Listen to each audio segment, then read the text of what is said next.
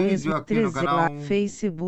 Facebook. Hoje começando daqui do Facebook, porque eu quero começar daqui hoje. Estamos de volta, né, com o Major League, a segunda temporada, vou chamar assim de segunda temporada, porque tivemos Major League One, a primeira edição, né, e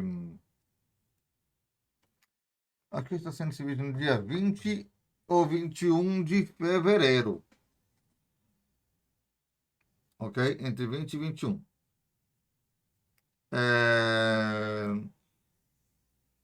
Às 7 da noite. Vai ser 20, 21 e 22. Essa primeira parte da segunda temporada. A segunda parte vai ser 24, 25 e 26. Por que eu digo assim? Porque eu quero fazer Major League junto com os eventos da Square Enix. E temos evento pra caramba, meu Deus. Eu imagino.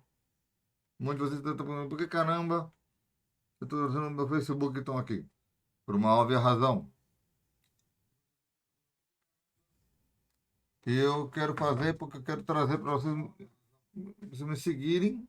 Talvez eu faça live no Facebook em breve. Não sei se eu vou fazer esse ano. Exibição de E o carnaval para mim é chato. Instagram. Following. E aqui está o mais importante, o meu Instagram.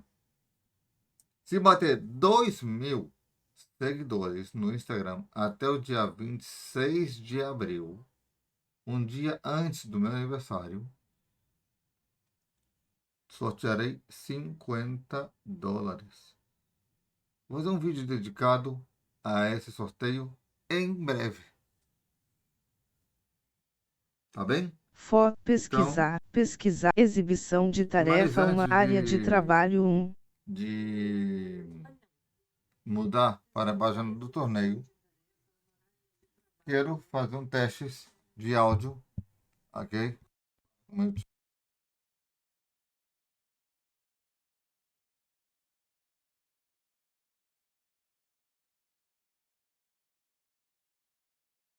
Aí tá mutado, ok?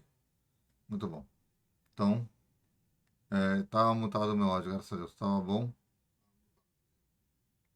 Eu vou ler uma coisa de áudio dele lá, na live lá, nossa. Só fiz isso para checar.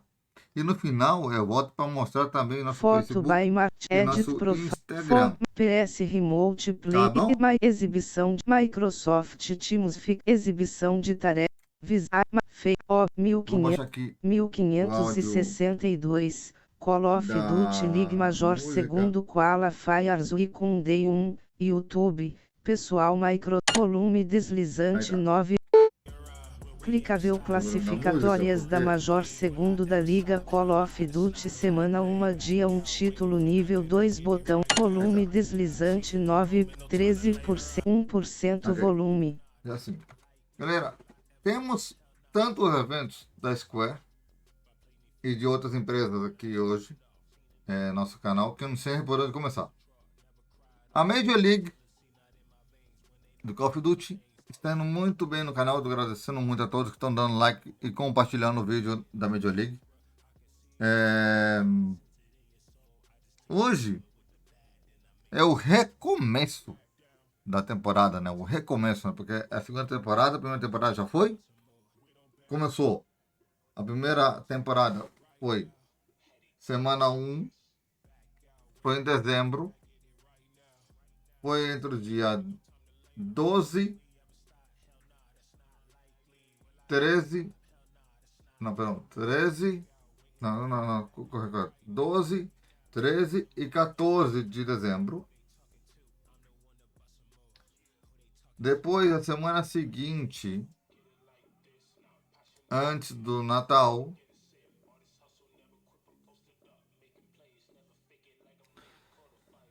foi quinta, sexta também e sábado. Sexta, sábado e domingo também. Deixa eu ver aqui no telefone. Exato, que eu não quero falhar. Deixa eu ver aqui com vocês as datas que tivemos em dezembro. Deixa eu ver aqui.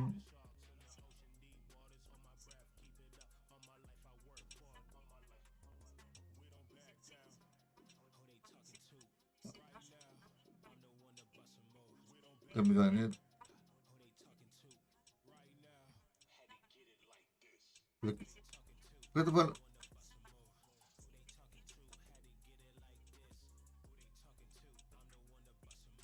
Já explico. Ok. Dezembro.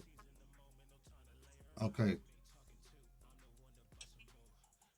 Não, passei.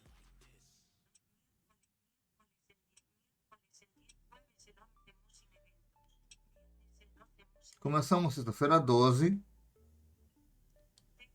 13 e 14.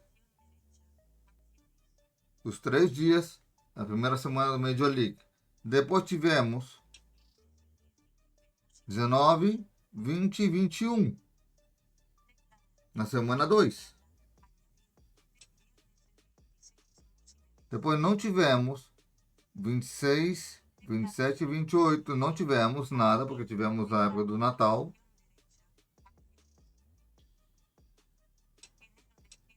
Em janeiro, dia 2, 3 e 4 não tivemos. Tivemos 9, 10, desculpa, 9, 10 e 11, 16, 17 e 18.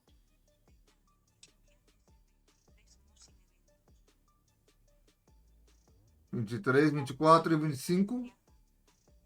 Tivemos 30, 30, 31 e primeiro. Tivemos. E fechamos dia 6, 7 e 8 com o torneio final. Tivemos uma semana de descanso. Então teremos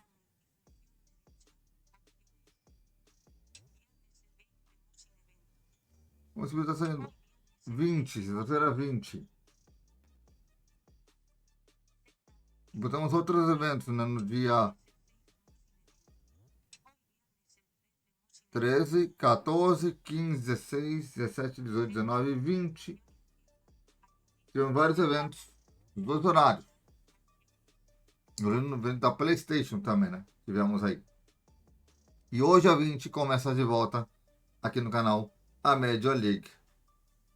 Depois de vários dias de descanso. Outro detalhe, não só isso. Começando. Não só teremos a Major League, também teremos mais eventos de outras empresas. A PlayStation deu um show de 1 hora que me matou.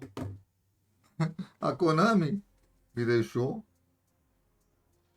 mal parado. Nós pelo menos temos muitos eventos aqui no canal da Konami, da Square, Frontier. Ainda não vou falar nada até semana que vem. Semana que vem devo trazer uma resposta sobre Frontier. Agora temos 8 minutos, né? E 30. Eu vou falar aqui que temos também de eventos que podem chegar para nós no canal durante o ano. Ainda, agora em março, Latin Game Showcase. Latin Game Showcase. Eles já confirmaram que tem um showcase deles agora em março. Accessibility Game Showcase também tem um evento agora em março também. Também abril deve ter um evento de lançamento do Pragmata, que já tivemos a demo dele aqui no canal. Dia 16 saiu a demo. Deve ter uma coisa de lançamento dele. E também um evento do Xbox entre abril e maio. Teremos um evento do Xbox e também do PlayStation. Um State of Play também. E já pensando em showcase, esquece. Nunca mais vamos ter aqueles eventos com orquestra, nem nada mais como era antigamente, como na E3. Esquece. Isso jamais vai voltar. Ok? Em junho, todos os eventos do Summer Game Fest. Os torneios do Call of Duty continuaremos. Mortal Kombat volta a semana também. Ai, meu Deus. Depois do torneio dessa semana do Call of Duty, a Major League, no terceiro dia, no quarto dia, voltará o Mortal Kombat. Então, esse é o primeiro dia, dia 20, 21, Mortal Kombat, 22, perdão, 20, 21 e 22, Call of Duty, 24, Mortal Kombat, 25, 26 e 27, Call of Duty. Tá bom? Tá bom assim ou o que mais? Então, vamos seguir. Temos junho, Summer Game Fest e os eventos indies que vão vir dentro dela ou fora dela, ok? Ainda temos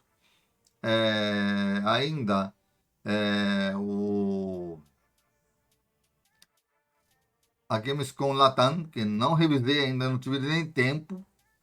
Estou gravando tanto evento em sequência que já estou gravando praticamente a metade do ano inteiro passado. Nos primeiros 2 meses de eventos. Eu gravei no ano passado, nos primeiros 4 meses de evento. Estou gravando em 2 meses. Os eventos curtos que duram meia hora, 50 minutos, 1h10, 1h30, estou deixando às 4 da tarde. Os que durarem mais de 1h50 vão entrar às 7 da noite. O mesmo horário que esse aqui. Ok? Vou acelerar aqui rapidinho. A Gamescom Latam, não sei se eu vou trazer. Em junho, mas vamos ver. Em julho temos todos os eventos da Square e outros eventos também. Lembrando, a Future Game Show também vai ter vários eventos dela aqui também. A Frontier, como eu falei, vai falar na próxima semana. Deixa eu subir já o volume aqui. 53%. E também quero mencionar também que também teremos. Não podemos esquecer.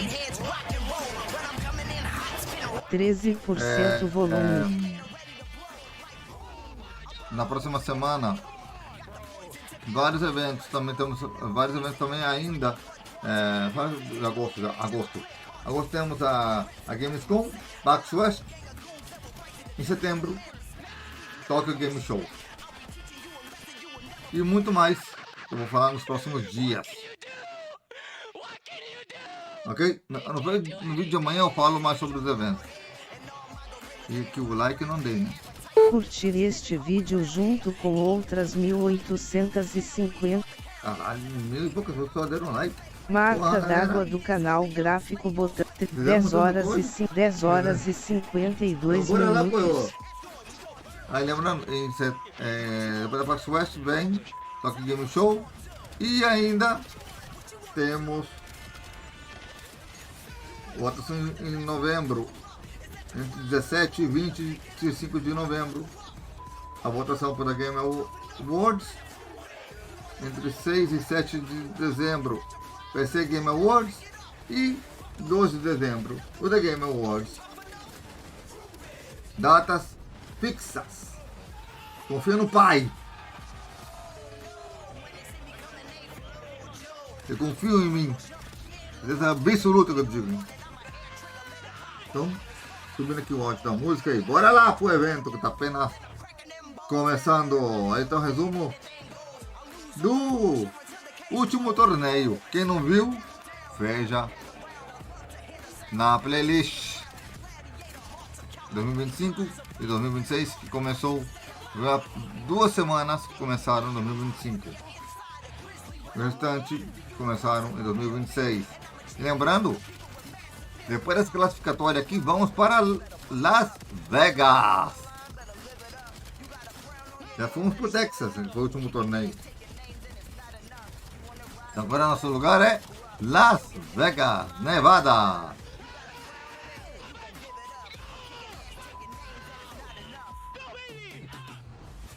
No final do ano. A classificação do Major League para 2027, talvez eu traga também. Quero ver se vai ter umas 4.000 horas, aí sim. Senão eu vou ter que diminuir um pouco os torneios. Eu só quero fazer isso aqui com vocês porque eu quero trazer conteúdos novos no canal, né, também. Não somente pelas horas, se possível. Ok? Bora lá, galera, começar aqui a batalha do Major League aqui no canal. E vamos ver o que eles vão dizer, hein? A Rose, como que chama a moça? É o que ela vai contar aqui. E os rapazes acompanham ela também. Vamos ver aqui. Ali, né? Ali ou Rose, como que chama a mulher. Então bora lá para a Major League. Está apenas começando. Vamos lá. 94. Brincadeira.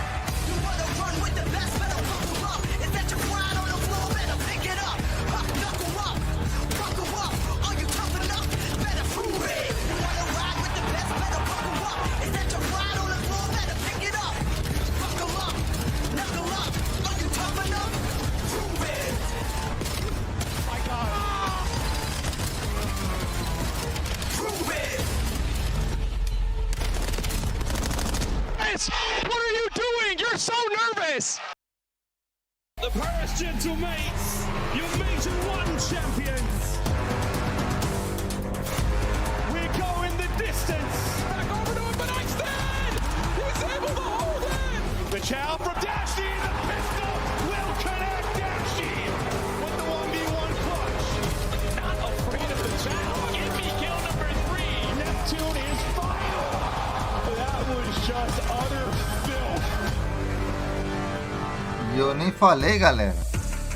Blink and you missed it, already a quarter of the way through the Black Ops 7 season. Welcome back, everybody. We finished Major 1, had a 2-week break, and Ranked came out. I've been nothing but grinding, but what have you two been up to? Let's start with you, Nameless. I've been grinding. What do you mean just playing Ranked all day long? It's been an absolute blast. I mean, coming off that last Major, the passion is back on 10. I mean, every match was incredible. The crowd was rocking.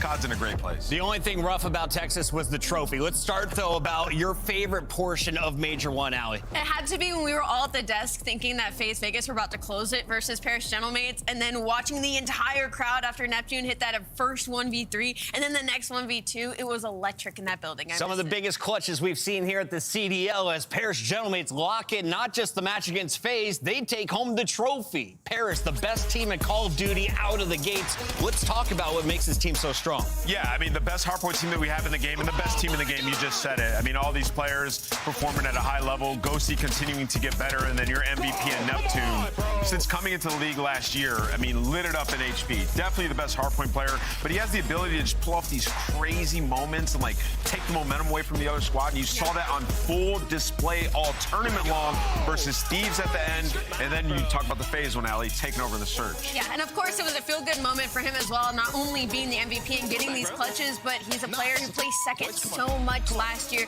finally able to get a win through the hoop to feel like now when you get to finals, you have some pressure off of you. But Paris Gentlemates, easily the most consistent team as well throughout the entirety of the weekend. Heading into Major 1, I mean, that first day, upsets galore. A lot of teams not performing the way we were expecting them to.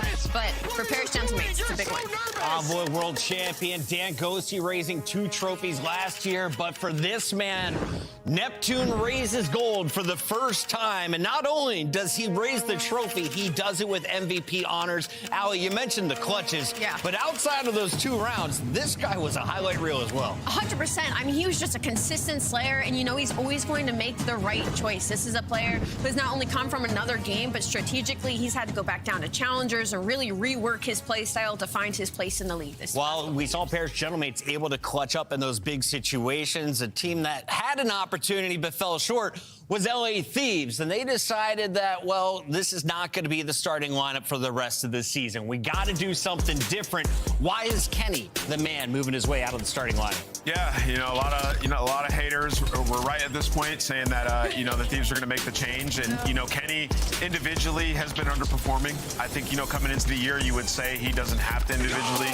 pop off for this team to do some damage, but I think the LA Thieves camp, they looked at it and said it's just a bit too much when we can go get a spark from challengers, and that's what they're hoping Niem is going to be. Come in, play super fast paced, because that's how this game is played right now, and be that complement to Scrap where you can smother people. So yeah, LA Thieves, they have a ton of work to do, but from what we've seen from Niem in challengers and from what everybody says about him is that he's a great teammate, and he does play that fast pace as you watch some of his highlights here. I've been hearing this name Niem for 2 years now. Why are you excited to see him now for LA Thieves? Well, because you look at this LA Thieves roster, and it was supposed to be a superstar stacked lineup, right? And I feel like we haven't really gotten superstar performances or numbers out of a majority of them. So now you're hoping this change. You bring in a challenger player. We saw what it's done to other teams, and not only just overall their team chemistry, but also the pacing that they play, which this game takes a lot of engagement. You need to be faster, so hopefully he ups it for LA Thieves. If you have your finger on the pulse here at the CDL, you know that LA Thieves has one of the biggest salaries. Cloud9, on the other hand, the rumor is the smallest. Let's take a look at the 4 players that decided to sign the deal. Lots of offers went out after Major 1. We saw guys like Spart from the Bush saying, they came to me, they said I could build a team, but I felt I was safer in challengers. These 4 take the risk. They're moving up to the big leagues. And for a guy like Okus, you've had success on the big stage. He's won $170,000 in competitive gaming in other titles. Yeah. Now he moves over from challengers. The Cloud9 squad wipe is in. What's the true expectation, though? Yeah, the true expectation, I mean, you look at it, it's going to be pretty grim because these weren't the players that were next up, right? Yes. You look at it, all of them were getting top 24. I think Okus had the best placing out of all of them at the Challengers event, which is top 8. 2 of them played together on the Stallions when you're talking about Hyde and Encourage. But I think you're just hoping if you're C9 and you're a C9 fan that these players develop, right? Because this is just a shot in the dark for C9. Let's get some hungry players and develop them over time, and maybe it'll turn into something. And for you saw Okus, the kid has talent. He came from Fortnite. You got to be turned to play Fortnite. This game is also like that, right? Super fast paced, so he has some transferable skills, and he's looked good so far. He made it all the way to the grand finals at EWC. Allie, real quick, though, on Cloud9, we know that they're at the bottom right now. If you're thinking, oh, they're just waiting for other teams to make changes and they'll pick up all those pieces, how long can they wait before you got to lock in? Because only the top 8 are making it to champs. I mean, I'll tell you what, Vegas Falcons did it for a whole season. They did it for almost 2 years. So for C9, you can kind of do it for as long as you want, considering the situation of the organization. It kind of just feels like pre-CDL era when you would have challenger teams and you were just hoping maybe they get comfortable, maybe they make an upset, maybe they make a run. It's all question marks for Cloud9 right now. Yeah, there's no expectation on this team, from my eyes, at this point, right? Because you look at them, none of them are next up.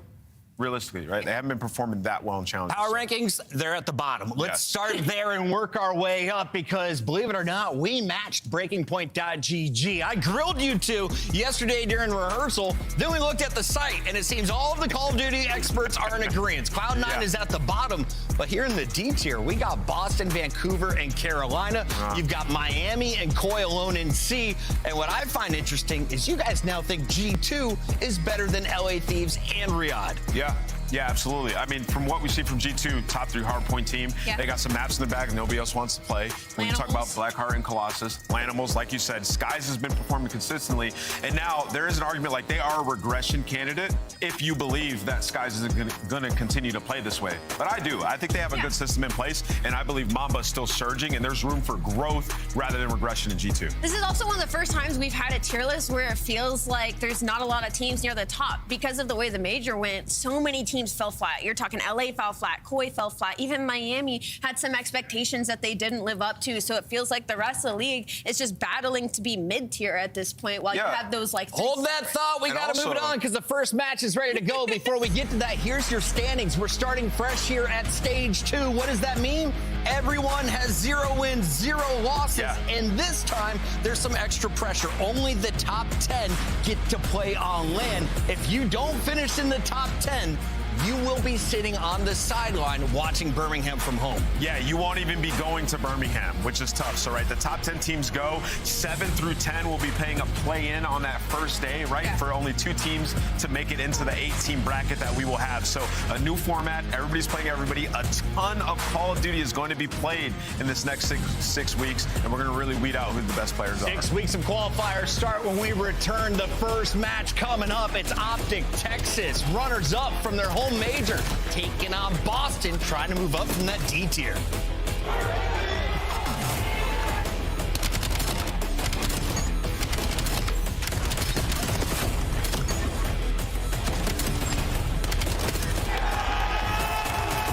Come on!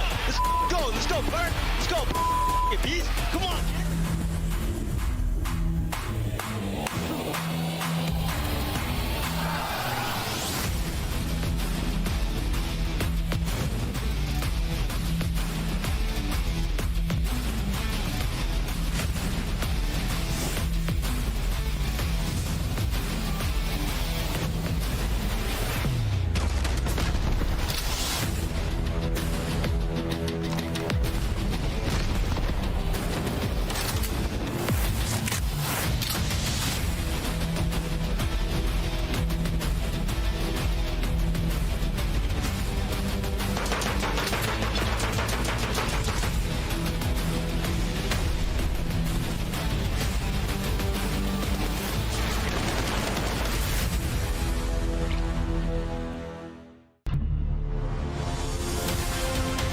Find out who's built for the big save. The Heretics ready to dive in. Thanks, Tim. 4 and Snoopy. Come on, wants some more.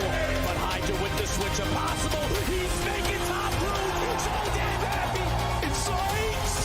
Down a bruiser. Dominance on the grandest stage.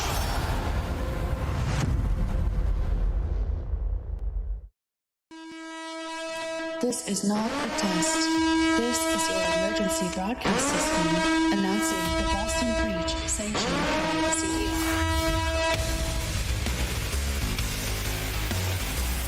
All weapons have been authorized for use during the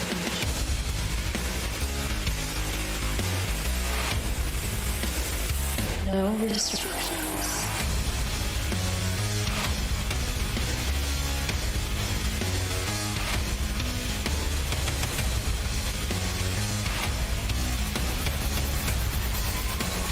This is breach, not a test. Welcome back, everybody. It's time for the first qualifier match of stage number 2 as we head into Birmingham in the UK. This is Optic Texas taking on Boston, and I want to start here with the Optic squad. A lot of hype, a huge run through that winner's bracket.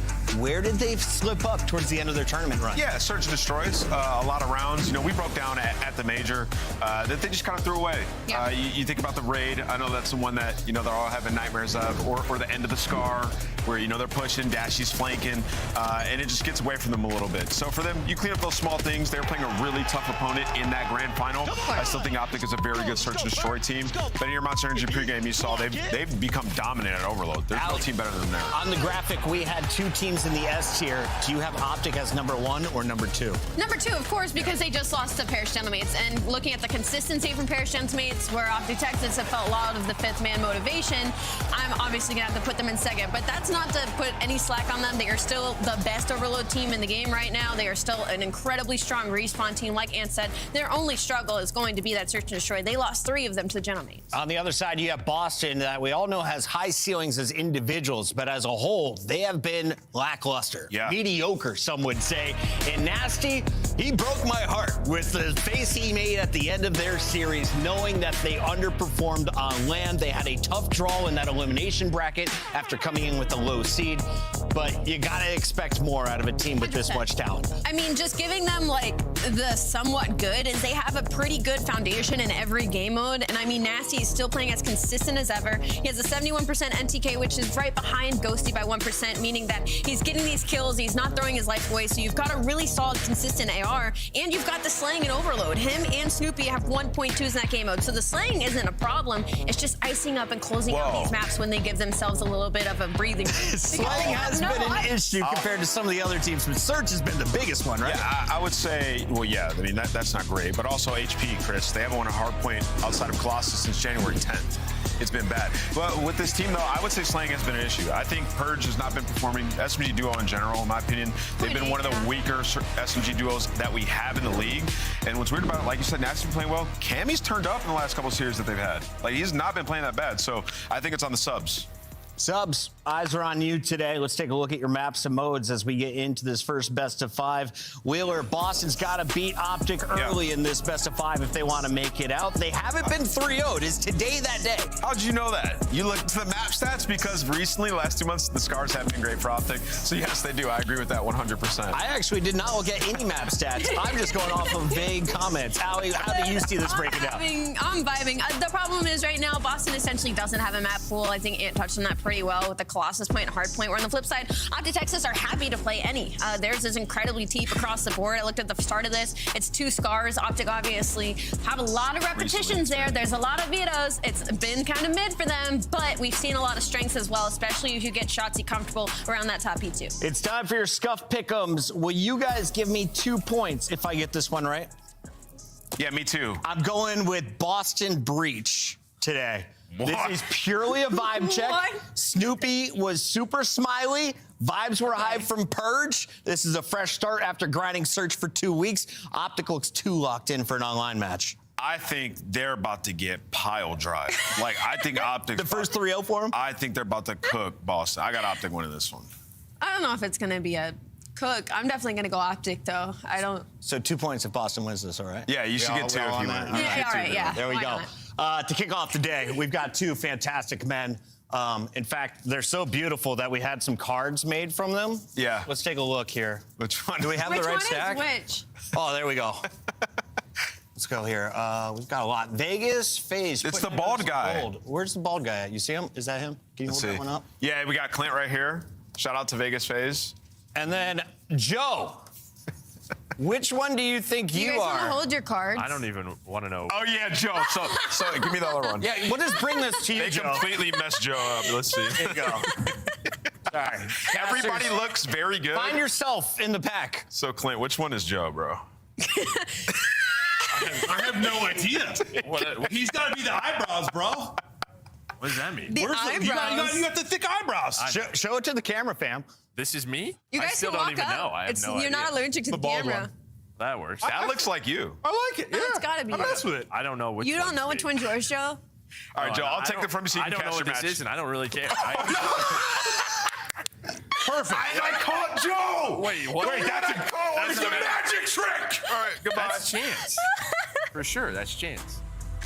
Okay, that was a fun time, but now we're going to focus on the commentary. Listen, we got Optic match to kick things off. They got second. And Joe, I said recently, you and I actually did an interview, I think it's going to be coming out soon, something we did with Monster, kind of talking about this. And I, for one, thought it wasn't the worst thing, them getting second, because I was a little worried with the run they've been on. They come in, they win this tournament without dropping a map at the beginning of the year. Like, that doesn't maybe keep you as hungry as something like this. Like getting seconds, a reminder this team is not invincible. It's going to keep them hungry. They're going to power forward. Yeah, I mean, I don't think you're worried. You lost 3 searches. You got to a final. You cruised to the final. You dominated Paris. There were a lot of positives to take away. 100%. You lost to a match. You almost got to that round 11. If that happens in the game 7, who knows what happens? It reminds me a little bit of like Thieves last year when they lost to FaZe, lost 3 searches. We're like, that team's going to be fine. They struggled in search a bit. Their struggles were a little more consistent than this Optic team, but you know, like you knew Hydra was going to turn it around. Hoop did not have a great event in Search and Destroy. Like they even won a map when he literally had 0 kills. But I feel like he's going to find his flow more. There were a lot of players that were really struggling, like from that position, like Hook at this tournament, right? Yeah, Search. I mean that's really it. Yeah, there were a couple of SMGs that I think just this title it's a little bit different. It's tough. Yeah, it absolutely is. So yeah, I think for them. Listen, if you were worried, if you were an Optic fan with the online sort of 4-3 stint, you saw once you got to land, no worries whatsoever. No, 100% true. But I think I'm with Ant that I think Optic might come in and pile drive breach. Yeah. You know, we did talk a little bit about Optic. It felt a little bit, and this isn't really a negative per se, because I think they can have that swagger. It was sort of listen, it's online matches. When it matters, we're going to turn up. And when it did matter, they did turn up. Yes, they got second, but like they look like a team that could win an event. They look like one of the best teams in the world. Do I think they may have the occasional online hiccup? Maybe, but I'm kind of hoping maybe that second place gets rid of that a little bit. There is a fire, there is a passion, and right now it's flowing because these boys are locked and they're locking down P2. Yeah, we're talking about their Scar Hardpoint maybe not being one of their best. And well, they're coming out very strong here on this P2. Everybody on a spree before Mercules dies. Yeah, great start for them. And yeah, I mean, it happens to great teams. You're going to have some of these online stints where you're not all sort of locked day to day. Maybe with the change to stage 2, having 11 matches, if you're bottom 2, you don't qualify. Maybe there's a little extra motivation in that. Yeah, I think this is where Mercules helps them too. If there is anyone that is still locked and very hungry, it's going to be a young player like that, in his second year competing. Like, it's a little bit easier, I think, for someone like a Dashi, maybe, to be like, it's an online match. But I don't think Mercules feels that way at all. This guy's locked and twisted at all times. We've heard sort of the commentaries. Is Hook already, we talked about his start. Well, great Hellstorm, sort of what Dashi says, like, plays like that are despicable. And you're just like, yeah, I agree. Like, you don't want to disappoint the guy right now. He is in the prime of his career, and they know that. Well, he's up to 10-4. On a 3 spree right now, looking for more. 4 dialed in, has 2 in front of him, Motel as well, and he's ahead on rotation. Shotzzy, we'll see if he can turn this into anything more. Over to 4 speed for Mercules, 4 for Shotzzy. He's still up, but battling back towards the point. You still have the spawn for Optic Texas towards next, and lurking around mid-map, that's me number 2 in Shotzzy. As he got back off spawn, he's still fighting around there. So they're in a good position for next. They're up 70. They've been in complete and utter control. On the other side of this, the one guy's kind of struggling in the site department. And Purge is only the guy finding kills right now. Everybody else needs to step it up. Yeah, that's kind of talked about. Jamie and Nasty have been pretty solid, right? Really starting to turn it around, but struggling here. And it's just tough when, I don't know, you're in this Scar blender. You never really have the spawns. You're spawning up all the way back blue, and you're just trying to take a fight, and there's, or sorry, back green, and you're just getting nothing. And that's what Optic is giving them right now. They're just in the positions, and you got to run through the middle of the map. Good luck. Yeah, giving them nothing. That's going to be 3 jet again for Breach, finding no openings. Good job there. Mercules just staying up, getting back to full, repositioning, letting Shotzzy try to make a play down low. Every second so far been perfect here for Optic Texas. Maybe a break gonna finally come through, but even if it did, there's so little time left. Who cares? It's not the end of the world. The lead still sitting around 100. A fantastic hard point again for Optic Texas. Yeah, you're finally gonna win a rotation here. If you're Boston, that is like the one key takeaway, one positive thing so far at this P5. But if you're already at 150 points, we are 4 hills is it called through winning this game. Is it called winning a rotation if you just got slammed so bad at old that you're basically giving it? Well, yeah, because no, they lost the other ones. They lost the other ones, that is for sure. But Optic crushing right now, up 100. Let's go to the comms to hear what Optic's saying. 1 HP. It's really aggressive. I guess it's funny. Like, Plane a bullet, Snoopy. Literally a bullet. Nice. He went their shot. He's their shot. Top grade first. Top grade shot. So weak. Shot grade on time. I'm on time. I see it 30 times. I'm on top green. Top green. Top grade. Yeah, B cut. Top grade 50. What's up? B cut and on time. Purge. Make sure we don't flip. Top grade first. Nice. Watch out. Top grade. Jen's weak on you, really weak. Hit by nade on ult. Watch out, they're jet. Hit by nade on ult. You want the watchers? Nice shot. On ult, one top, bridge. Yo, what's Ender jet? Cammy. Let's touch him. Oh, guys, add ult and weak Kimmy. Two there. And Jen dead. Beat that. Should be. They don't see. Yo, one to the shot, I'm nading your time. They're side out. I need their side out. Go side out, got me. I'm dead. Nice, get up. What's up, we're gonna Intergen. A bullet, Kimmy. Hold on, 2 Gen. A bullet, Kimmy. A bullet, Kimmy. One in chop. Kimmy, one more shot. Shot. Half health. Shot. He's on side shot. Got Dika and white wall shot. Rush on him. Yes, it's still. Yo, on me, right side over. Yeah, right side, Jen. The leads are shot. On me. Right side out, man. Yeah, heavy. Cowling dead. There's no shot dead. It's just one of you. I'm needing time. You shot. Watch out. Right side, Jen. Right side, Jen, bullet. He's on my back. Shot. Still shot. I'm gonna need help. One our shot. Our shot. A bullet. Dead. I'm gonna need help. They live on the right color, left with you. Top paint. Top paint weak. Dead. What's that? Well, Breach have battled back into it a bit, now down 60, but comp's flowing for Optic. Dashy may have woke up 3 minutes before this match, but that's sometimes the case, Joe. I mean, he's looking forward to right duos with 4-1. Who's not looking forward to that? I mean, but yeah, they got to win this match. Yeah, Boston's starting to fight back. Nasty, a couple of headshots coming through. They're winning rotations now. This is 3 kills in a row. As yeah, the Breach boys have finally woken up. That'll be all 4 dead for Optic. Great sequence from Breach. Chipping away at this lead. We've seen so many come from behind victories in hardpoint. Might be another one here. 100-point advantage for Optic for, I mean, basically through the 3rd hardpoint, through our 2nd set. I mean, they were completely in control, but let's see if we'll have a lead change. Going to take another point or 2 for that to be the case, but waiting to see if Optic answer back this little bit of a flurry here for Breach. Got 10 seconds left. A couple players coming off spawn. 2 players hit it with 10 seconds from Optic. So you're still going to have Mercules towards the P2. That's going to allow Snoopy to be the first one here on the plane, Hetty. But he's the only one here. You see everybody else from Boston is really the middle of the map. And, well, that just means you're going to have a team shot, and nade's going to hit you in the head, and, well, you do get on that time. So I felt like there was a chance there for Boston to just kind of take plane, but they took their time and left Snoopy out to dry.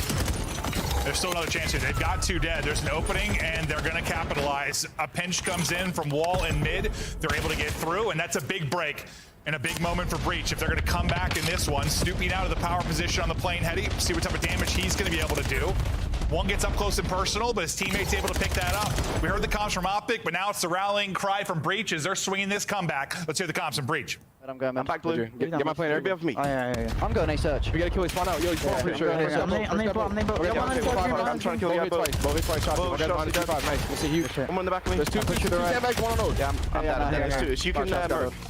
You can merc on that if you want to be shot.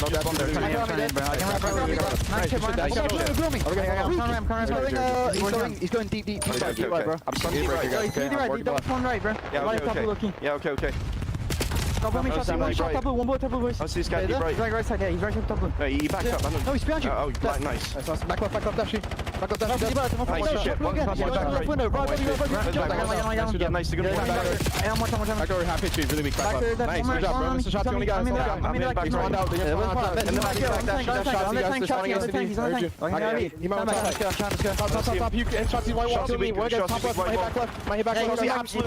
Absolute deep back, there's 2. Get on time, I'm playing top second. I'm going back right. Nice, sorry. Nice shit. I'm top. You got shot. See, weak. One shot. Go. Yeah. They're not running. Right shot, thank you. Nice. More, no. Deficit 45. Swinging it closer, but it'll be an early setup and hold from Optic Texas now at the P5. You've got to get a break here if you're Breach.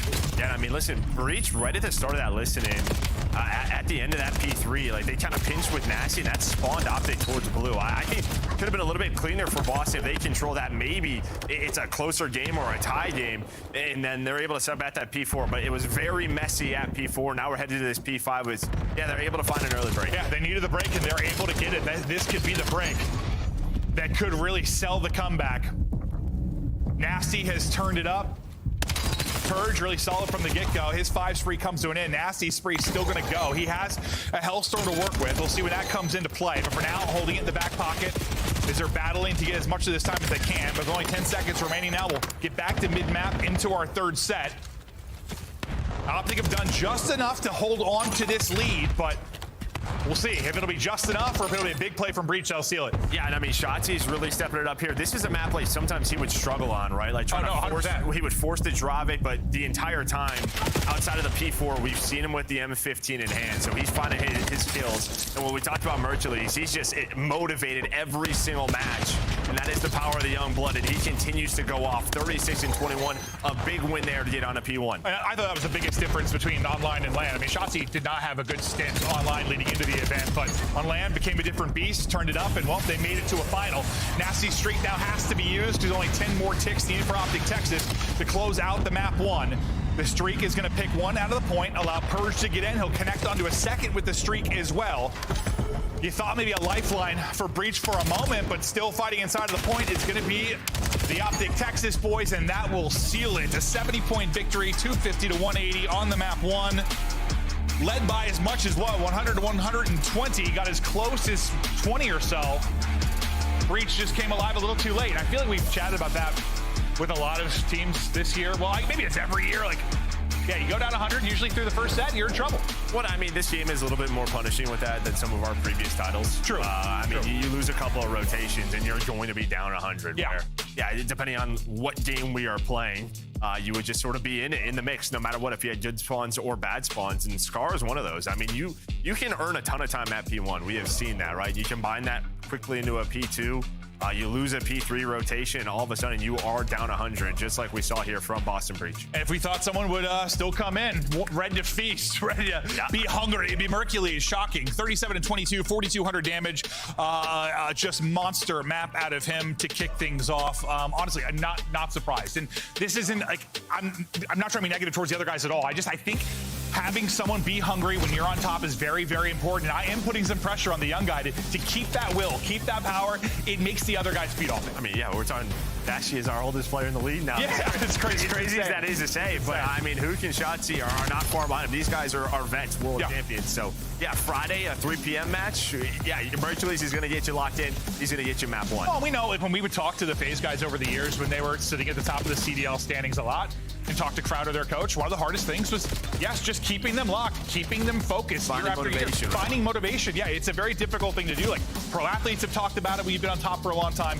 It can be a hard thing to do. So it's a different type of test for this Optic Texas roster. Like, what did MJ say? I used to just like find us someone in the crowd he'd make up stuff. Yeah, he'd make up stuff. Literally. That's what you got to do. Yeah. What you got to do. Some of the other team texted my wife or something like that. Like, what, dude? Well, they didn't even have texting, so. Yeah. True. I guess, yeah, that's a good point. But no, he did. What was that, The Last Dance or whatever they talked about that? He would just make up something. And yeah, sometimes you have to do that, I think, as a player. Just find a way to be motivated. And for Mercules, I think easy right now. Still the young blood, putting in damage, putting in numbers, so impressive. But they were so close to winning that event, so easily could have won that event. Some slip-ups, some miracle runs really from Paris when they pulled off some of the unbelievable. But this team's right there and they know it. Yeah, I mean, when it comes to pure competition, once we get to the major, they're going to be a tough team to beat, no matter what. Yeah, I mean, right now, is there anyone they really have to worry about outside of like Paris? And I guess I put FaZe in there just because they honestly should have beat Paris. They were up 5-2 in the map 5, but they threw that away. Yeah, I mean, I think Optic's probably looking at Paris. FaZe is like their top competition. We'll see what happens with LA Thieves. Sure. Obviously, there's going to be teams that are shifting up and down the standings, but no, I think that they know who's on the radar. Well, they're going to look to, try to maybe improve the search and destroy a little bit. It's weird to like say that because they were fine in search going into the event. They were fine in the search till the final. It's just hard not to pinpoint it because you lost three in that final. Yeah, so it's something to look at. And just because Hook had like a 0.6 or something in that realm. So he had some struggles. You expect him to maybe start to get more comfortable in that type of role. Yeah, it's just weird because like even when you look at those stats, I think everybody else had like a 1-2 or something. Yeah, true. 1-1, right? True. But yeah, we have seen it's not only just him. There are some players on some other teams. Like I think of Falcons with Xnade. Like maybe it's just this title or the positions that they're playing on the map, what maps they're playing. Oh. You're kind of that first guy to go in and like sort of a jetpack, very fast COD. You can get caught out. And it is just like 3-lane traditional maps. There's not like openings for free. You have to find a timing behind something, or sometimes you're just waiting another team to make a mistake and you get a little bit antsy and you try to find a gap and then you don't, which I think we saw a lot of players just getting caught. Yeah. Just get a little antsy here trying to make a play, but we'll see if that improves. Yeah, and then, I mean, I think for Hook, like, a lot of people maybe question sort of like the last round of Scar, right, on map 7. Listen, it was a 4-on-2. I think if you go back and rewatch that, replay it 100 times, I don't know if it's coming down to a 1v1. I really don't. You had like Dashy flanking. They're thinking we're just going to overpower these guys. Yeah, it's just one of those events, one of those tournaments where, I mean, listen, this Optic team has had it in the past. Like you and I were talking about, like MW3, the Toronto one with the Dashy clutch. They won every single clutch. Yeah, that win that event. That was Paris. That was Paris that weekend. No, that's a good point. I forgot about that major. Like Optic literally clutched everything. That was my F-bomb, right? Yes, it was. They had so many incredible clutches. And yeah, sometimes you can just feel it, bro. That was meant to be. That was like meant to be a Paris win. But Optic, you got to imagine they're going to get one this year. Is they'll try to stay locked in, and not the toughest test to kick things off here, but honestly, a good-looking Scar Hardpoint for a team that may have struggled on Scar Hardpoint. I know they fell apart a little bit in the mid-game, and Breach started to bring it back, but what did you like about Optic in that? Yeah, I think just the start, right? I think maybe another critique was like the start to the finals was a little slow, but you don't get that, right? You get right into map 1 online, and yeah, you come out to a very strong start here. That was a critique, was just sort of their online play at times last stage. All right. Well, now we get ready for the search and destroy. We're headed, well, we're staying on Scar. Look at how the overall best of 5 will play out. And yes, maybe where some of the misplays happened here for Optic Texas on this map. We'll see as they look to improve that. And it can be tough, real tough to find openings on this particular map. Probably the most one-dimensional we have, or close to it. Purge looking for the opening. He's going to find it, though. It's going to be a first death for Hook as he gets caught. Purge making a play on the opening. I mean, he's just like running down the middle right through Delhi. And well, he just throws a smoke and one-ways Mercules. So, I mean, what a start for him. But all of a sudden, you're still in a 2-on-2. So the Purge play may not matter, depending on how this goes. That looks sick from Mercules POV. Oh, no, he's pissed about that one. Yeah, I thought he had a free kill, and then, yeah, just probably one-weight out of his socks. Shotzzy, opportunity to clutch down the 1 versus 2 here in the round 1. Eyes to the minimap there, bottom left, you can see working to recoup bomb, and he's able to do that. For now, Cammy and Snoop just kind of hunting together, playing the 50-50. They'll clear B. Bomb will be planted now. Shotzzy will have time to reposition. I'll see if he can make the play. I mean, he's got no info on where they are, but they're hoping they don't lose him. And, well, Cammy's just going to get some free shots on a Shotzzy. So that was best case scenario for Boston. Yep. They get the angle, and they're able to shut it down. So, really, I mean, good closeout there for Breach, but, I mean, that's Purge. that is all Purge finding opening up the gut to kick off the round. Yeah, and I mean, listen, this is a guy we saw last year. His playmaking ability is super high in Purge, but we just haven't really seen it throughout the year. Really struggling throughout stage 1, but right from the get-go there, you just see the confidence he's playing with. No, probably one of my bigger surprises this year. I mean, there's a lot of big surprises, but I remember how Purge came into the league. KD, kind of the laughing stock and star. He was like literally the last KD for a while there. But it felt like he really turned a corner, really got comfortable, especially with this roster. He's been playing so well. And yeah, just didn't start out strong, but I got a feeling he's going to turn it around. We'll see if that's the case. Nasty thinks he's got the angle, though, and Dashy just puts him down. Slides out and chows, and that is a quick one. It's warfare out near plane, and that round does not last long. I mean, I thought he had it, too. I think you see Nasty there like, what? Yeah, he thinks he sees him first, but yeah, you just get Cameron. Yeah, that's just the camera advantage. I mean, Peeker's advantage.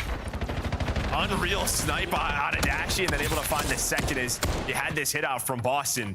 But starts with that first blood, and well, yeah, it was 6 seconds from start to finish.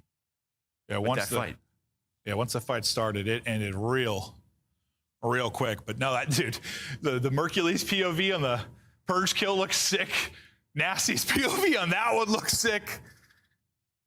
Guys losing their minds early in this search and destroy, but we'll be tied up 1-1. You can see pop it up onto the scoreboard there, the favorite attacking bomb sites for our squads. And you've got a little bit of a 2-2 split here. On the offensive front, some shots exchanged over towards A, but due to the Oh, okay, so they do the spots from Nasty and Purge. The rotation hasn't come in, but then Hook just absolutely peels Nasty. That window is not going well for Nasty. No, it is not. And I'm assuming that he just sees shots. He doesn't know Hook is there. But I like this switch up, right? Team's trying to find something towards this B bomb to switch it up, catch teams off guard. And Optic doing a great job here. Shotzzy has his boys back. Hook goes for that bomb plant.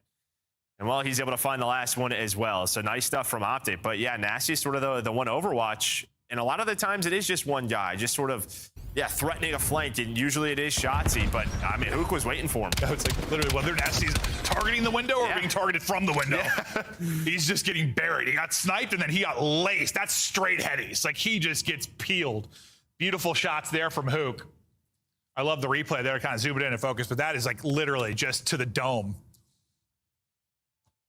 I like that from Optic, right? Just trying to get creative. You know, we kind of said like this is a one-dimensional map in a lot of ways, but I think there is room for creativity. Yeah, well, I mean, brother, in every mode, yeah, I feel like the game evolves over the course of the year. The maps evolve and how people play them. And offense, it usually was where things would change, whether that was talking search and destroy, or what was our old third game mode? My brain just turned off. Control, thank you. Yeah. My brain just shut off. Maybe just wanted to forget it. We moved on. We're on overload now. That's it. I want to say conquest for some reason. Adios. I couldn't think of control. Yeah, first three letters were right. Yeah, I guess. Another fast one, though. Once the action starts going down. But, yeah, it'll be interesting to keep an eye on the creativity. Shotzzy, who had a really strong first map, keeping it rolling here. A little bounce off the wall. 5-1 start out of him. I just crack up because I just grinding rank this week, and I'm never doing that ever. That's just not in my mind to hit that wall jump. You know? You said it's been an experience. Yeah, no, there are some really good rank players out there. Just battling the challengers. Battling. Shotzzy, a little 4 spree for him. Back to offense. Dashy tagged with a frag, but staying up. Hook is just caught. That'll be a first death for him on offense. He's had a couple now. Yeah, it's right through the middle, right the same way. I mean, it was Purge this one, but Deli control has been all Boston. Yeah, I think it's what we're talking about. Maybe some of his struggles, just finding some early success. He just gets away. I thought he's getting caught for sure. Yeah, I don't know how he's not. But he's able to get out of there, and that might be the difference. Cammy, though, is going to hop in immediately. The person who needs to get an angle is going to be Shotzzy. Shotzzy getting in. Is he going to find the angle in time? He is not. The defuse comes through. And yeah, I thought it was a miracle he got the bomb plant off. No, if you were just looking at the minimap, I was like, he's gonna die soon, right? No, he just never does. But listen, vet play out of Cammy right there to just hop it. And really, yeah, if you're Mercules and Dashy, you know it's a 3 versus 4. You're just waiting on Shotzzy. He's the playmaker. Unfortunately, yeah, Cammy just hops it right away. And if it wasn't an instant hop, maybe. Who knows? No, he's close. Yeah, he's close for sure. He probably ggets there, and he might be able to pick up 2, but. The timing just a little bit off, but I like the try, I guess, in the 3 versus 4. Yeah, I mean, the 3v4 is never. He ran up to the bomb and just started stuck it. He's like, I'm sticking it. I love it. Well, I mean, it's just this map in particular, a 3v4 on offense is very, very hard. Very, very, very hard. Well, Dashy says hello. It's another opening first blood snipe for him. Just bounce it up over the train, picking pockets. Beautiful opener there from Dashy. He's still looking for more. Bomb down, so the rest, it's really just Cammy here. Nasty and Purge sort of going around. What's the timing going to be like that playing? And well, Purge is going to find that timing onto Shotzzy. There is a trade. As Cammy finds one, and Dashy gets aggressive. One of the best pistols in the league, all down to Nasty. See if Nasty can clutch on up. Eyes on both now, but not going to be able to reposition to take the chow. Gets team shot and gets shut down. Optic keep rolling.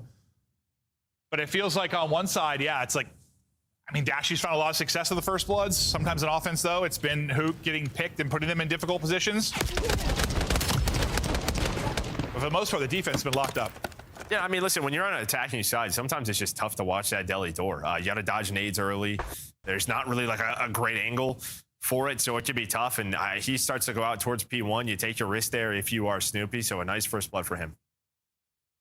But it doesn't matter. No, it does not. All right. Dashy 7-3 behind some big snipes, especially in the opening moments of the round.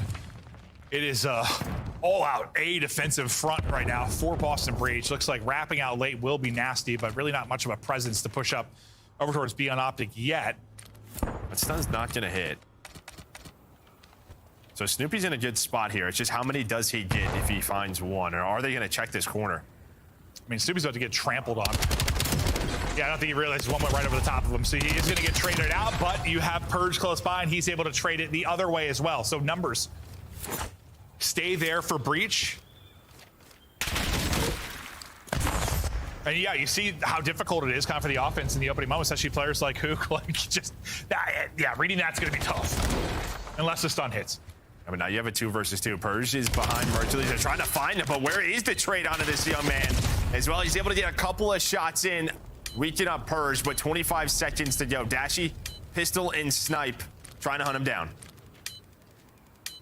I think he got spotted. Now he did. Mercules nearly pulling him out of that. Gives Dashy a chance, but with time against him, just tries to hunt. Nice reposition there from Purge. And he's able to make the play, and that keeps them within a round. So far, both teams find a lot of success defensively. Yeah, see who's able to kind of pull maybe together an offensive round or two. Yeah, good run out of Purge there, right? Just being in a position to trade once Snoopy's in that spot. I mean, it was a big one. You're hoping Snoopy like creeps up to that corner, and gets 2. But as you said, Shotzi flies over him, and he doesn't see that at all. I thought you were going to trade it evenly, but yeah, Purge gets the angle to follow up on that. Nasty struggles have continued. I mean, you kind of see how it's been in the early round, really, for Nasty and Hoop. Last time Snoopy tries to make a play here, he gets popped in the face by the snipe. This time able to get across, try to get aggressive, and maybe find an opening fight there against Hoop. He's trying to get the plan. He has 20 HP, though. A nade hit. We hop to Shotzi, though, quickly.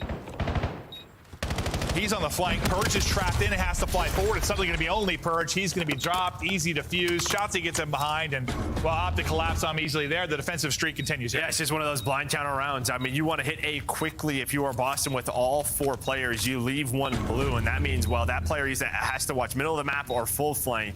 And depending on where they're going, well, Shotzi and Mercules, they just both go all the way through boats, able to get towards back blue, and yeah, I mean, you are just sandwiched if you are Boston.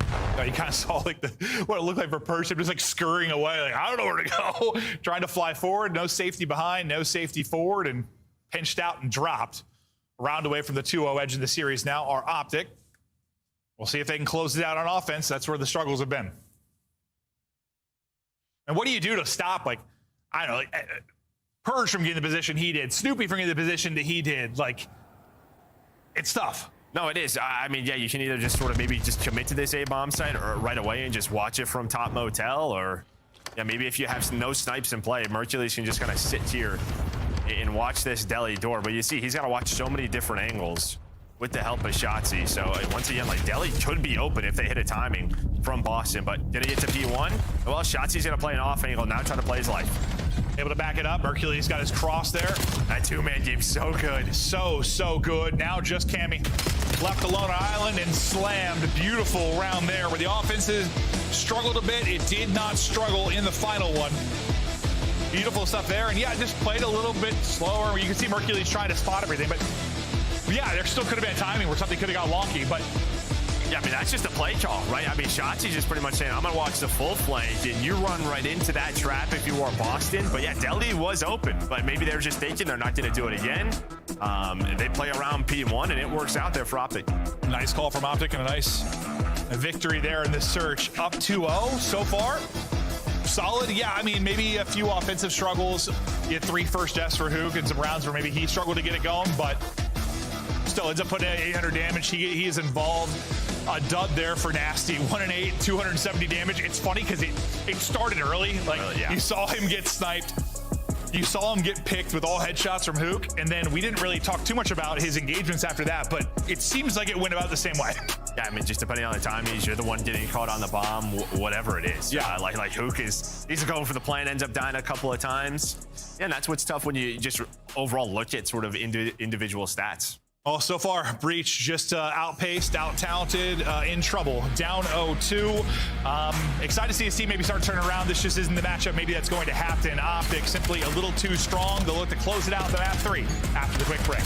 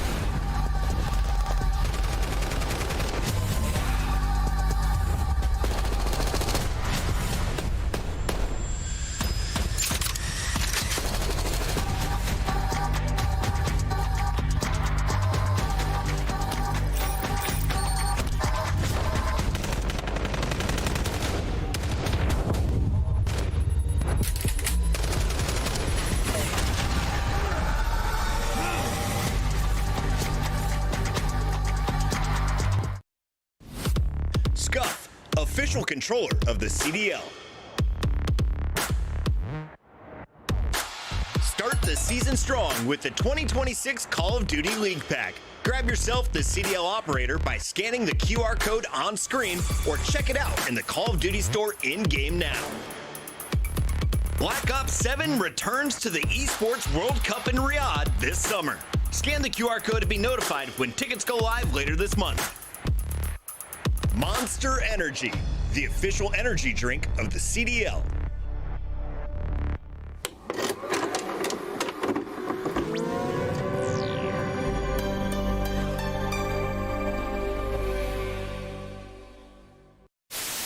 As Karma finds another two-piece, here's the overdrive.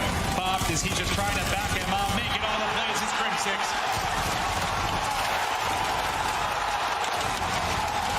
The curse has been broken. The dynasty has been cemented. They are the greatest roster in Call of Duty history. Optic Gaming are officially the Call of Duty World League champions.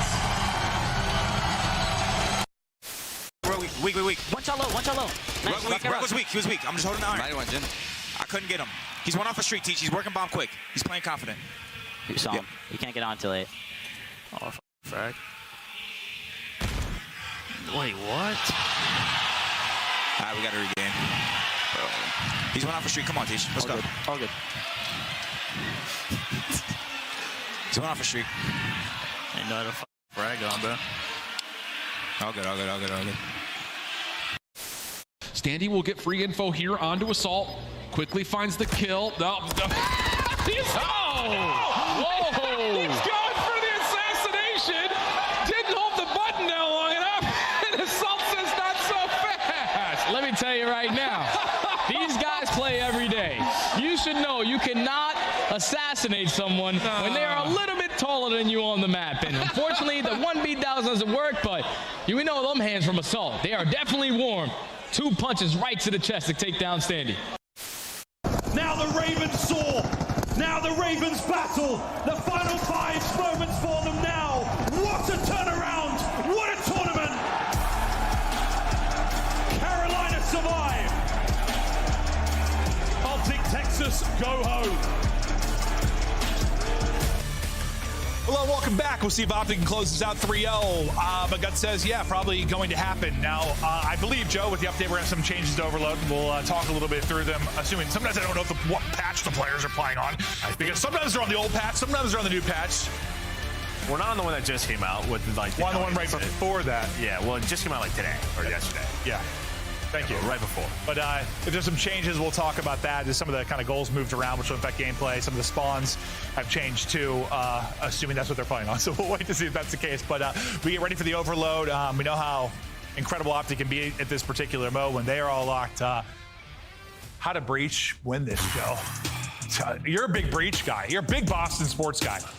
I don't know if that's true whatsoever. I think that I'm not at all. Those guys are spoiled. Absolutely spoiled. Spoiled bunch. No.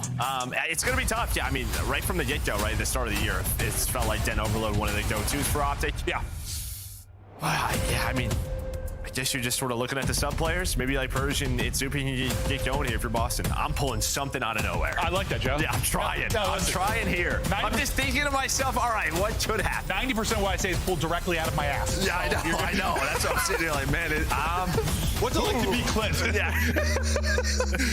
All right, to map 3 now. Breach try to stay alive. Optic try to lay them out.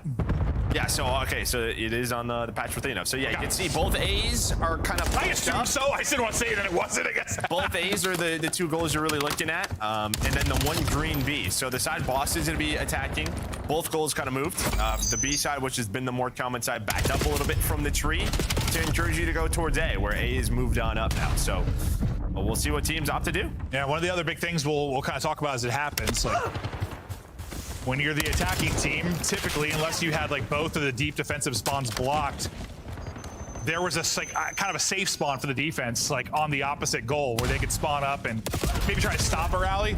Now it seems like teams are starting to spawn out towards mid-map, like anytime there's a presence in the base. And Well, that may stop turtling. It may lead to counter scores. We're not exactly sure how exactly it's going to play out. I know you were talking me through it just because you've been grinding ranked. Yeah, so we'll see when those spawn outs really happen. One of the maps you'll see the most on is going to be exposure, but for Den now, we'll see. As Optic just playing a little deep away. They pretty much had to take this ball all the way back to their base, and with the spawn up, the pressure from Boston had to protect them. Now, Dashy trying to get out of here. And well, never mind, he's going back. Yeah, no, trying to get out of there, but unfortunately his lead man and Shotzzy got dropped, so they'll continue to play Ring Around the Rosie back here in their base. Trying to wrap it up the other side. That's gonna be a quick pick. Why not? Purge's like, I'm just gonna go for it. Got the kill, see if you somehow find the timing to get through. Cammy just got hit. Yeah, evaporated. Yeah, he sure did. I thought he had maybe not a freebie, but a gunfight win. A little slide from Hook, and suddenly he gets buried. And then you can see that goal just a little bit moved up. So Snoopy, he's got to play a little bit closer. He's able to find that first one. And Optic, they're controlling this EMP. Going back and forth, and well, the reason is because Dashy's all the way pushed up. The problem is again, they know Purge is somewhere, so they're looking for him. So this is great comms from Optic to have to hunt this guy down. Check all your corners. They do just that. Nice stuff from Optic. Yeah, beautifully done, but at the same time, Purge getting that spot is the reason. It's not a free score. He gives his team some time. Just the fact that they have to spend 10 seconds hunting him down is enough to pause this push from Optic here for a moment. The push, though, still present. You can see the line holding defensively right now for Breach. I think your ball carrier is just trying to wait on that number 2 in Shotzzy to see if he can find an opening. And, well, rely on your blocker here and Dashy to find kills. Dashy got 2 shots found when this would be go time. And it is. Now they'll look to move on forward. Now there's one more to deal with. The one gunfight Dashy really needed to win and maybe put through a score. Can't, but they're trying to rally it across to the other side behind Shotzi's kill. That falls apart as well. So, no opening. Yeah, it's almost like weird. It's like they wanted to go to Shotzzy, but Dashy got 2 kills, so you're pulled both ways. Then what ends up happening is, Shotzzy spawns them near the B point. So you just get the reinforcements, and then your push is stopped.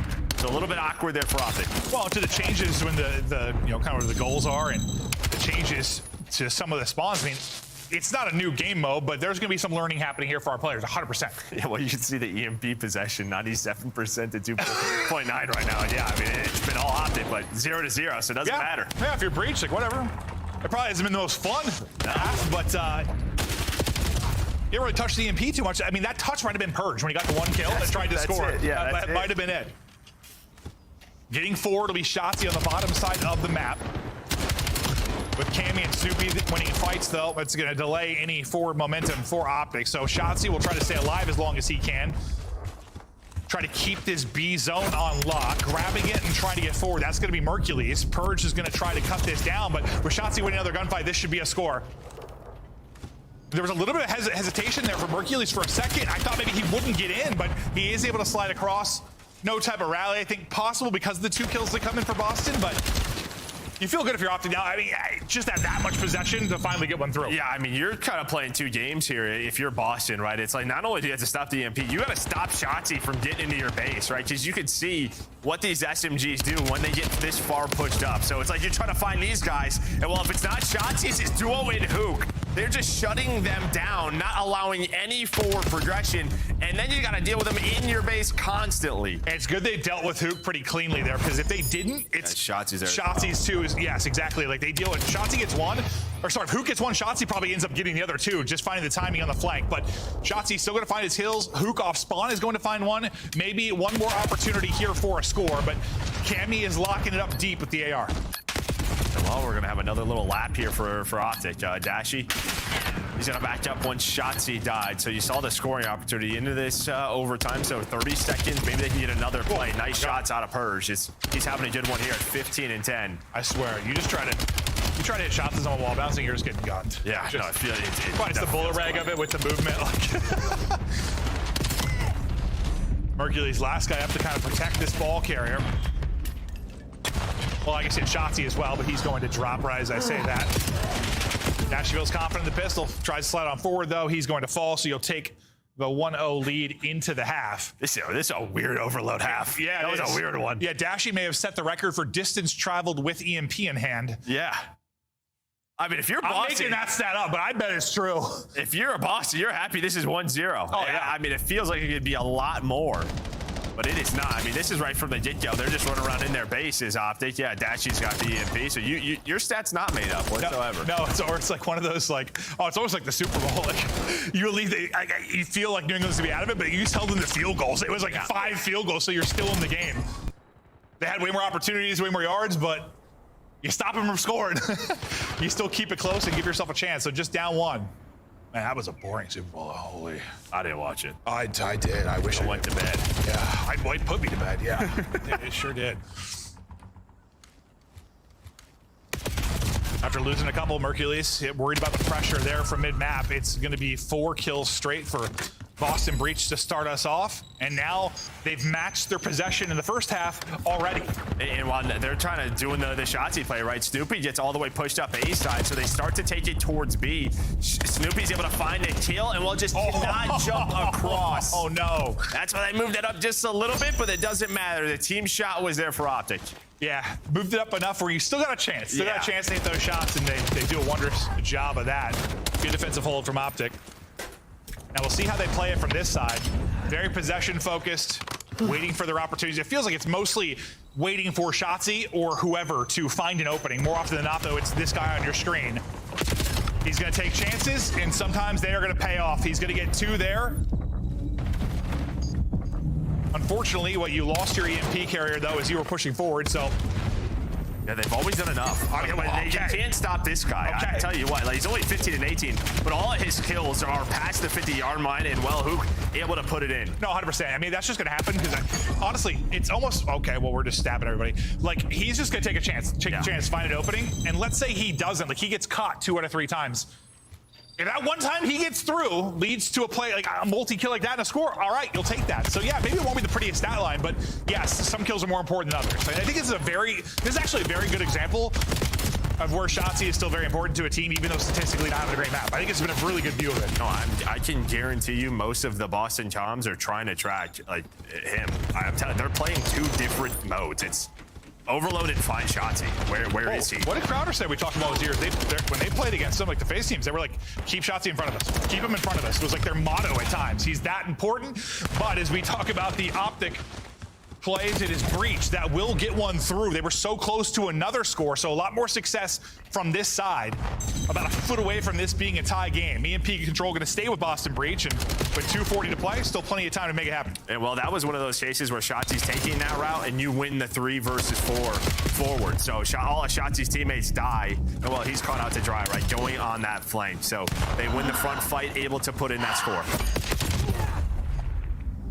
EMP Control again. If Snoopy wins that fight against Shotzzy, maybe a scoring opportunity, but Shotzzy wins it, and that delays the push here from Breach for a moment. That push is starting to get hot and heavy again, though, as they find 2, but who is it again? It's Shotzzy. He's able to get 2, but that 2 is the reason that's not going to be a score. Nearly an insane triple defensively, but him and the young guy, Mercules, they hold it down. Yeah, now right off a spawn, well, Shotzzy setting up a flank through B, so you can already see you're waiting on him once again. But one player is going to be nasty, and there we go. All right, you got to watch the pinch. They do just that, and now it's going to be 3 dead. Potentially all 4. They know Dashy's position, and now it is a counter opportunity here for Breach. Yeah, you said it right. There's like 2 games going on. No, there it's is. Literally a mini game around Shotzzy. Whoa! That will be problematic. It's going to be a 1-on-1. To get through, just able to get in. He almost messed up. He almost messed up. He almost messed up the slide, and yeah, got stabbed. He stabbed him right after he punched it in, so now we're tied up 2-2. And what has been a much more entertaining second half than first half. Well, Dashy is frying, right? Not the craziest map number 1 from him. Felt like he was just getting going since game 2. That's because he just woke up, Joe. No, he may have. Yeah. People think I use that as a joke every time we cast him, but it's not really a joke. I really think he wakes up right before the match. Yeah. He might. He might, but no, he's getting turned now when it matters. 3-2 edge now. His Optic flush it through, but could be a quick counter opportunity. You already have Nasty pushed all the way up, trying to fly in with it, but Mercules going to get the important kill to shut down the EMP carrier. Yeah, you still have Nasty pushed up, and they're looking for 1. They'll shut that down. 40 seconds to go. We'll see if Breach get another chance to tie this up, or it's series done. Yeah, I mean, you had the chance there, right? The counter was set up where the ball was spawning. You spawned out if you were Boston. You got Nasty into that spot, but it didn't matter. The cutoffs were there. And now you have to go if you're Boston. 25 seconds, and you do have people forward. Hold up. So Dashy's got to try to stop this, and well, he's going to hit the shot. So there we go. Dashy, man who is having himself a map, leading the way with 28. Locking it down the final couple of seconds. Shotzi's going to pick this up after taking down Cammy. Optic, a great start here to stage a 2. With a 3-0. Yeah, and I mean, honestly, his teammates end up getting the kills too, so they're probably fine, but like, his teammates lose those gunfights. Dashy may have saved the game, right? that kill might have saved it, but I think they got all the other kills as well. So they lock it down, but a monster map there on the map 3 from Dashy. He's all smiles, had some big snipes in the search and destroys. He had a great one. Mercury is the hard carry in the map 1, but then pretty much everybody else involved. Effort, yeah. And I thought that was a fun map to cast, so just talking about Shotzi. I think if you've been watching the CDL long enough, like, you get it. And sometimes, listen, even me as a commentator, I'll get frustrated because you just watch him gamble. But I also think that's partially why he's been so good at the end of the year. It's like you take some teams, we've talked to teams and coaches where early in the year, you're trying to figure out like how much of a risk you can take, right? Like you get a 4 dead, how much of a risk can we take? How much map control can we take? I think in Shotzi's mind sometimes, he's always taking a risk, always taking a gamble. By the time the end of the year comes, he has a much better feel for when those openings are there. That's just what happens when you take risks constantly, right? Like, yeah, no, I think it overload, like, due to the respawn delay. If it was longer, it'd be really tough to time those out. But yeah. I think it's sort of negates itself, where you spawn up, I trust my teammates, it's only a 3-second respawn delay, like, I'm gonna go. Yeah. Worst case scenario, most of the time, you pretty much spawn in a defensive position. Yeah. So I think he times it very well on. Yeah, I'm just starting to like come around to the whole, I don't know, if you take more risks than anyone, if you do more than anyone, you're probably going to get better at that as time goes on. Like, at the end of the year, he's been insane in those spots. So, great series from Optic. Not any big takeaways from this? Not really, right? Like, well, yeah, I mean, I think you were competitive if you were Boston, but they kind of have been all year. The only thing is, like, that's like the first time they've been 3-0'd throughout the year. That's like one of the positives we were kind of looking at into this year. Like, they've been competitive in matchups, especially online, but yeah, just not enough. I don't know, just team gapped right now. Team gapped, absolutely. I'll do it for our first series, couple more to come. Break that down the first one. Guys, thank you. Excellent stuff from our casters, and didn't go as I planned. Boston, vibe check. They looked good early, and then the game started. Yeah, I mean, I said it before. I thought they were going to get pile drive. That's kind of what we just saw. The Optic team, unbelievable. Like you said, Mercury starting off, taking over. Everybody contributing from there. Clean 3-0. Allie, can we pick up something that Joe said? Sure. This is the first 3-0 that anyone has handed Boston. What was different this time playing Optic Texas? I mean, I wouldn't know if anything was really different on the side of Optic from Boston Breach playing against Optic Texas. It's just a team different. I mean, you got 2 players in Shotzi and Mercules dropping over 30 kills in that first hard point, and you just don't have the same pressure if you're Boston Breach. You battle back in a little bit in that second half because you get a couple of early rotations and finally win some of your ones. But going into this overload, there was just so many points where it was just mistake after mistake from Boston Breach. It was solo trowel after solo trowel, or it's Cammy watching the flank while you guys are waiting for the bomb to get picked up, and you only have one person pushed past the 50-yard line. So for Boston Breach, I think maybe just some miscommunication issues in some of these tougher situations. Yeah, I mean, you heard Junker talk about it in the overload, trying to find shots. That was very difficult. As Ali mentioned, like, despite all that, they still had an opportunity to, like, tie the game and push it to an OT. At the very end, I mean, you make a mistake like that. Yeah. You had one guy pushing up the spawn kill, Cammy sitting at ball reset watching flank. Maybe he should have been the guy to grab the ball, and you send 2 to go kill, right? So those are the small details that, like, Optic have ironed out at this point, and Boston just simply do not. And then you couple that with the individual talent that you have on Optic, you're going to get a result like we just saw. And even on the map 1, you're up 100 to like 20. They started to rally back a little bit, but you just built yourself in such a hole that you can't really climb back out of it against a team like Optic. I didn't really start paying attention until ranked, but Dashy's 40% accuracy in this final game. The man is playing respawn and hitting so many bullets. All right, as we take a look at the stats, Dashy led the way in accuracy, but who is your MVP, Nameless? Yeah, I'm going to go with Mercules. You know, coming out in that first map, obviously he went off close to 40. Game 2, I think he had 8 and 3. Yeah, with a ton of damage. And I just think this is a game where you could easily come in, be a little lackluster after a Game 7 loss against Boston. It gets a little dicey. Mercules nips that right off the rip, dropping 40, so he gets my MVP. He gets our scuff play of the game as well. Allie, walk me through some of the big multi-kills from young Merc. I mean, it's just unbelievable. I think loading on Scar against Optic is so difficult. I know going into this, you're like, well, it hasn't been that great recently, but this just put a stamp on it once again. They're so comfortable on this map, and Mercules, it feels like he can't lose a gunfight. We talk about all the time, he's always put on an island. He's always always by himself, but the reason that happens is because they can trust him. If he's guaranteed to get his 1, it's like a 60-70% chance he's going to get a 2 as well. So that's what makes him so difficult to go against. And it's a system as well, right? So Optic had them trapped back green for the first half of that game, and he was just slamming them, right? Like, you don't let them out, they can't get around white wall, not getting through mid-cut. He's just going to find a ton of kills, picks up a Hellstorm early, and from there on out, I mean, Optic, just a better team. Winning the ring, they did the ring ceremony at Major 1 before eventually falling just short with silver. We'll hopefully be talking with Shotzi on the other side of the commercial break. When we come back, still 2 more matches. It's the opening day of Stage 2.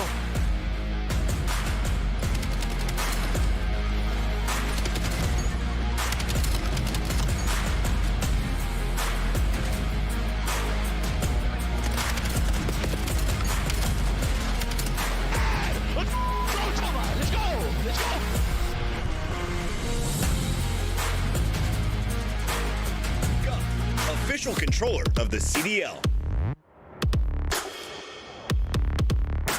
Start the season strong with the 2026 Call of Duty League Pack. Grab yourself the CDL operator by scanning the QR code on screen or check it out in the Call of Duty store in-game now. Black Ops 7 returns to the Esports World Cup in Riyadh this summer. Scan the QR code to be notified when tickets go live later this month. Monster Energy, the official energy drink of the CDL.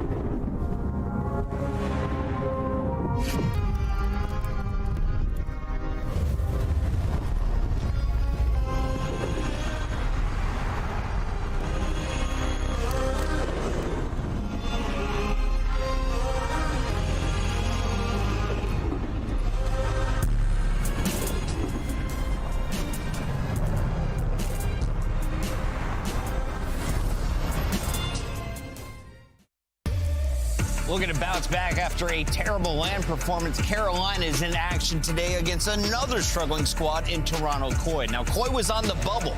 They barely made it into the top 8. Allie, where do you have them in your power rankings right now? Not in a good spot.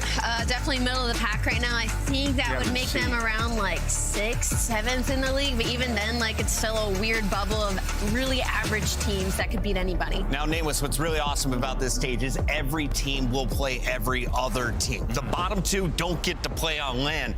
But head-to-head record and tiebreakers are definitely going to be a factor. This could be a huge one looking 4 weeks down the line. 100%. And, you know, we talked about the tiers. We had both these teams kind of right next to each other. And the only reason we had Toronto above Carolina is because of the players that they have on this roster. We know how good they can be. That hasn't translated to much success so far this game. And in particular, the superstar that they picked up, he has not been the superstar that we saw last year, having his worst performance and quite possibly maybe the worst performance of anybody at Major One. We're going to be diving into this match in just a moment, but first we got to recap what we just witnessed. He joins us now in the Monster Winner's Circle. Shotzi from Optic is here. Shotzi, glad we got your mic working on the show. Can we talk about the bounce back today? How good did that 3-0 feel handing it to Boston? It felt good, you know. Unfortunately got second last major, but bounced back with a 3-0.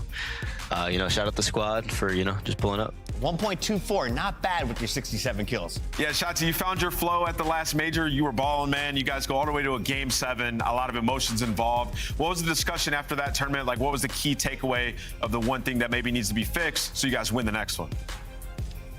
Honestly, key takeaway, just work on our S&D. I feel like ever since we formed the squad, even back last year, like that was kind of like the main thing that we needed to work on. Like our, you know, hard point and control and overload, like have always been really good. So yeah, once we get the S&D down, just like the in-game, like in the moment, just making a play call and like just trusting each other. Once we get that down, like I think we'll, you know, we'll be on the top. Off the back of that, attack and S&D has been kind of y'all's struggle, it feels like, throughout the first part of this season. What has that conversation been like? Who's been making the play calls? What have the changes been like? How are you guys approaching S&D differently to make those changes?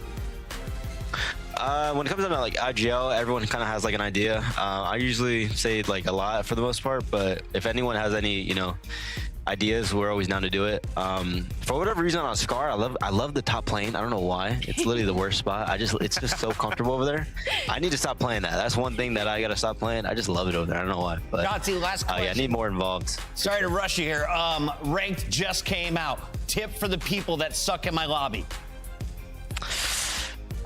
Just go towards the hill. Literally, if it's hard point, go towards the hill. If it's overload, get the ball because you have a UAV. I think they fixed that actually. They patched it today. Well, yeah, just go to the hill. There you go. Play the objective. Shotzi, we got to let you go because this other match is ready to rock. We'll catch you soon. All right, peace out. That is Shotzi. That is Optic Texas. The watch parties are live. Feel free to check those out. Also, check out this Carolina roster. Sure. Yes, I mean, this roster was balling. I don't know if we're going to video or not, but look, this roster was balling out online. I mean, they were taking over. Exceed came in. He was dropping numbers. They played this Toronto team online. They beat them 3-1, and Exceed had a 1.2. We get to LAN, Alley. Exceed ain't have no 1.2. No, he did not. This team completely fell off. You see 0-2 on LAN.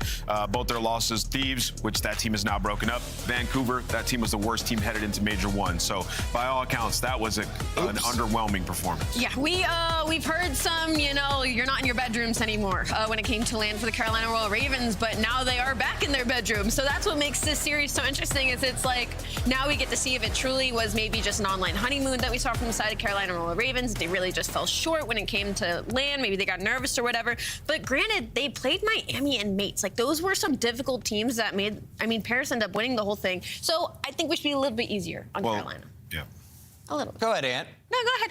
Listen, I'm just trying to sell the very difficult story. I mean, like, you're right, though. Online, they were good. So, yeah, hopefully that continues. All right, so we've seen our squads. Are we ready for the games? Let's take a look at Toronto first one more time. Joe Deceives, hell of a tournament. His teammates, not so much. If you're looking at the numbers, and the frustration was evident on stage. Allie, what are you looking at when you see Toronto Koi? I'm looking at Joe. I mean, that's really all I see when I look at this roster anymore. I mean, the good for Koi, map 1 Demon, 7-2. But the problem is this is a team that can win any map, but also lose any map. They don't have neither a good or bad map pool. They're just willing to play kind of anything. And looking at the talent on this roster, I mean, it's just been lackluster. You're getting 0.6s in S&D from everybody except for Joe, which was a similar thing last year. Is when they found S&D success, it was because Joe had to drop double digits all the time. So he needs some help and some of this engagement from the rest of his team. Yeah, it definitely feels like Joe's the Lambo parked in a Bando. I mean, when I watch the play, he's been unbelievable. He's like top 2 in Slayer rating. Yeah, he's unreal. Through the major, he's been crazy. It's just the dynamic between this team. It hasn't worked. 4-9 in S&D, and when you watch it, it's the worst search and destroy tape in the league right now. Like getting caught. Like when you watch the Miami one, they were doing whatever they wanted up against Toronto. So got to figure out the search and destroy if you're the Koi. Joe, Real, and Kleenex all trying to do the same thing. Did not work out on LAN. LAN. Today, they have 3 doses of exposure across all 3 of our game modes. Is that good or bad thing for Toronto? I think this is pretty good for Toronto across the board. Like I said, they can win any map or lose any map. But focusing more on the Carolina Royal Ravens, I guess it is a worry because they've lost 3 overloads in a row. Those almost were all on LAN, and that was the only game mode that they were solid in. Their search and destroy is good, but on the side of Hardpoint, their respawn, they've just got nothing to work with. Lurks has not lost from that room since Exceed has joined the squad. He looked the best on LAN of all the players. Of all of them. He was performing. I mean, really, like, the takeaway, you know, we're talking with the boys. They had no ARs. The ARs were not performing at all close to what they were online. So you have to get, you know, Exceed and Nero to be on point like they were. Scuff Pick'ems. I'm trailing. I'll do the honors. Joe Deceives is the best player in this lobby. I think his team gets the dub today. Real with the comeback. Yeah, I got Toronto Koi winning this one as well. I got them in at 3-1. This one's tough. I think we might go to a game 5. We're going to go to a game 4. I'm going to go Koi. If it goes 5, it's Carolina. They're too icy. Ooh, fans are also riding Koi when it all goes one way. I'm sure if icy is the word I would use to describe them, but... Let's set it over to the casters for match 2 here in stage 2. Hello, friends. Good to be back. And wow, a full Koi board. Chance, are you surprised by that decision by everyone? No, not surprised in the slightest. I think the LAN expectations Carolina had, in a sense, they lived up to them. And I think now the community is officially sort of like on hate watch until they start bouncing back. So it'd be interesting to see if they come out of the gates hot. This is certainly a team that they are going against, where if you get a good win here, you sort of absolve yourself. You get the ball rolling again. So Carolina, I think, have a pretty good opportunity ahead of them. Of course, though, you could say the exact same thing about Toronto. They got a new role swap, they got a new vibe, and even for the exposures we have in the series, a new map for both of these teams. Well, they better figure it out real quick. This is going to be the only time they play the Ravens in the build-up towards Major 2, and a loss would not be a fun one. Your boy Real, man, who's had more than his fair share of criticism going into this matchup. Let's see what he can bring. The good's not necessarily there. Opening kills going the way of the Ravens is a clean 3, and mid-map's all theirs. Yeah, Insight doing his thing, the overseer to comm information, but where he loses the gunfight, you lose all sense of map control. And so much for that role swap. Apparently it's Real still the SMG and Kleenex on the AR, so maybe a map-specific thing, or maybe the social media guys are baiting us. Maybe. We'll find out in a mo. Hardpoint Koi. Massive win there for Exceed across from Outlooks, joins him in the feed. Kleenex keeping that case for P2 though. Top side of the mini-map, over by the tank. You've been there. You know it, you love it. Ranked play. Got in a couple of games before the match started today, and it was tough. Let's just say we're getting old. But not old so far. Koi, opportunity to turn it back. Yeah, well, and Koi also doing a really great job to lock down the spawns. Insight with a credit in the deep pocket, and that means all guns forward now for the rest of Koi. And, well, you're on the tank. It's the God spot, but right now Kleenex's job is just to stay alive. So far, so good. Yeah, get down, Mr. President, as he stays down. Oh, he's legged for 3. Beautiful. All dead. Toronto Koi holding on. Yeah, great understanding there. If you're playing ranked play and you're the guy on the tank, you let your teammates do the work and you go for the cleanup kills. That is done perfectly. Spawn's a little bit weird, but you got number 5, Joe Deceives. He's blocking on the far right side. So everybody on Toronto playing with a high degree of freedom. And, well, the lead for them is going to be comfortable off the back of it. 30-point gap right now between these teams. So Craze is going to be the issue for them in a moment. He's sitting over towards New. Real caught between rock and hard place. There's Craze now springs into action. Joe on the trades. You've still got a man to deal with here on the inside of time by the Ravens. Kleenex's nice little 5 spree. A couple of those kills found from the hard point. Let's see if he can keep it going. Fantastic work there. The back door banged wide open. Nero on the trades upstairs. Great damage there from Jamie Craven. Hard point Koi. Yeah, and the back spawns are going to be open. Interesting to see if they read it, but it looks like they got it dialed in. So multiple players spawning in the back. Toronto with a very heads-up game. Easy cleanup kills there for Kleenex, living up to the name. And, I mean, hey, Joe Deceives helping lock down this rotation. Now you are fully set up for the new time. Yeah, 7 spree. That's a hellstorm. That's about as good as it's going to get right now. At this point in time, we are watching the Ravens be plucked feather by feather here on Exposure. Toronto Koi still locking this one down. Kleenex is doing it all from time. Oh, yeah, there it is. All faithful in his hands. How does it feel to be taken for a spin? Let us see the goods. Oh, yeah, we like those hit markers. What else you got? Yeah, there's a guy going long. Come on, Toby. Give us the goods. Call it the MP. Why not? I miss it. It's a thing of beauty, Miles. It's so good. He's also about to get a sword, by the way, just off of the Super Soaking. Legion. He's about to have more hill time on those last 2 hills than any player on Ravens will get by the end of the game. Yeah, he's doing great. There it is. That was number 9. He's got the Legion. He's got it. Look at him go. Look at him go. Oh, yeah. It's 11-2 on a 10 spree. Hard point still on the hands of Toronto Koi. Call in the Legion. Do it, Kleenex. No, what he is calling out is that every one of the Carolina guys are going through mid and right. He's playing out towards P2, so it's an easy facilitation. Oh, come on. Carolina, they'll win a few of the gunfights, but yeah, Kleenex, this is a 3-minute life, by the way. Hasn't died since P1. Oh, yeah. Look at him go. Look at him go. There's another one. Yeah, up high. Go on, son. It's yours. Unlucky. Kleenex happens to the best of us. What a sensational life. And the disgustingly biased commentary now comes to a close. Now we listen in to Toronto Koi. Nero, what's up? Yeah, I have a straight front. I'm not in front of him. Wait a second. Oh, low ring. I know. Okay, they're short. Ring. He's went long as well. Long. Yeah. Are we retreat? Yeah. Let me get this killer. Okay. Go for it. We might ring down. He's gonna spawn on green. Give me a sec. They're gonna hit into the crate, okay? Yeah. Don't hit me on ring. One shot. One hit on ring. What's hitting house right now? Is dead. Last guy time out. He's in the crate. Don't tell you. In the crate. Last crate. There's a low. I can see him. 3, 4. I'm playing mid. Give me a sec. Where's one shot dead? Time here on fight. One P1 on me. P1 absolute. Going P1. Let's set P1. I'm holding outside. It's close. Long and pushed up. Craze. Outside P5. Nero weak. Okay, he won by 2 hours corner. Like blue side. He blew up me. He went to blue. Nero. He's still. Hard point con. Con craze. Time. Really. One shot con. All good. Take your time on these. Nero blue hole. Blue hop the mid. What's the yellow cup? Last mid. P1. One shot. Craze. One shot in the hush. Elbow. Dead. Elbow out. I'm playing my. Ace and D. He's weak. I'm not blocking him. I'm Give me hold Nero. He's outside. Still hold right side pillar. Hold them. I have your long. Crazy me dead. I have your mid. I have to be Ace and D or something. Top house not weak. One shot. That's one more top house. Give me a second. I might try pinch, okay? Go for it. Oh, good. They're gonna know. He's blue cut now. So long. Yeah, he's back house, okay? Classic Toronto Koi listening chants. Very calm, wonderful awareness. Yeah, it never matters how much energy we have as casters, Toronto will bring that pace right down. But, you know, if you're a ranked player, you want to learn how to play a map, Toronto always makes heads-up plays. I will say, though, Carolina really starting to fight back. Nero, 17 kills on a 3 spree. And P2 that Carolina desperately need to win the rotation to because they got full 60 last time. And for the moment, they're bringing the fight. Oh, they're definitely bringing it. Craze driving forward. Goes for the 2-footed tackle on the man out by the solar farm there. And he farms it. Now over to Exceed, left flank. He's got to find a few. This is going to be a 1-2 hit here from the Raven holding the back line. We're not actually getting anything done just yet, so good stuff. Keep them at bay. Keep the time going your way. Exceed still rocking. And our pinch. Toronto Koi fighting their way forward. All down to Nero.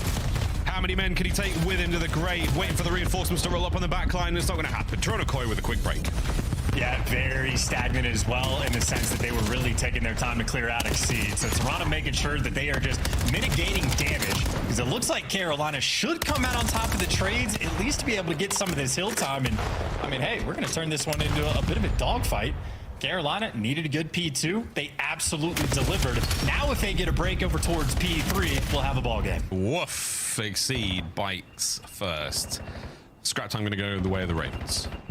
Big flank here from Nero, trying to get something going. Crazy air through the middle of the map.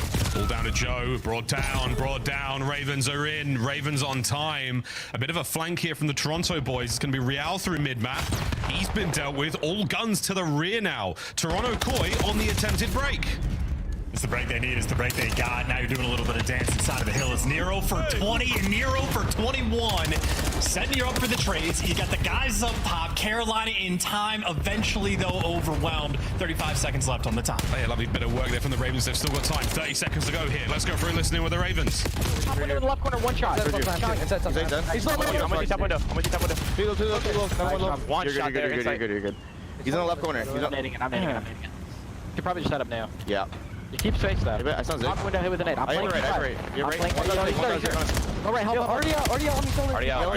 P5 really weak. P5 really weak. P2 Kleenex. One is P5 really weak. He's gonna run through P2. He's gonna be out already. I spawned out. I'll see Kleenex out. One's low dirt on me. One's low right dirt on me. He's gonna go deep. He's gonna go deep back. He's gonna go deep back. I'm trying to go deep, bro. Yo, he's deep right, guys. Deep right, deep right, dead.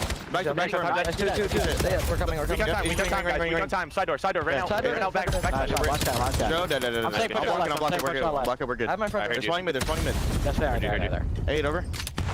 Hey, let me know if you don't. Someone back right on me. Back right, one shot, bro. Two connector on me. I got one more. He's back right still. He didn't dribble. Back right. One is solar. Inside solar. Solar dead. I don't know where the last guy is. Every side door. Every side door. They can go deep. Yo, deep real. Side door, Joe, dead. I don't know how you're left anymore. I do not have your left anymore. One's been on me inside. I'm still alive. You're inside there, guys. Real dead. We're inside. Are we Kleenex? I'll put a bullet in them. Yeah, I'm Front door inside. Really weak, low ring. Really weak, low ring. You can go. Did he run out? Joe's Leo. He's just in the right corner. One is going to be pushed up already, Jay. One is going to be pushed up. He's in the corner. Low ring. Low ring. Low ring. Dead. One's going to be pushed up our side. Carolina Royal Ravens lead change. My goodness, down to the dirt we go, Chance. And who's going to be living down there? Nero still on a spree. Nero might be able to get himself a Hellstorm. He does indeed. Oh, baby, the tables have gone and turned. And he's got every gun he wants in the back pocket. Yeah, that's the SMG Nero of old. It's not just Kleenex turning back the clock. Nero, one of the most consistent players we had in stage one. Well, delivering the goods. Carolina, a 20-point lead and control of the time and control of the middle of the map until Joe Deceives rips your heart out. Toronto stabilize on B5. Rip your heart out. Hold on to this. Incoming Hellstorm. A little bit of coverage found here. Not a lot of spaces to work with on this side of the hard point. Joe is going to take a breather on the inside of the box. The players upstairs as well, finding a bit of time there. No splash damage, no good impact. Oh dear, 2 dead. Now the counterattack from the Ravens. Kleenex has read it very well, destroys them. No problem. Hellstorm gone, Koi alive. Yeah, great map presence as well. Real pushed up into the long cut. He's got insight behind him for, you know, the support if he needs it. Someone though does have to grab the time, and well, now the kill is getting exchanged. Real cannot give you two. It is going to be a Mixie P1. Oh yeah, we love a Mixie P1. Get right in there, boys. Pull your socks up, tighten your belts. It's time to party. Here we go.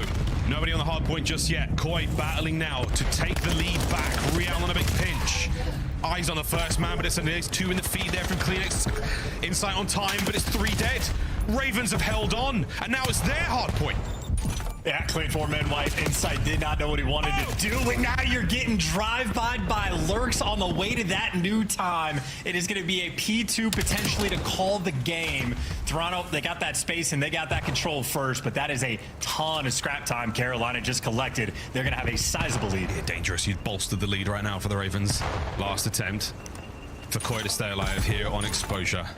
Craze taking himself one hell of a route. Is he going to sneak by Insight? No, he will not. Eyes are on. Guns up at the ready. It's a 2-man here. Insight down. Eyes towards the hard point. Perfect pinch right now for the Ravens that collapsed upon the hard point magnificently. The trades are there. Joe Deceives brought to his knees. Ravens are in.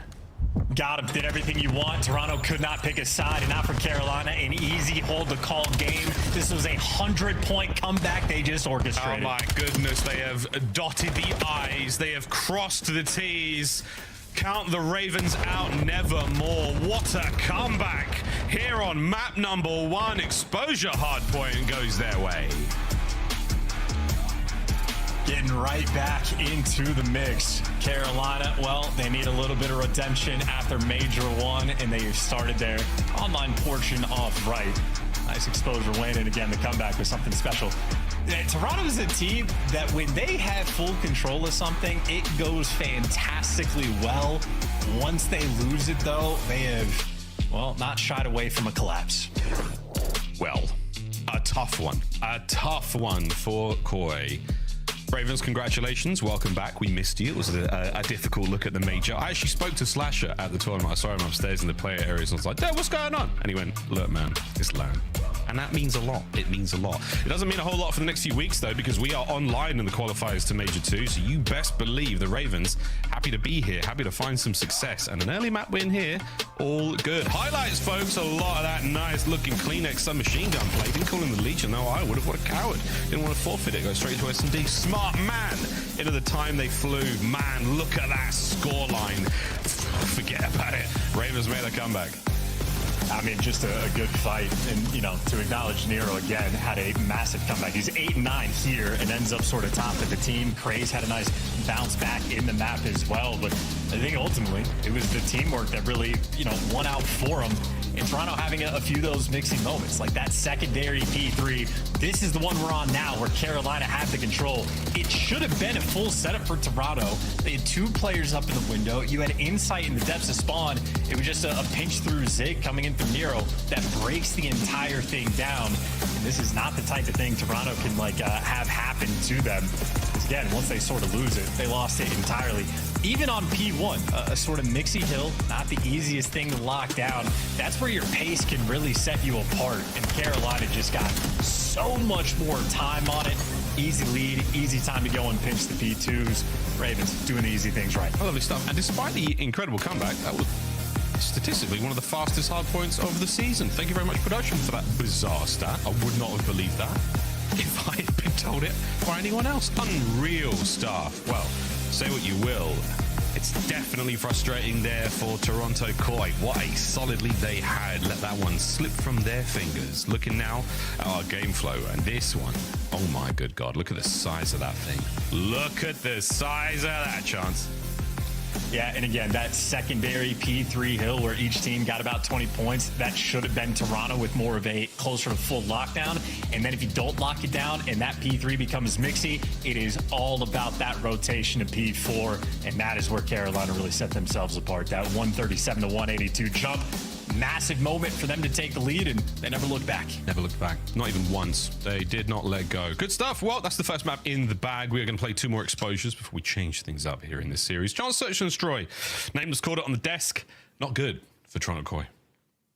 No, I had 2-8 in their last 10, 3-9 overall in a game mode that now, in my mind, much more interesting. I've heard a little bit of the talk about snipers, no more aim assist in ranked or in the CDL. I think someone I heard talk about Dashy saying it's not that much of a difference.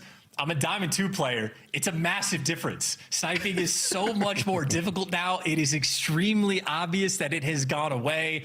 If you're an Erie kid or above that, you can talk whatever type of smack you want. But for most of us normal people, it is a big change. And I think that skill disparity is going to show even more so in the pro scene. Guys like Dash, might have been able to lock it down with no emphasis on a snipe. We have those high expectations. Certain players are not going to be able to hang or contribute as effectively. Exposure might be a map to reveal it. Oh, absolutely. A map that we've seen plenty of sniper action on so far here in the league, and interested to see a little bit more now with a very, very different flavor. Here we go, folks, into S&D map number 2. We're going to qualifiers here for Major 2. Everyone plays everyone. The first and last time you will see the Carolina Royal Ravens go up against Toronto Koi in the build-up to the Birmingham DreamHack. Very, very excited to get that underway. Very, very excited to descend upon the motherland one more time and bring Call of Duty to you lovely folks. But until then, little bit of nerves, little bit trepidatious now on the attack towards exposure. If you are a Toronto Koi man, you've really got to turn it all around. That was such a solid lead there in the hard point to give away. And I see the comments about our Carolina, the onliners. I see it. Toronto had a massive lead as well. I mean, that is it's a tough breakdown. It's a tough spot to be in, whether you're an onliner or not. An outstanding comeback, and one that is going to give you nothing but confidence now going into the search. I think Carolina Royal Routers has become my favorite so far, but that'll be up to Major 2, where we can sort of set that one aside. Until then, the jokes, for me, very funny. Kind of right. They're kind of writing themselves as well, which is really fun. I think Dallas Empire, they were my favorite online team for a while. Or the they switched up the logo. They did. Another one during the Cold War year, the Minnesota Router with the O being, I think it was called now, not an umlaut. There, yeah, that was another good fun one. Lots of that. We love the jokes, folks. Keep them coming. In fact, tweet us. If you get something funny, we might even put it in the CDL TV. You never know. But a quick reset of the lobby now. Get the Royal Ravens back into that lobby. Get Toronto Koi back in there as well. Search and Destroy here on exposure. Plenty of exposure been played in ranked. I've had my back blown out quite a few times, not going to lie. Joe called it. There are some very good players in the ranked playlist. A couple of them on your screen. I have, thank God, in this game, not come across in pros yet. But it is nice seeing in streams the players who absolutely drop on me end up winding up like Iridescent Crimson Top 250 playing pros. So that's always a lovely, you know, consolation prize at the tender age of 37. Yeah, and, you know, as Joe Deceives taking the disappearing act, you're looking at Toronto try to recollect themselves before this map too. For Carolina, it was all smiles. This is the team that, you know, each of them had that disappointing Major 1, looking for the get back, looking for some momentum. Still don't know who's going to be running the SMG or AR between Real and Kleenex. Obviously, in this game, it's going to be a map-dependent thing, but for the team playing in their own bedrooms in the darkness, they are right back to their happy place. Yeah, wonderful stuff. I think another question I have for Toronto Core is the mental game, man. They've taken some tough losses throughout the year, and this is a team that, despite their wonderful composure, they take those losses hard. Very, very hard indeed. And the Ravens, a certain, yeah, it's good to be bad. It really is. We might see the ugly in this matchup, but at 7-4 versus 4-9 in the records alone, there is a clear-cut advantage. And you really wanted to find that win early on, Ravens. You really did. You put yourself in a fantastic position going into the overload. Because statistically, S&D should be yours. And especially so for Toronto there that you saw. Opening duels, not the problem. I mean, coming in at a near 52% is not too shabby. Their defense was in 11th place. It means these guys have not been clutching, not had good sort of, you know, those post-plants, post-first bloods type situations. In the meantime, you know, where confidence is going to be king, Carolina going to be completely on point. It was lovely, aggressive play calls coming through the exposure. Moments where like Nero and Lurks are working together in like these 2v3, 2v4 situations, and even with a difficult job to block those P4 spawns, whatever the case was, Carolina able to sort of handle it. They kept the clutch.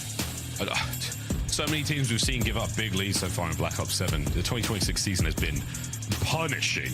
Very, very punishing. A lot of the time, I mean, it feels more like the Scar games, a couple of big ones on Den. But Exposure quickly getting added to the list of don't let go of the wheel. This thing will veer off road very, very fast.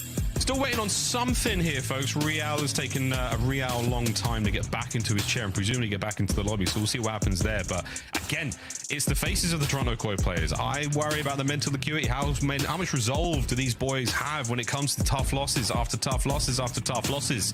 On paper, an incredibly strong roster. We've got a long qualification period to figure it out. An incredibly tough roster. I mean, they're credentialed players in my mind. Like, absolutely. You know, Insight is definitely a guy that's taken a decent amount of criticism, like throughout his entire career. But if you're looking at him and Kleenex as a duo, they've been a consistent top 3, top 4 squad the entire CDL era, at least since Cold War when they joined forces. So even when their years feel bad, you end up going to champs, or you look at the CDL placements over the course of time, they're always towards the top. They've just never been able to like fully cement themselves as a top dog or really start collecting the championships. But in terms of ability to bounce back, yeah, no doubt about these players. I do believe it was Insight's debut into the league was a Miami Search and Destroy game against the LA Thieves at the time, who were a hot team, and Insight broke the kill record. Double digits, first match in, having the best time, absolutely turned it all around there for the Toronto squad. And not only that, helped run them to a major win against FaZe and helped get them to an unbelievable grand finals. Unbelievable grand finals, that Cold War team.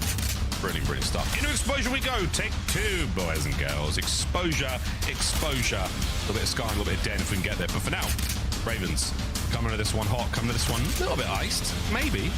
But with the numbers to back it up, let's see what they got. Well, everybody has to hit the reset. Hope everybody kept their thumbs nice and warm in the firing range as well. Those poor dummy bots getting taken to task before this one. Certainly, Insight looked like a guy that was locked in, and it'll be him in Toronto on the attack first. No trophies in round 1. Spread the map, play for picks, and no aim assist there. Not an easy shot to hit. But yeah, but still real close. Still close. Uh-oh. Shadows shown. Kleenex, lovely damage. Oh, Nixie pokes the head out. He's going to get a nade over the top. Maybe slow the regen. Nah, Tobias Julianson now dancing his way through the line of the Ravens, and they have shuffled over to B. Well, if you have window control, that might be a decent time to swing back and try to get A. But if you don't have low dirt, well, you're going to be playing for the kills first. But Carolina have been forced back to their spot. They have. They've given up the B bomb site, so now space to be taken by Toronto Koi, and they will tiptoe their way towards a bomb site. And young Joe Deceives, the first man to make contact with the site, make sure it's clear, get that bad boy down. Here come the Ravens. And they're going to spread out a little bit here, but mostly through the top side and the back. And here we go. Retakes on. No trophies. Suns already connecting Carolina. It is a full square of 3 players going. Here we go. They are stacked. Ah! No! That's a tough one. Craze sticks the back of Lurks, blows him away. Craze now trying to make something of this life, and he's not going to get a whole lot done. Wait, he finds a kill. Immediately traded out. Last man left alive, Nero, and the Emperor has been dethroned. Team kills with the Semtex couldn't be me. I never do that, Miles. Not once, not ever. I watched you snipe Zeem in the back of the head in a round of search and destroy today. Yeah, naded him a few times as well. It's been tough, man. It happens. 3 players settled up right next to each other. That is a dangerous time to be chucking utility. The Semtexes, they're so much bigger than you think. As Lurk stands up for a second. Oh, there it is. Catch, bro. Does catch. Nero. The panic moment sinking in there for both Craze and Nero, because that was about as danger close as it could have been. They took massive, massive damage there. Really, really tough stuff. But it happens, though. I get it. It happens, Craze. It absolutely happens. It happens all the time. It does. It's survive for now. Big opportunity now for the bounce back from the Ravens. A tough spot to retake from regardless. And we're opting to go low with Snipe. So close, no cigar. No aim assist. It's going to be tougher. I'm telling you, it's an extremely noticeable change. Thank you, Treyarch. Kleenex going to run into Craze.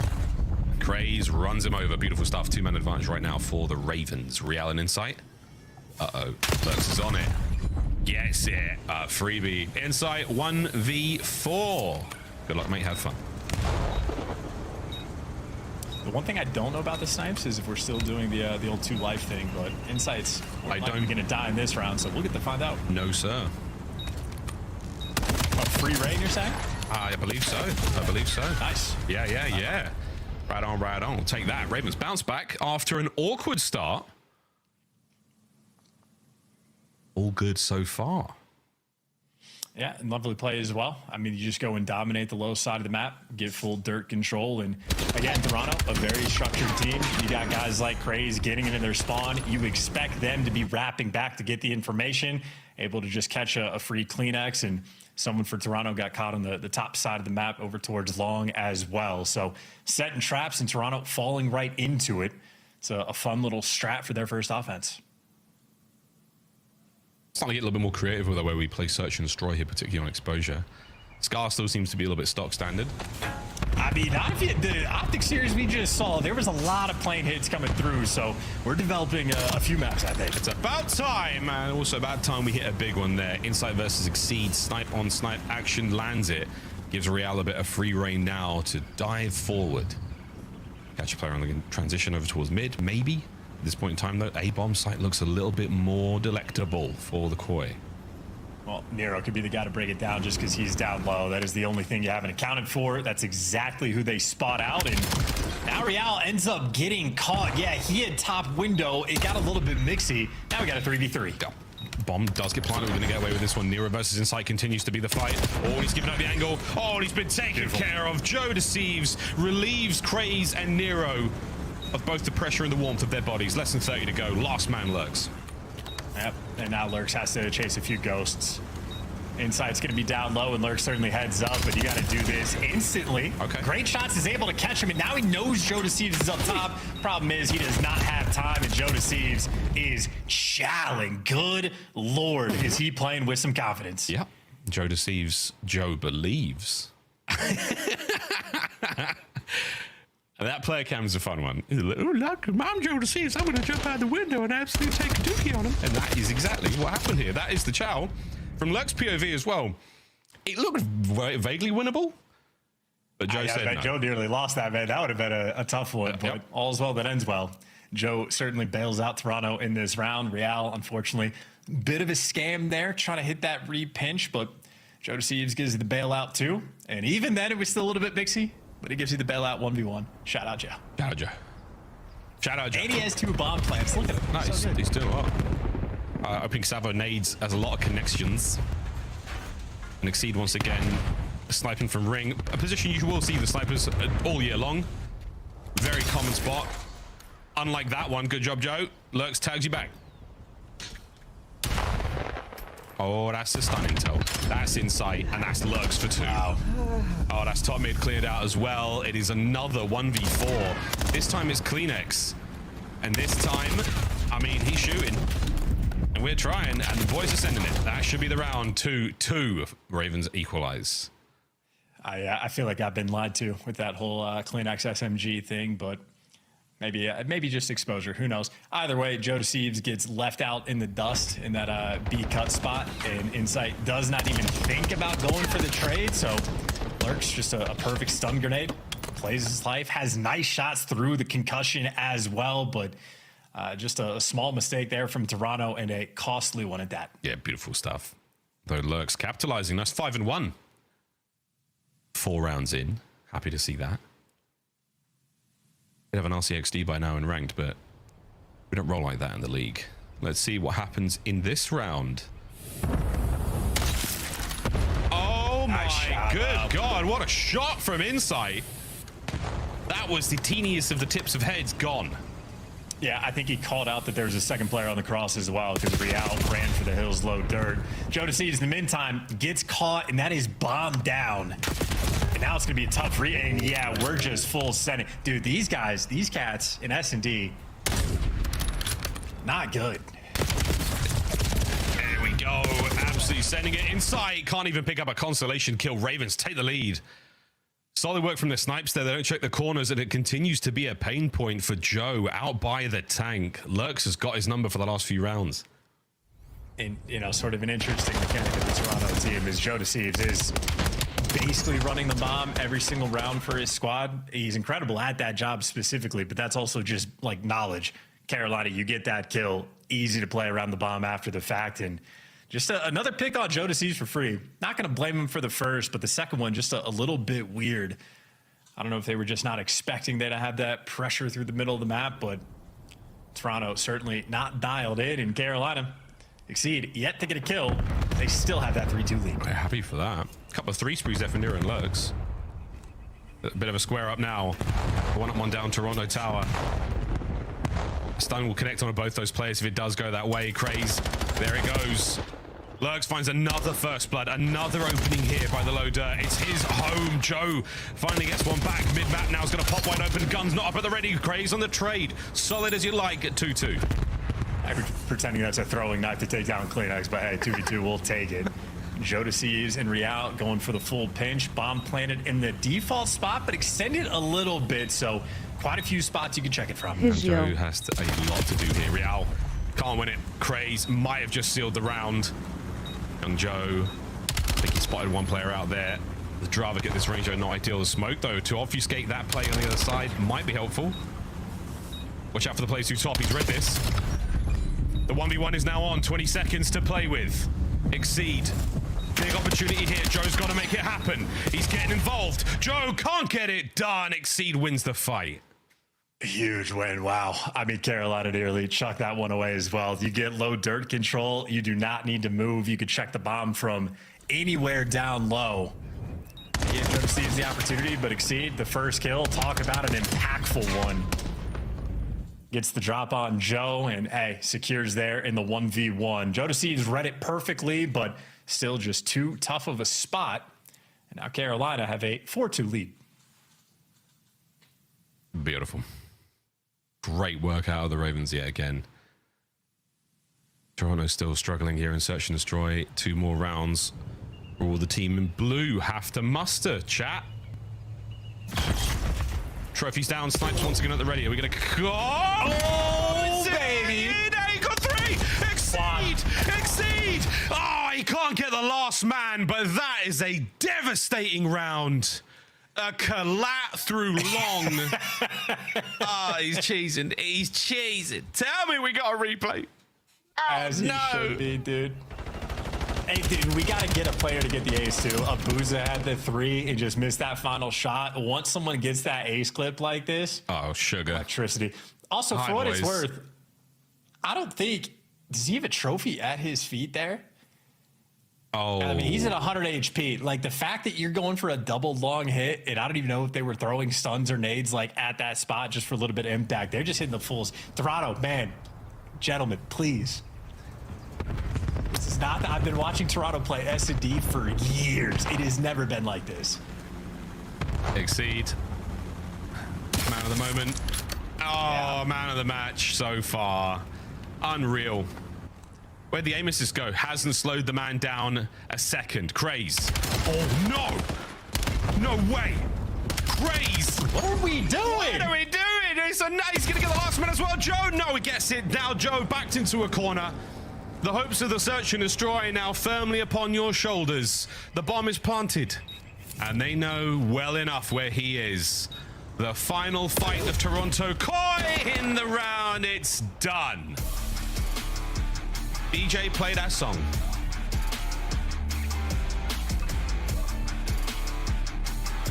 Well, dagnabbit, Bobby. Wasn't even close. Was it both rounds that Toronto won were just like Joe DeCeve's popping off? It was, Dan. Remember? Well, actually, no, I take that back. He had the one round where he got the 2-piece after they like nearly threw the 3v3, and then it was round 1 where Carolina just team killed with the Semtex.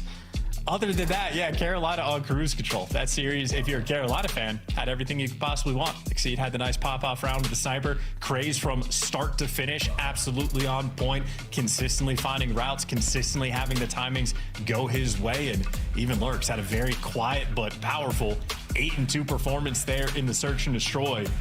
For Carolina Royal Ravens, that is exactly how you want that map to go. Minus round 1, not counting that. Everything else beautiful. It happens. That's why we say it happens. But 250, 202, 6-2. Well, Overload, this should be dumblit, as the kids say. This could be good. We'll see how the scoreline rolls out for this one. But so far, it ain't looking good for Toronto Koi here in the matchup. The first time they have played the Ravens, the last time they will play the Ravens, the matchup towards Major 2. For now, though, we go to a very quick break. When we come back, a game of Overload. Who's walking over the dub? A 3-0? Surely not. Toronto Koi muster the comeback.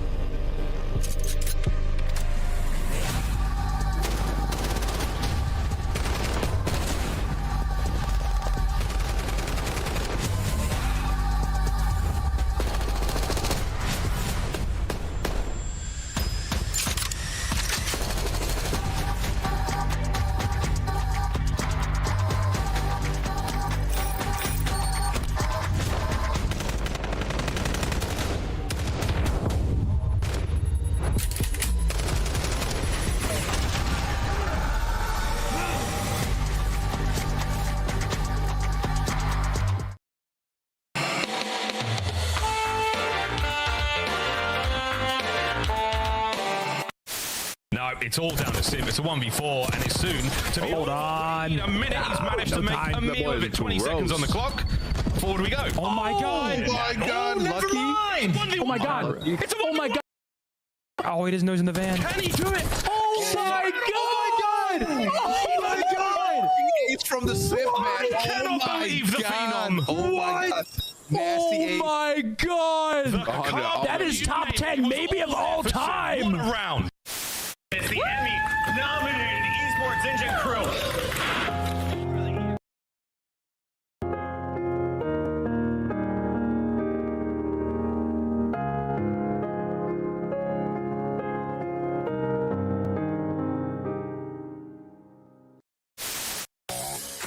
Welcome to the Esports Report. On this week's show, we cover the current COD League standings. What's going front door, you guys? Front door. Hold front. Back door. One shot. Back right. And inside, calls game. Come on, baby! That's what To make the play, it's been all about him all tournament long. It can come down to a 1v1. Oh! He's not.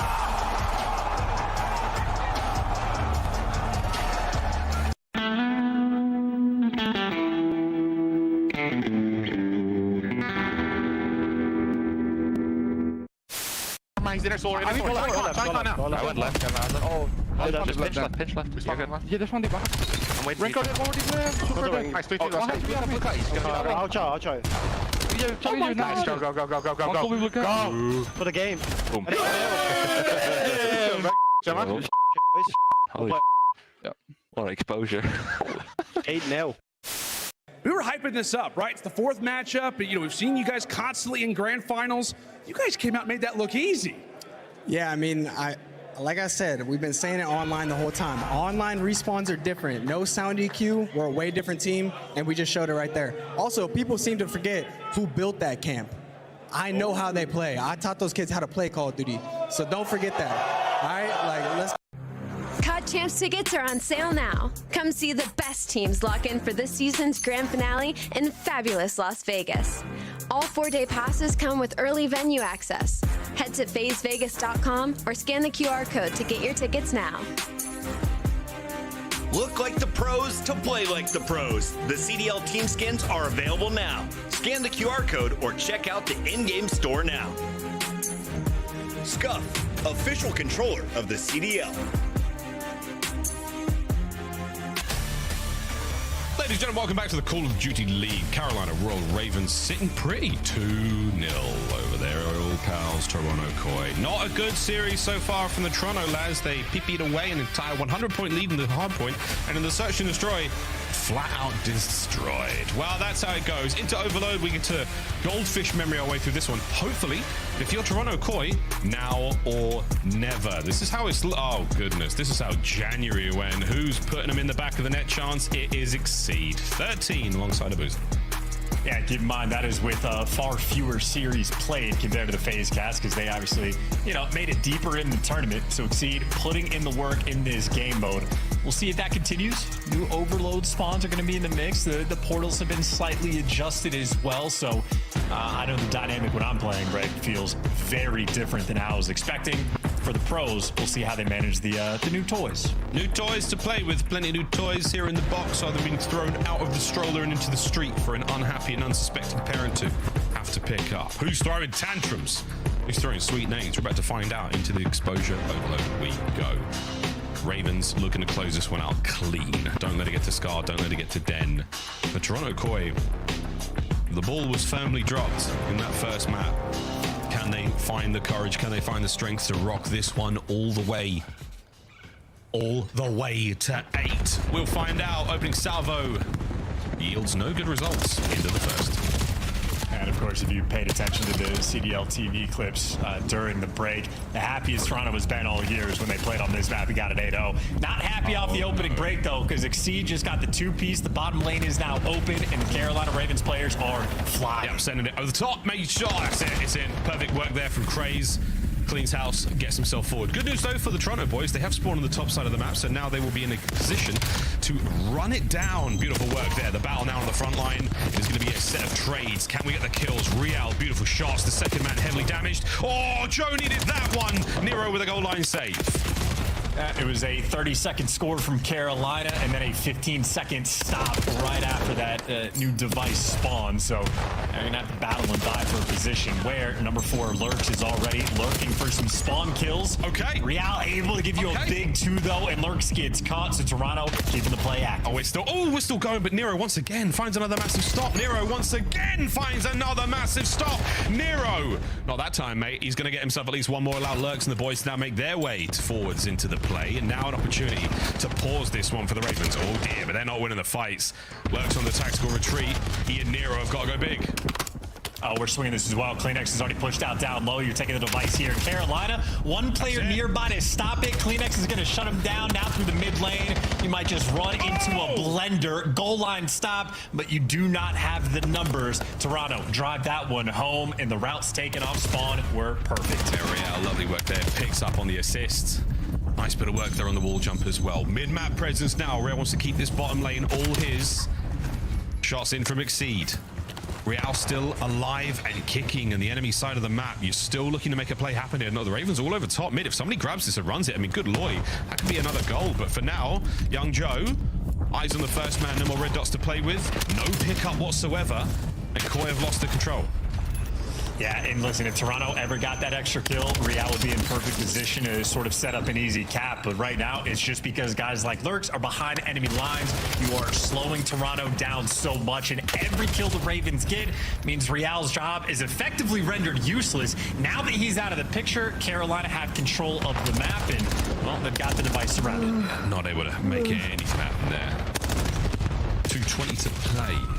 Is that Real going to find theirs now? The Ravens. That's an open goal. A big save, though. Real stops the play, stops the device from moving at all. A perfect stun there to connect on the next man as well. You need some presence, though, down low as Real with another crucial kill. Inside, looking good with a sub. Can't get the second. The stun's perfect there for it. And now an open lane to work with. Ravens, we're looking to get another one on the board. Here comes Kleenex now. Desperately trying to get themselves forward. No lethals over the top. No stuns, no nothing. Here come the Ravens over the top. And it's not enough to stop it. Nero gets it home. Absolutely gorgeous. Craze, by the way, on a 6 free. He is the guy that just made that happen. Got a 2-piece in their spawn, set the entire thing up. And, well, he has been a playmaker all year long. And now it's a mid-device spawn. You got Toronto, 2 there in the feed, but the response is even keel. We are still playing for kills as Craze, playing for a Hellstorm. One more. Oh, he tries to strong side his way out of that one, and I love it, man. Nearly getting away with his life. Good stuff there, Craze. Well, what a spree. No Hellstorm, no problem. Lurks now mid-map, not looking good. Let's get Toronto with the numbers now. Opportunity to grab device and fight their way forward. Kleenex is trying to be the first man in. A goal defense right now for the Ravens. They're stacked up for a moment. Kleenex gets through. Kleenex gets one. Exceed with a big win upstairs. A lot of damage. Nero's the next line of defense. And the quick change into Craze is down. A nearly open goal. Are we going to go back through mid? No, we're going to hold it here. Koya committing with less than a minute to play. Yeah, a little bit of time to work with, but problem is pistol in hand. In the CDL and now in ranked, you do not have the UAV. When you have the device, it is much more difficult, as is killing Nero. Ridiculously snappy moment, but with 40 seconds left, you still need the extra kills. Can't fly through just yet. Not just yet. Lovely awkward gunfight there. The trade's complete. Ravens winning the mid-map battle. Now Ravens winning the battle down by Solar. Opportunity for Koi. Still with 25 on the clock. It's still anyone's game here. Can we get an equalizer before the second half? Lurks, cut down. Device reset certainly helps that case for the Ravens. So I peeped that. Easy Mac. I love you for it. That's great. We'll talk about that more later. In a minute. Because right now it's just going to be Toronto, maybe the only team to get that final play, but they're playing keep away from the device. Insight's able to pick it up, but he just has no teammate support. Actually, he does have the one front blocker, but his versus 4. He's got to get through. Can't make it. A firing squad. Good Lord. The Ravens were there. There wasn't enough on the time. Wasn't enough guns up to get that man through. Well, kinetic armor would have gone real hard there, right? Or an FTL. Good God, let me tell you. Beautiful stuff. The first half comes to a close. Ravens. They squeak through a couple there on the A goal. Not a bad look whatsoever from Koi, but a couple of missed opportunities. And yeah, Real might be in the depths of the enemy spawn, but if you can't capitalize on those kills, it doesn't go anywhere. Craze again. Beautiful first half. What did I just say? Beautiful first half. Yeah, that was the 2-piece we just saw from him that set up this capture in the long term. So Craze putting in some serious work. You also said, Miles, that he was going for a strong side. Is that a Halo thing? It is. When you tuck your head, you look down at the ground. Shout out Mikey Cavanaugh, an absolute legend of the scene. Look down at the ground, hide your player model's head, stop you getting headshot in that game. In this game, though, it ain't stopping nothing. But I do love to see it. It is still a wonderful nod to the legends of gaming past. Into the second half, we go quick like, and Nero still pissing. I don't know what to tell you. It totally helps looking down. Also, that is a very nice kill. Anytime you catch the device guy in a moment like that, makes the play for your teammates that much easier. Teammates, though, do not deliver. Carolina keeping the device control. Yeah, still holding great possession over the top. Kleenex has got to go big. Next man up, inside, beautiful damage. Craze now on the do-si-do on the dance. He's got his teammates finding the kills. An opportunity once again to sneak around the corner off the backboard. And right into the 3-1 for the Ravens. Still controlling position on the top now as well. They could be looking at a rally. Kleenex has got to save the day here.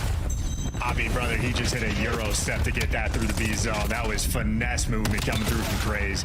Continues to be on point. Toronto finally clean house, or at least take care of their spawn. But now you go back to the 50-50 battle over towards P2. Craze gets caught, so man advantage right now for Toronto. Still, they got the numbers. They've got the numbers. Now they have the device. Lurks strikes first. Nice nade over the top is going to stop that. The device now crossing its way towards mid, waiting for the kills, waiting for the guarantee from Toronto, and that is the guarantee, lads. If you've ever seen it, that is the guarantee. It is going to be 3-2. Insight drives it home. Yeah, they cap instantly as well, which means those two players are going to be slow on rotation. Carolina get a lot more space on the map. Cray's able to pick up a guy on the exit, but you do lose your front man. So Carolina still in control, but obviously Toronto fighting. Now the mini-map's looking mixy. Jodeci is very aggressive. Nero gets red, and here comes Toronto. Yeah, this is another great opportunity here. The wind-up play, they're giving themselves options. Device goes back towards mid. Insight working his way towards the B goal. He's gone a bit sneaky. He has let Craze through, and Craze could stop this entire play. Is anyone going to check it? Oh, good God. An opportunity now. Last man up, Nero. It's a 1v1 for the goal. No, once again, Koi. They retreat, maintaining possession. We're looking towards an A hit, but Ravens will be there. Yeah, and it's not like my ranked teammates. Carolina wrap back immediately and get in good defensive position. Maybe jump a little bit too aggressively to take down Kleenex, though, and that might be all four. It's Lurks versus the world, the stuns, the nades. It's the final cross, but Toronto have made it. They get the capture, and like my ranked play teammates, it was an overcommitment that costed them. Well, your teammates must suck. I can't believe it. Wow. Back to mid we go. 2:20 to play, and the Ravens are on the back foot once again. Koi with a lovely start in the second half, and they are not letting go of the gas pedal. Insight has made his way forward. Can Insight catch a few more players here? There's the damage dealt. Real can't get the cross done. That is going to be the play stopped. Ravens now possession, an opportunity to turn it. Well, oh, they're picking up the device as well. I mean, 2 minutes left, and you have this in spawn. If I'm Toronto, I'm actually, I think, happy with this situation. You know, you basically have a 4v3 for the most part, or the Pistol of Nero. No, it's a 4v4. My bad. The Pistol of Nero sounds pretty cool. Well, right now, carrier for the Ravens. He's not a pigeon. He's not bringing news.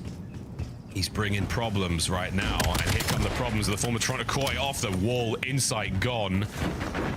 Halfway towards the Hellstop here. Craze finds another one, so opening through mid-map. We've got space to take. Space to take right now for the Ravens. We're making something happen. Is it going to be B? Is it going to be A? Or is it going to be Real on the flank? It might just be Real on the flank.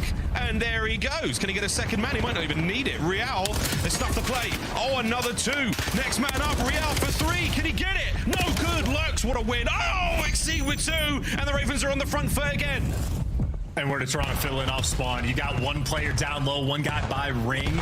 You got Lurks in a cheeky position, and now the device is going towards the top side over towards B. Craze has found his way through. That should be it. Come on. Craze on the goal. Oh, Craze, another one, and that is the lead change. 45 to go. Unbelievable work from the Ravens. Toronto Koi. We're looking at a rally here. Craze from spawn again. We are looking at the rally here for the Ravens. I mean, Craze is just going to call again. Yeah, him and Nero in your spawn. This is, I mean, what could you possibly do? Another two-piece there from Nero. Now you're getting shot in the side as the extra score is going to go through. Waste a little bit of time. Why don't you?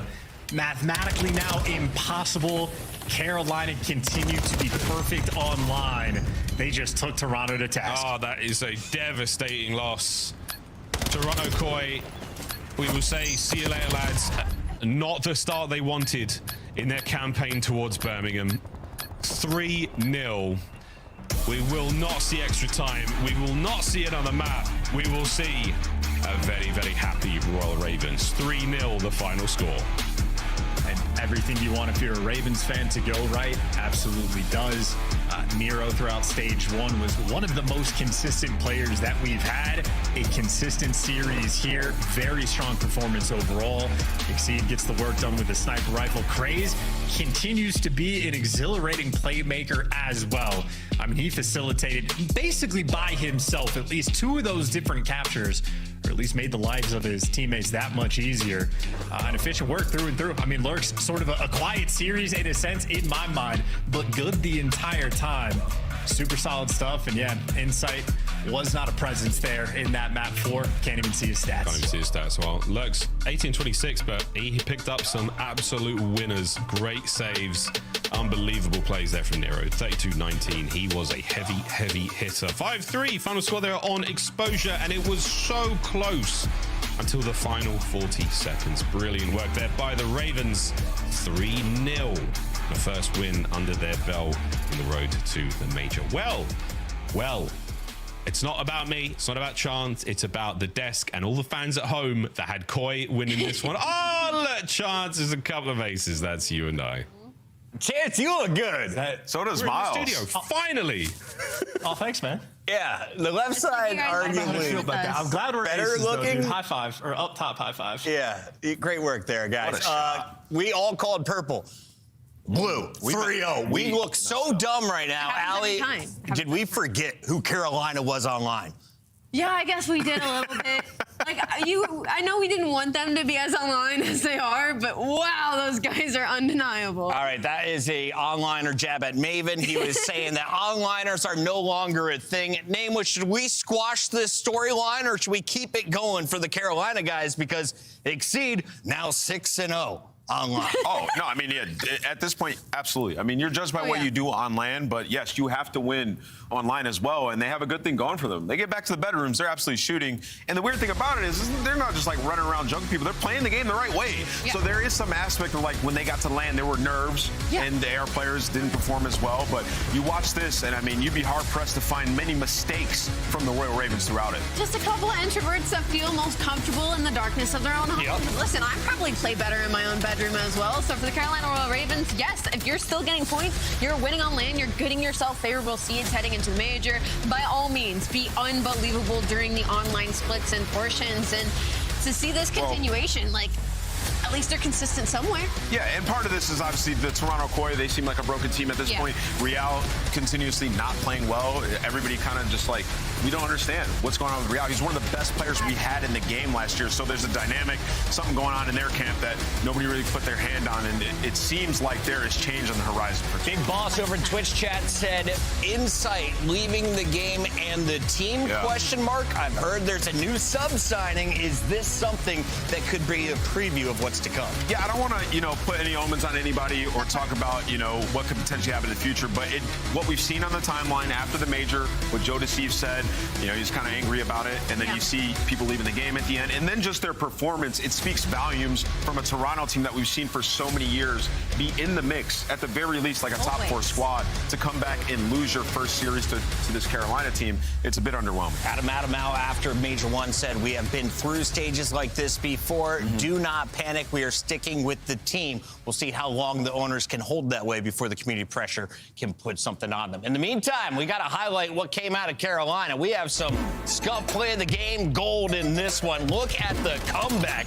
This set the tone. It stole the momentum from Toronto Koi, and there was no bounce back in game 2 or 3. Yeah, when we get to the second and third rotation on a map like Exposure, you can lock some hills down and you start getting those trophies. We get to the second rotation. The P5 was phenomenal, and then both P4s on both rotations were absolutely great as well. So, yeah, this Carolina team, they were down by about 100 points. P-Nex was popping off. You start to get control, mitigate that, make sure he has to hit front, and then it's GG's from there. They just run away with it. Nero was going crazy. This series setting up some spicy topics, and we're excited to discuss them all live now with the young Lurks.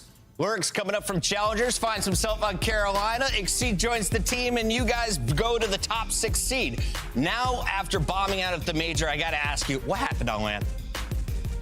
I don't know. It just felt like we weren't playing the same, getting the same amount of kills that we were online. But I think we'll figure it out. Yeah, and for Lurks, in you particular, you were the one player on the team I thought had a really good showing on land. Can you talk to me a little bit more about your role and kind of how you've been developing throughout this year in Black Ops 7? My role is basically just chow everything, to be honest. Be as annoying as possible. Like, entry for my team, help them get kills and everything like that. So, yeah, I mean, that's my role. Lurks, you were sitting on a 4.0 in the Search and Destroy for this series. You guys are actually technically the #1 search team in the league still. What makes you guys so good at that game mode? What makes it so dangerous for us to leave? I mean, our strong suits are basically me and Jay running around together. Jay's very ratty. He's like an S&D kid. He does everything. Caden with the sniper, insane. And then Nero just wins every gunfight. And I'm just running with Jay there. So, works out. Awesome stuff from the squad today. Thank you so much for joining us. We'll let you go celebrate with the squad. Thank you. That is Lurks, and that is Carolina earning more fans with every match. And if you're a Carolina fan, this could be your stage, Allie. My aunt is a Carolina fan, so you know what? If you guys want to go undefeated online, that would be great. It'd be really good for her cortisol levels, so keep it up. Never seen an 11-0 here at the CDL. First one could be coming our way. After this, we find out who will join Optic in Carolina at the top of the leaderboard. My money's on the Pink Squad. FaZe finishes top 3 at Major 1 tonight. They take on the Heretics.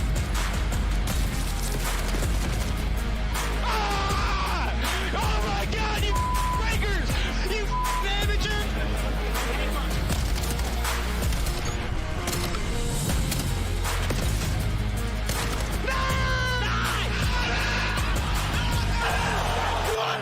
Scuff, official controller of the CDL. Start the season strong with the 2026 Call of Duty League Pack. Grab yourself the CDL operator by scanning the QR code on screen or check it out in the Call of Duty store in-game now. Black Ops 7 returns to the Esports World Cup in Riyadh this summer. Scan the QR code to be notified when tickets go live later this month. Monster Energy, the official energy drink of the CDL.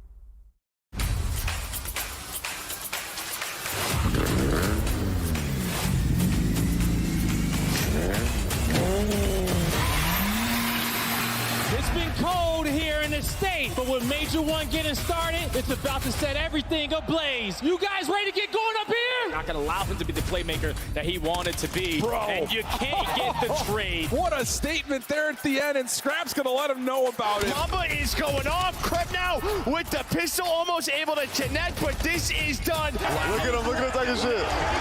It is a 3-0 Optic Texas. 3-1 victory for Paris. They move on to the second round, and now for Koi, you've got a very tough matchup. He's able to find Drake, but no. Raincore with the kill, just down to Insight. Finds himself 2. Can he get the 1v1? Get out of the corner. He can't get away. And the rookie gets the last slap. Sometimes people say you don't really have a lot to play for.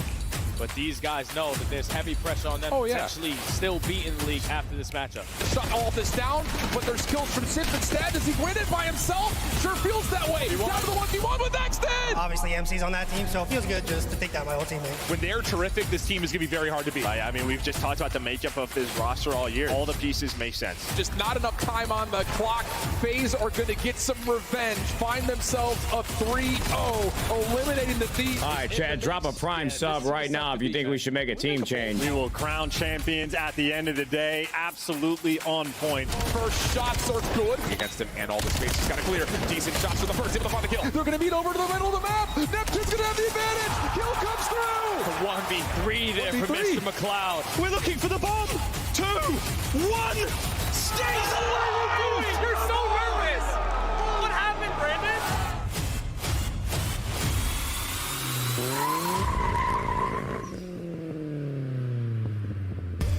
Buy yourself a Valentine's Day gift right now, as you could send yourself to Vegas. July 16th and 19th, we'll be partying at the Michelob Ultra Arena. Oh, yeah. And there's nothing like attending a Champs event. Absolutely. Champs is the best event of the year. I mean, it's for all the glory, where you get a ring, where you make your name in history. And this one in particular in Vegas is going to be a banger. Pull up.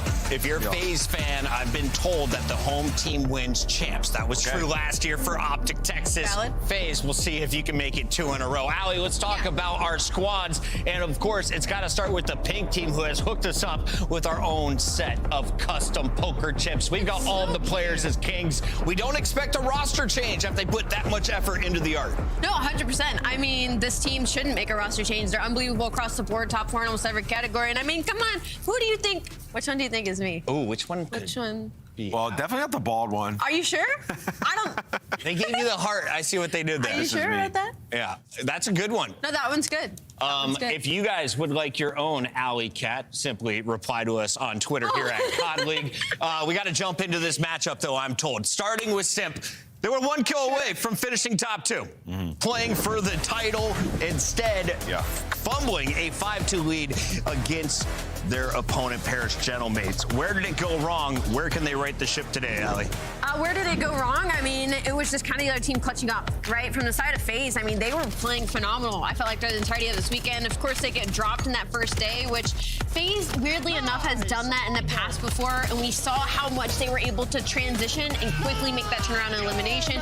Just didn't come out, but the S&D is still unbelievable. 6-1 record, won 3 straight hard points, and they started at 0-4. So that's looking at the light at the end of the tunnel. This is a FaZe team that when they did struggle, it was in hard point, and we've seen this before. It's because their fundamentals were lacking. They're not early setting up that rotation. They're not being on the same page, which is an easy fix for a caliber of players on this team.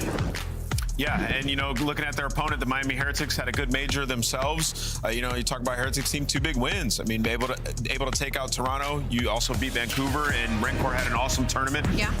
And with this team, they figured out their search and destroy. Throughout all of Split 1, I was talking about when they were winning last year, they were dominating their search, and particularly their game 5s. Yeah. And Super was making plays. Well, he was back to making plays, especially with the sniper in hand. And like we talk about the tape all the time, and you watch their search tape, it is awesome. Setting up traps. You know, they're the best team in the league at getting the bomb down on offense, which splits up the defense, and they do it a lot by misdirecting you. So it's a really tall task to go in and try to beat Heretics in 2 searches. When you got a guy like Rancor, you're probably taking a respawn. Yeah, but their hard points have sucked recently, right, Al? Yes, they have sucked. They're a huge hard point drop-off. They won 1 in their last 6, specifically because they're not good at Scar and Colossus. And obviously, as you now look at this spread, Scar is going to be that map #1. So that's going to be a big focus for Miami to see if they put any new work into that specific map mode combo. We're starting off stage 2 with a perfect 0-2 prediction record. I'm about to make it 0-3. FaZe?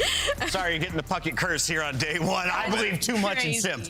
Yeah, I got FaZe taking this one, man. I think we can go game 5. I like this Miami team, but game 5, I'm going to take FaZe. Look, I got a pink chip, and I got a, I got a pink there you chip, go. and I got an orange chip. Which one do you think I have more chips? You thought this was your pink one, so I think you're going to go orange chip. So you already think I messed up, and I have to go the... Yeah. The odds kind of look stacked in FaZe's favor. I think I'm going to stick with Vegas in this one. Good use of the props. We're all going pink. Fans agree, which means it's a Miami Heretics upset. Here we have the most beautiful kings. It's the Diamond and Heart himself. Oh, that's so sweet. Thank you, Christopher. Listen, yes, FaZe favored this, but last year, Miami were a thorn in their side. You think the team that knocked out FaZe to get top 6 in Major 3, it was Miami. Team that knocked them out at Champs to get top 6, Miami. Something about this Miami team plagued them last year. I know there are some changes to both teams, but the matchup, I mean, it was exhilarating last year. That was like that 250, 249 Hacienda, all those insane series. Like, they battled, bro. Yeah, I mean, FaZe was always a team that kind of went towards a game 5. This is me, huh? Yeah, that's the updated. Oh. Anyways.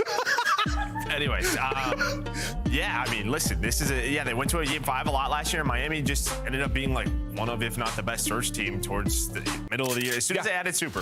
So yeah, thorn in their side, but the Des talked about it. Their Surge was getting back into form. Their hard point, though, it was getting better, but at land fell off quite a bit. It certainly did. Miami's still looking to improve. I mean, I think pretty decent run considering they started in losers and they had a slow start to the year. I mean, you win a couple series. Yeah.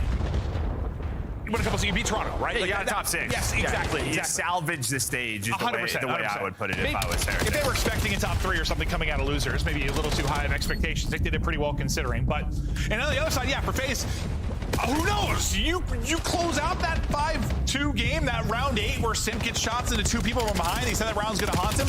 He gets a kill there. They probably win it. Who knows? They win the whole damn event. But instead, you end up getting a top 3. FaZe, regardless of roster, seemed to be a lock for like a top 2, top 3 finish. I think a lot to be positive about for FaZe Vegas, even though you walk away the 3rd. No, I mean, that's just it. Probably felt, they should have been the final. Who knows what would have happened with that matchup. They might have got smoked. I don't know, but like, who knows? Yeah, I mean, they played very well versus Optic Online, right? That was sort of the I don't know, turnaround for Draza with all the talks, his individual performance. But I think it was just good to see. But there's still work to do, a very motivated team. But talking about motivated, Rencor, yeah, their hard point was weak, but individually his hard point was not. And a great start here at 7-1. Yeah, he can shoot with the best of them. And trying to keep this streak going. He's got damage into 2 in front of him. Just going to lie prone and rely on his teammates to step up and finish off the weak players. Able to do that. Metal's great help over the top. He's going to get traded out, but Real just soaking up the time, playing his life, getting closer and closer towards that Hellstorm.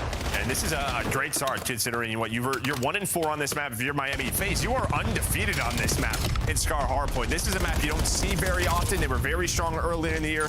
Started off 3-0. Team started to veto it versus them. So, I mean, they're happy to see it, but not the start that you want. I mean, Simp 0-6. When do we see that? Not very often. No, they're waiting for Simp to spawn in. That'll probably help him out because he has been a superstar for them in Hardpoint or just in the respawns. Really, just kick off the year. Other guy that's been lights out for them really has been Abuza. He's been terrific statistically. But he had like that one winners one, like just slow series. Yeah. And he's had that before, even with Surge last year, where like he would just have these off days, and then it felt like after that off day, like he would just come alive throughout the tournament, get better and better as the tournament would go on. Sim still. Let's get to him. Can he find a kill? Last time he's on the board. 1-7 start, but he's probably trying to get a little bit turned up. Is there down 60? Early hold for Heretics, but yeah, I mean, for parts of this year, it has been, unless Simp has been going God mode, FaZe have really struggled in the respawns. That wasn't really the case at the major, but online it was a lot of the times. Yeah, then they started to turn around, right? We saw like these other guys step up, and then he didn't have to do that. But at the major, he just had some unbelievable performances. Almost got them to that final. Yeah, he's gonna have to turn it around here because I mean, Miami, they are doing everything that they want right now. A great start. Yeah, 3 players on 10. You're winning rotations. Already set up here at this P4. I really don't remember last time I saw a start like this from him though. 1-9. It's kind of insane. But still a lot of game to be played. But what did we see? If you talk back to like the first series of the day, it was like a 100-point advantage early in the Scar, and you saw how hard it was to come back in that. It was a nice effort for Boston, but they fell a little bit short. FaZe are going to try and get the juices flowing and get something positive to write home about, but they're still trying to break it here at 4, and you still have the spawns in the back for Heretics. A couple of big gunfight wins, though, and FaZe will be in a good spot with 30 seconds remaining. Super really going to be the last guy here. He's tagged up to 30. I was going to say in drop, but just a snap there with the knife. Yeah, we've been seeing this a lot, especially on this hill. When it's time to finesse, just pull out the knife, get ready to hit that button, hit the melee button, and find that kill. The problem is, though, all of FaZe, as soon as P4 spots, you saw like 3 Dravics come out. They knew they had to get Mixy. They're able to find those final 25 seconds to get them back into the game. So nice stuff from FaZe to get into it, but still a 50-point lead here for Heretics. Yeah, maybe it's starting to come a little bit alive. Simp is starting to at least find some kills. Nettles, though, was terrific in transition. He found 2 at a key position when FaZe were trying to battle for spawns. You still have 04 just kind of lurking, waiting for his teammates to maybe pressure from the front. They're able to combo on a nade.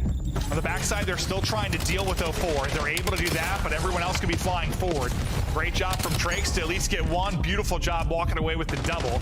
Had a bit of help there, but from the front, they're still able to hold it. Solid stuff so far for Miami, and Now, what FaZe were able to chip away at is getting pushed out again here. Yeah, I mean, just great life out of Trace. Able to play his life. Now he can get aggressive. And, I mean, he just has so much map control. He is forcing FaZe to pretty much flood through mid-cut. So all the info over to his teammates. Super now going to have a freebie. 0-4's towards that plane heady. But that is a good chunk of time at this P5. Yeah, I mean, Rancor had that insane start. Still solid, but, like, everyone else is right there with him. I mean, the entire board positive right now for Miami. FaZe simply getting beaten, outslayed, and fried. Really, it started from the get-go. We'll see if they can turn it up now in the second set of rotations. Metals will be in, soaking early. Help on the crossfire here with Trakes. Him and Metals able to combine to take one down. Simp got one. He's looking for an opening. Well, maybe he thought he found the opening, but Trakes will find the angle, get in behind. Yeah, Trakes is another one who at times on Scar just is prone to these slow starts. But rocked in an M15, right? Not always just trying to force the Dravic, and it is paying off here. But Heretics in the lead right now. Let's go to a listening with Miami.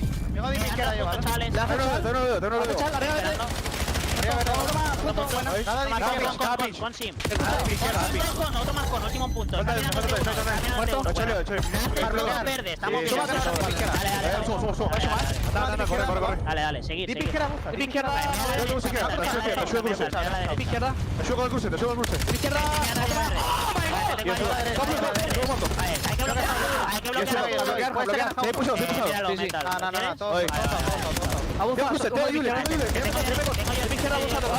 Te tengo arriba.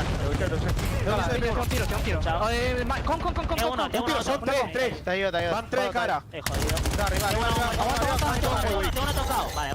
Te das piña. Toma vuestro tiempo. Arriba, chavales. Da ruta. ¿Ayudáis? Uno sí. Vamos por arriba. Sí importa. De punto, la caja tumbado. Arriba. En la derecha. Conmigo. Una, dos, tres. Arriba otro. Va para uno sí. Arriba y punto. 17 segundos. Vamos a limpiar el scrap. Dale. Ahí no, tengo uno. Dos. Uno está en Wick, muerto. Otro está en la caja. Marquen abajo. Se mete dentro de marquen. Marquen traza un tiro muerto. Uno. P1 y spawner. Arriba tocado. De uno. P1 y spawner. Vale, uno va a market. Marque más echado. Se vuelve dentro de market. Vamos a limpiar mapa. Miami still rolling, still a balanced effort, firing on all cylinders, and looking to walk away the map one win. Just need about 50 more points, but if FaZe's comeback is going to come, here's where it starts. They have a nice setup here at 3, in position to maybe make a run, but they're going to have to chain together several here to come back. Yeah, I mean, you're just getting such a balanced effort as well from the Miami side. Obviously, a very motivated group right after Major 1. I mean, listen, Rank came out and there was like 3 or 4 of them immediately in like the top 20 for the top 250. So these guys know they got to catch up. And so far here in the map 1, a much better job here than what we've seen on Scarf. I was worried maybe we were going to have all 3 O's today with the way things were playing out, but still might. Yeah, I guess still might towards Miami. Yeah, but we'll see if this series flips on its head. But with the break there, they get the remaining time. Still, I mean, a solid hard point for FaZe. It's just tough because you're in such a deep hole. And now some big kills coming. When knew it's about to pop, last guy here is going to be Draza. He has to go nuts, not able to do it. That is perfectly done by Heretics. And honestly, that play there might seal the game. I mean, I don't know how Rentor gets 2, though. Just great shots from him. He is on point. But then you look up, and Super, I think this has been, I don't know, a key. Is like, we just really haven't seen this Super, especially in the respawns that we saw last year. Yeah, so last year, so it's this year, yeah. Yeah, I mean, we've seen it at times, but not as consistently as we have seen it in the past. But throughout this map 1, he's dominating. He is frying. They came out and threw a haymaker, and they have kept FaZe on their ass. Still a chance, I guess. I mean, sure. A glimmer of hope, as I say that, 4 dead. Yeah, that might absolutely be gone. You'll get the tick here, so FaZe have to contest, have to somehow win rotation as well. Yeah, Rentor's already through, so he's going to help out. He's going to just stay green side. Well, he's going to get a couple of kills on cutoff, but it doesn't even matter because he's going to be there. You see FaZe right off spawn towards Motel. They're trying to run towards this P5. 1 more second needed. Rentor is there. Beautifully done by Miami. Incredible opening map from Miami. Listen, I don't say this often. Be one of the few times I say this in 7 years, but Simp got shit on. I haven't said that many times, but he got fried. I mean, it felt like he couldn't buy a gunfight win over the course of that. Just got dominated by Miami. I told you these guys are a thorn in their side. We'll see if they can wake up. Draza's got the I just woke up hair. You can see that coming out of him for sure. They need to turn it on. That was, I mean, it came out flat. And this FaZe team has been a little susceptible to that, especially in hardpoint. Hardpoint obviously has not been their strong suit, but that wasn't all that close. No, I mean, especially considering that's been like their best hardpoint on the year, and in Miami's weakest. So if this is going to tell us a story, well, this is a great sign for Heretics. Oh, absolutely. You get decent volume out of like Abuza. Outside of that, pretty much stinkers all around, especially out of like the SMG duo. Granted, this is not really an SMG map per se. You're gonna see M15s out more often than not, but they just get dominated. And that's just a fantastic looking scoreboard on the side of Miami. You get everything you want. This is a streak from Rancor to kick us off. Played his life so well here at the P2. Little two-man game of medals to open up a nice lead. And the closest it got was like 50-ish? It was right after this hill. And then, honestly, what was just so well done was that P5 by Miami to keep it up to a 100-point lead. Usually that hill could be very mixy. It's easy to find a break, and that's where we were on board with Trace. He was able to get pushed out plane side. They had so much room, and you can see it gets back up to 110 after FaZe got it close at that P4. So just great response out of Miami. I know it's weird because I guess they got a top 6, right? Despite the, starting in the losers bracket, but outside of, I guess, like Thebes, like, do you think teams with like the most room to improve? Probably them. I guess you'd say Toronto too, but I guess I'm not thinking Toronto after the last year. I'm a little worried their struggles are going to continue.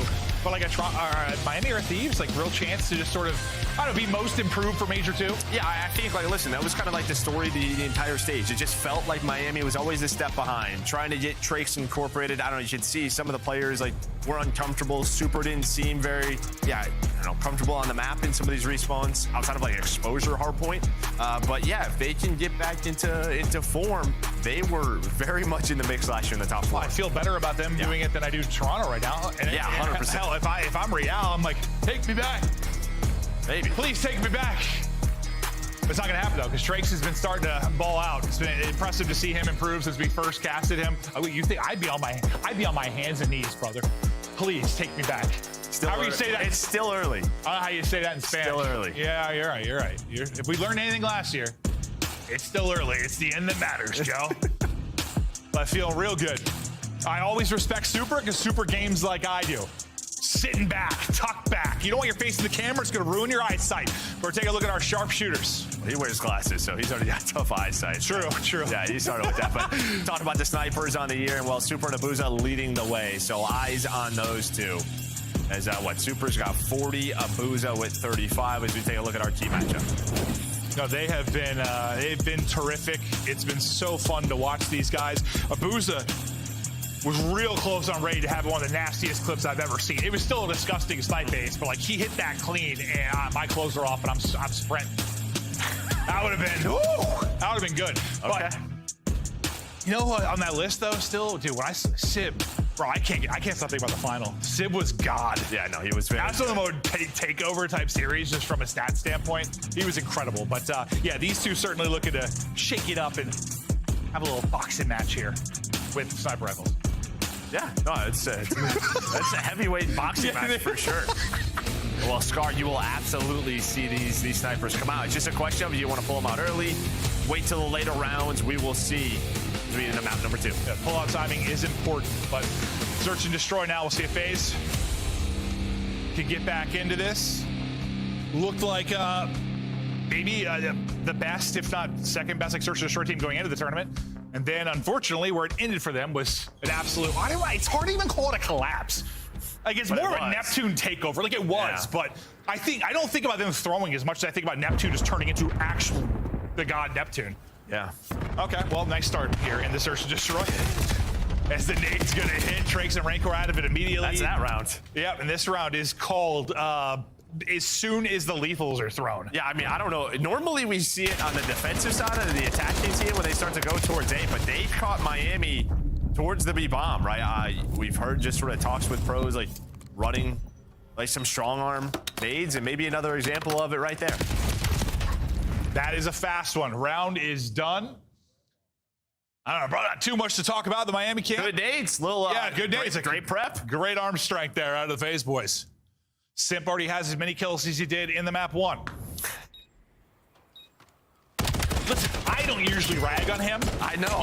I think he is the best player I've ever commentated. I usually am called out for being too much, his fan. So when I get a chance to make fun of him a little bit, I have to. I have to. I get it.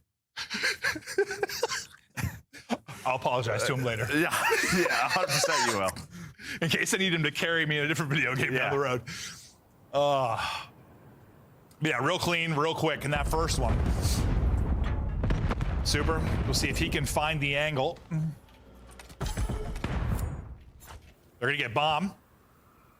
And now look to plot their attack. You can see grouping up over towards B. Playing real far forward. That's a sticky right in your bum hole. Yeah, nobody wants that. Nobody wants that, but it may not matter. I mean, maybe that's how you set up the round. That's true. Just listen, we talk about selling a fake. That's selling a fake. That is selling. They're not going to go B. Trace just runs at him, gets 2 kills. Absolutely not. Incredible play. That was all planned out by Miami Heretics. Beautiful job there. Sim trying to get an angle through the smoke. Not going to happen. Him and Abuza going to try and clutch up in a goofy round. I just saw it happening because I've done that so many times already. I'm just like, oh, my bad, bro. Someone jumps right in front of you, and that's it. Take that right in your sweet spot. Abuza can't hit the shot. He's going to get dropped. No more sniping hand. It's all on Simp now. 1 versus 3. Had an unreal tournament individually. He's been nuts in search, and we'll see if he can clutch. There's one. Not able to chow the second. He will get dropped. Nice little comeback in a 3 versus 4 behind the old kill my teammate and then kill all of you strategy. Honestly, I don't even know how that worked. We were just kind of laughing. I don't even know. 100%. I literally was not even looking at the screen. I don't even know what Trace just ran up to plate and he got 2. I have no idea how it worked, but it does. Metals, they're trying to line this up on 0-4, and Rentor's trying to get some shots in, and unfortunately, it's just... Oh, it's right to the... that's the calf. The top of his calf, yeah. My apologies, it wasn't where I thought he placed it, but good view there in the slow-mo. Thank you. Imagine if it was just stuck right there. Perfect, yeah. No, that would have been good. That would have been good. FaZe offensively now grouped up. Battling it out towards A. Well, Draza no longer battling. 0-4 no longer battling. Super. One of your leaders in the sharpshooter department. He is going nuts. Simp now left at a 1 versus 3 again. Able to take out one. Much more manageable than the last time around. He has bomb in hand. We'll see if he can walk away to the clutch.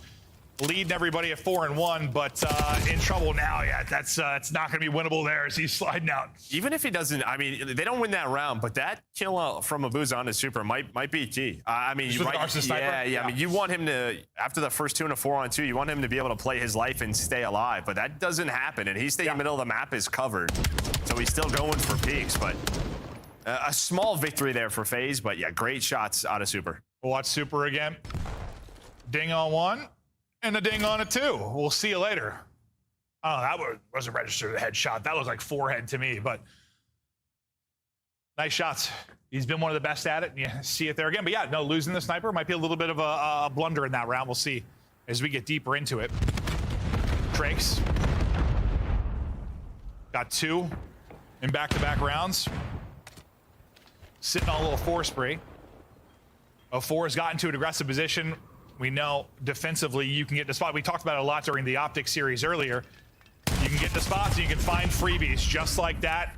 It's just, it's hard to deal with. I mean, that is a confident play out of Super. He is trusting his stun right there, but just not checking the corner, but it still may not matter. Another first blood for FaZe on a defense, and well, Miami still might win the round. Yeah, it's starting to become a theme here. Sticking it. Worked to get bomb in. I think Abuza had a snipe again over the top. Oh, he thought he finished it. Oh, well, it was Metals. It was Metals. It wasn't Rentor. I'm gonna protect him. That was a team shot, but it didn't look great. No, that takes me back to that. Hold on, no, hold on. Okay, this is a crazy map. That takes me back to the round 8, though. The Colossus Simp had like shots into 2 in the back, but this is a little different. Why'd you bring this up again, man? This is crazy. You just think you have one dead, you snap off him. Well, yeah, he thinks he's sliding back. Like, why would he slide back out? But he did. Catches him off guard. Abuza almost turns that 1-on-3 into a round. But Miami, find another one in a 3 versus 4. He was real confident he had the kill, though. Unfortunately, did not. Abuza nearly something wondrous. But yeah, this has been a wacky one. It's been a fun search. Usually, the goofier they are, yeah, it's a good thing. The more fun they are. Yeah, I mean, it might not be the best plays, but they're fun to commentate. Trake's, I think it's 3 rounds in a row now with 2 kills in each, so he's up to a 6-3. Simp, well, started the game with a nade to kick things off.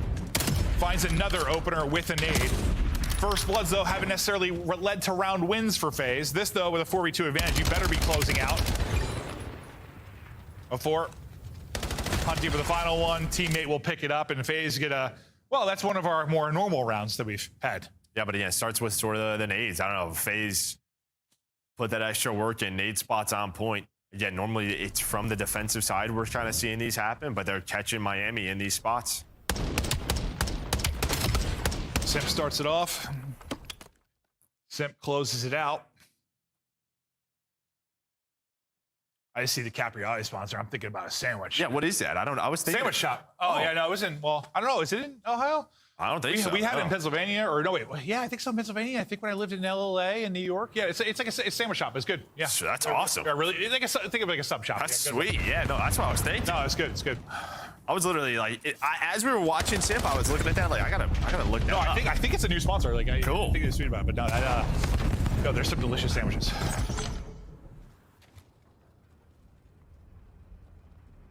It's another first blood here for FaZe. Behind a nade. Yeah, exactly, behind a nade.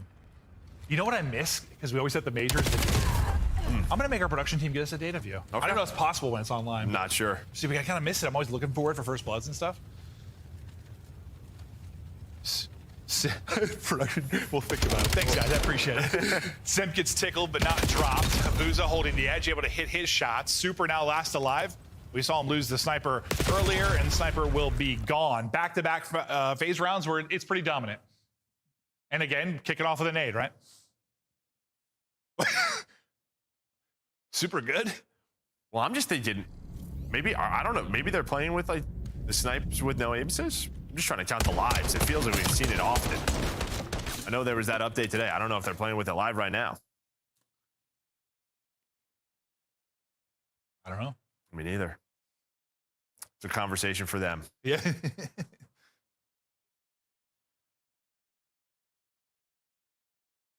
We'll see what FaZe strategy they take into this one after a couple dominant ones. 3 straight for Abuza and Simp. Miami kind of trying to slow this down with a couple of tough rounds. Abuza looking for a pixel. Getting pushed up out here mid, trying to get a one-on-one chow. I don't think it's going to be a one-on-one chow. Trakes might get a bullet into him as well because Draza got deleted. Super's going to hit the snipe on his side, so it looks like we're, I don't know. It's out the whole time. Yeah, okay, it's out the whole time. Yeah, it's got to be. I've seen a lot of deaths with it, so I'm not really sure what's going on, but it doesn't matter to us. We're just going to commentate over it. A 4 and a 1 versus 3.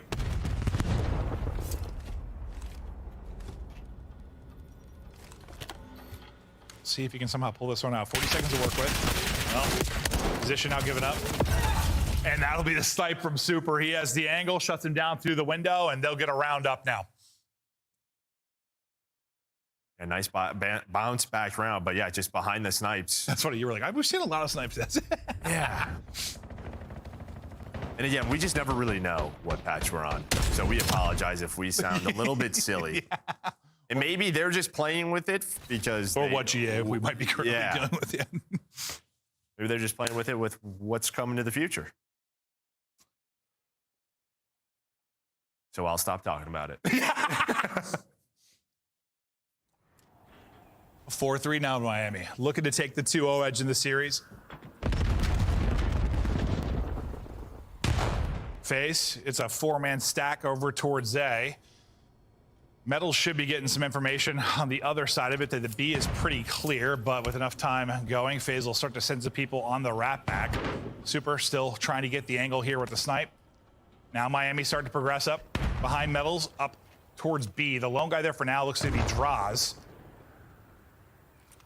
Looks like Draws in the minimap just peeked it, so I think he got some info. He might need some help, or maybe not. Yeah, I don't think you have nobody mid-cut. Yeah, you have nobody mid-cut, so Metals is just going to walk up. Normally, you have someone in the middle of the map to help out Draws, but you played so aggressive A side where it's just Draws on an island, and he gets caught. Yeah. Sim's able to find one, but 04 is nowhere near this play. Yeah, like I saw him shoulder like on the minimap, so I thought he got info, but when no one came across, I guess I was like, maybe that's not the case. But also, I didn't know there was a smoke down when I was looking at the minimap before we got over there, so probably doesn't get any info. Now it'll be Abuza in 04 trying to retake this. Nice little slide out and chow there from Super. 04 last up, another opportunity for a 1v3 clutch. I think Sims had a couple cracks at it. 04 now his second opportunity. Spots him, but best of luck with sub in hand to win this. Some fights inside the house he'll take, but I don't know. Dravish, they can win that. Yeah. Absolute beamers. Trying to make him panic a little bit, maybe with the smoke. Oh, it would have worked. I mean, he had the right play call. One was going to jump out and check, instead turns around, and we have seen timings go wrong inside that house. Oh, yeah, if he just like sat there and looked right for another second, that might be a clutch he's able to walk away with. Instead, Trakes continues his great game, 9-4.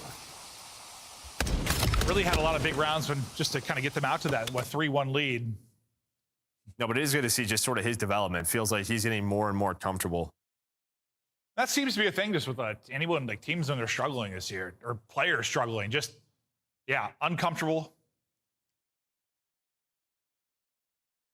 Maybe he was a little bit to start, but as you said, starting to find his role with this team, leading the entire lobby and a round away from the 2-0 edge.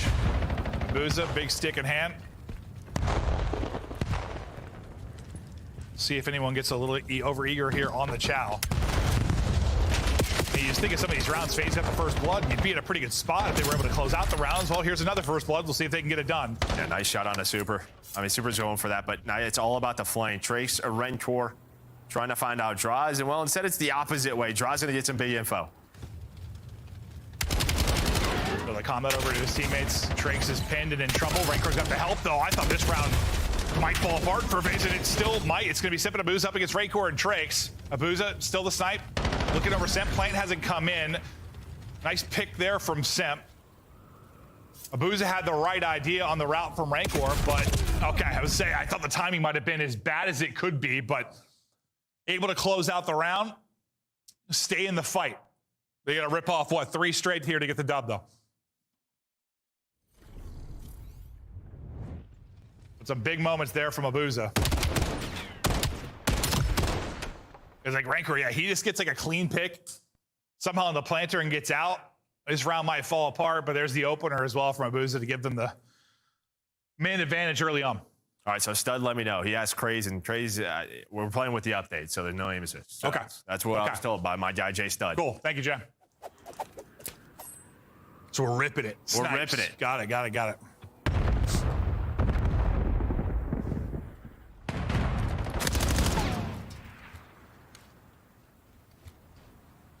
Trakes had a hell of a map, just trying to bide his time.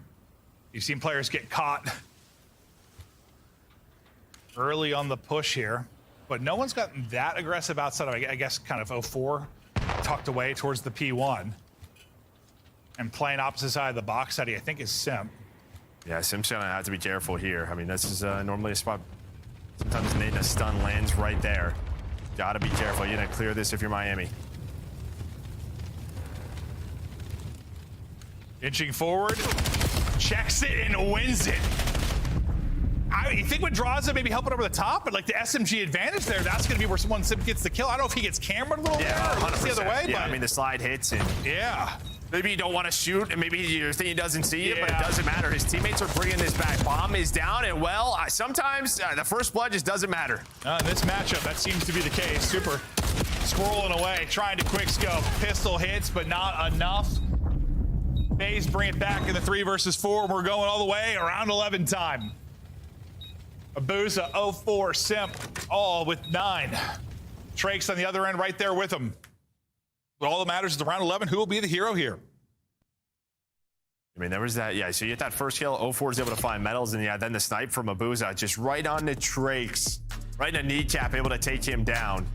So you turn that around quickly if you are FaZe. Have the 3 versus 2, a nice retake after Sim gets blooded. Beautiful. Now, I'm going to just say whoever gets first blood loses. No, that's what it's been. It's been a decent amount of it. Offense for Heretics.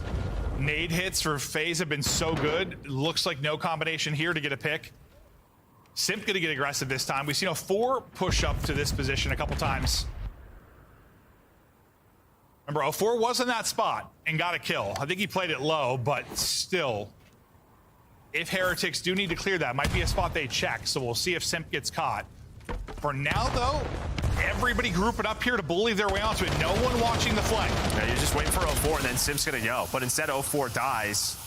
And now Simp's just going to pretty much wait for that. Well, yeah, you're hoping your sniper is able to find a pick. Instead, now Metals can watch the flank. You just have to get the bomb down safely. Group up and hit it is a strat for Miami. Simp, though, he's going to stop the bomb plant. That's a massive pick. Can Draza stay up on the other side? Draza Chow's going to get away. Able to get away with 10 HP. Simp wants to try and help him. And honestly, I think he's done enough to allow him to get out. Chows gets damaged into both. Both so weak. Draza's got to go. Oh, I thought weak enough that he could finish it off, but that's not the case. If Draza gets back to full HP and can Chow a little bit quicker there, damn, that might be a round win. And like Sim's sitting it there, so Draza can't get hunted down, but maybe you just get shots in the first and you get back up, but even then you might get chased down.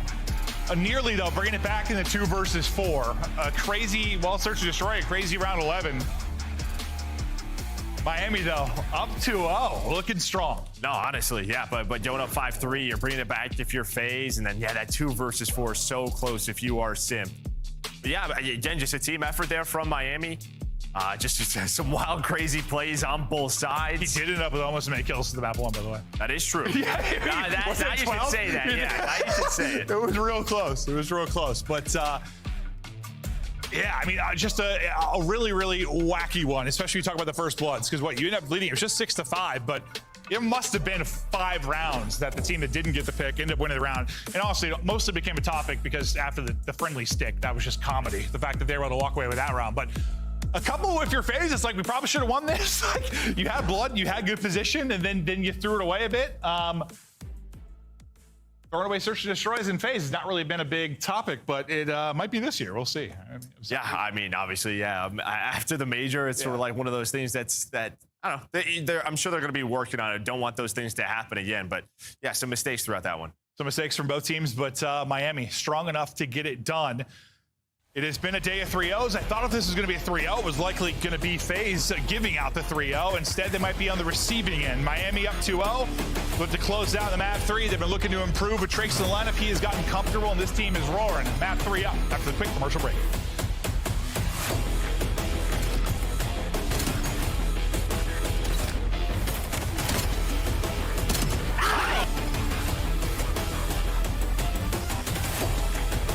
Champs tickets are on sale now. Come see the best teams lock in for this season's grand finale in fabulous Las Vegas. All 4-day passes come with early venue access. Head to FazeVegas.com or scan the QR code to get your tickets now. Scuff, official controller of the CDL. Start the season strong with the 2026 Call of Duty League Pack. Grab yourself the CDL operator by scanning the QR code on screen or check it out in the Call of Duty store in-game now. Black Ops 7 returns to the Esports World Cup in Riyadh this summer. Scan the QR code to be notified when tickets go live later this month. Monster Energy, the official energy drink of the CDL. Oh, great. This again. Oh, they're gonna dig this. Enemies up in my sight. They better run for the night. The when we show up, we load up, and we pow, pow, pow. Finish the mission. Hoorah! Can I get some help? On the way. The gap, freak bag. Rising, they climbing, they guarantee we never stop. It's you and me against the world. Controlling the show. Blow for blow. You cannot see me. I leave eyes closed.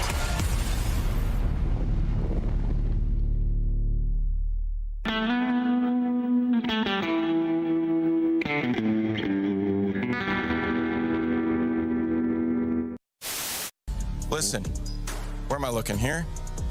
It's Mother's Day, all right? Call your moms, all right? And maybe I'll call them too.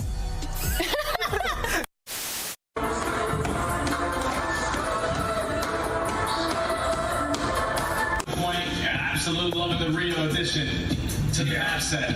And you get into the Karachi SD just so. Reset. I'm in. And we can. I'm trying to be dead. And we gonna heady. One more me. I'm in. Dashing one shot dead. I'm in. One shot. Dead. What? Wait. One more dead. Alright, push it. I'm Pink cross. Go one more me. There's the check. Oh, I like it more. Spray me in the face. Bro, what? This is like a new person. Like I don't even. The first person that came to mind is Joe Deceives. Who's the second person? It might be me. Nah, it can't be me. I don't wear glasses. Hixie, yeah, I'll say Hixie. This has to be MC and Real. I'm gonna do. I think that's MC and Joe Deceives. Bro, I'm gonna say MC. Yeah, I don't know who the second one is. I have no idea. I'm just gonna say MC for one of them. It's me? It's you and Joe Deceives. How? He wears glasses? That's Joe? Damn, bro. I'm getting one at least. I knew it was MC. I just didn't know who else was on there. Joe Deceives? Oh my god, dude. That's a good one.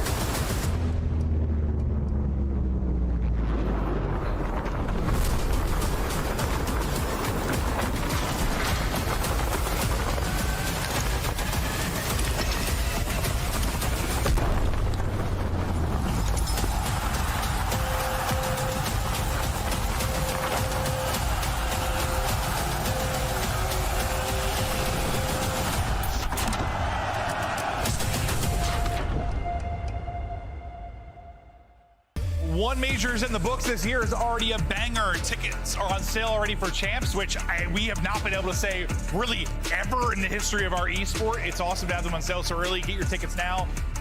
It's going to be litty. We're going to Vegas, and yeah, Joe's going to party. I'm not. I'm way too old for that. But I'll see you there. That's for sure. Scan the QR code. 100%. Scan the QR code. Grab tickets.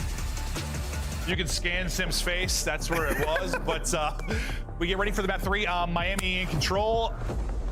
Map 2 certainly winnable for FaZe. Map 1, they just came out too flat. Like, there were some moments of life, but not really. It was not a pretty map 1.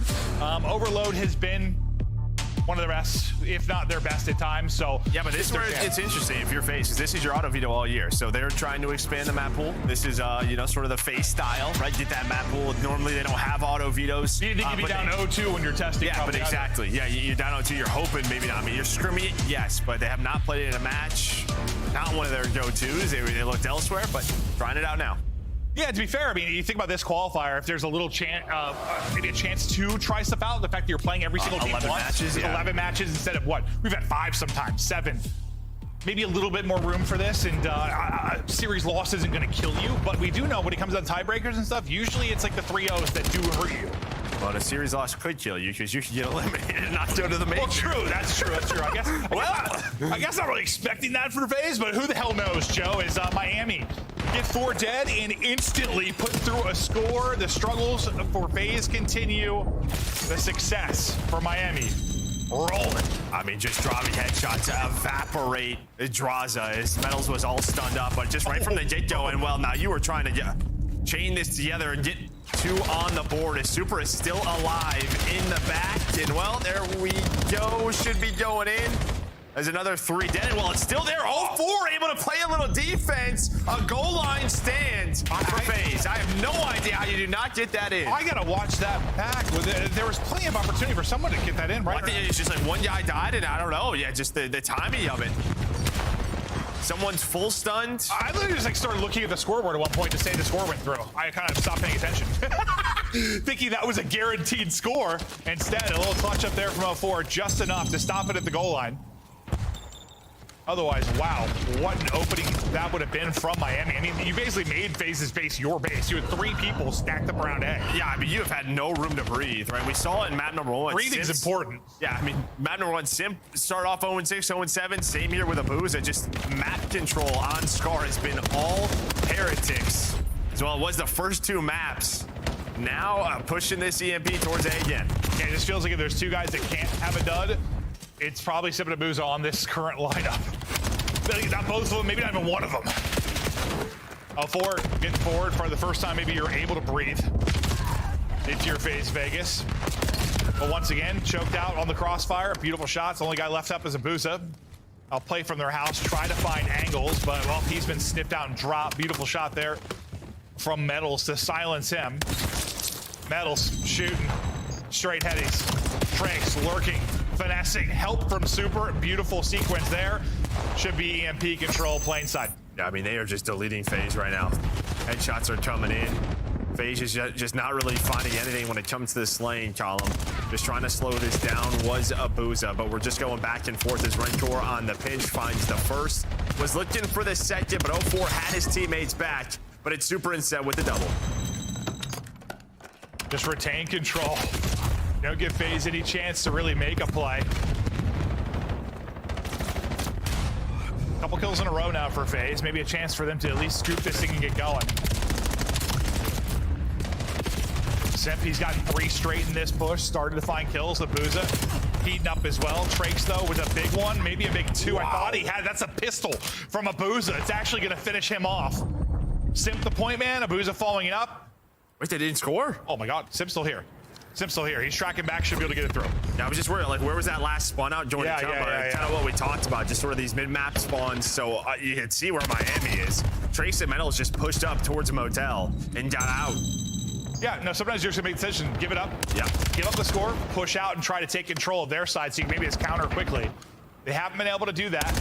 I think, FaZe, you feel pretty good considering not how the opening couple of minutes went. Yeah. The fact that you could have been down 2 to 3 almost immediately. But, I mean, Simp and Abuza got hot. They started slow. Once they turned it on, you started to see some success here for FaZe. Yeah, I mean, when you're attacking that green side, like, sometimes you just put people into a trap and they cannot get out of it. But Miami have done very well attacking on this side that they're on. And while they continue to do so, you have 2 players up in Trakes and Super. The players all spawned in and have to deal with the EMP. So Super's going to continue to slay. And slaying he is finally shut down by Abuza. Even the shots there. Clean little snap. I thought he was going to win that gunfight as well. Drake's had a good bit of finesse, but did enough to buy his team time to get through a second score. So you silence the little bit of a run there from FaZe.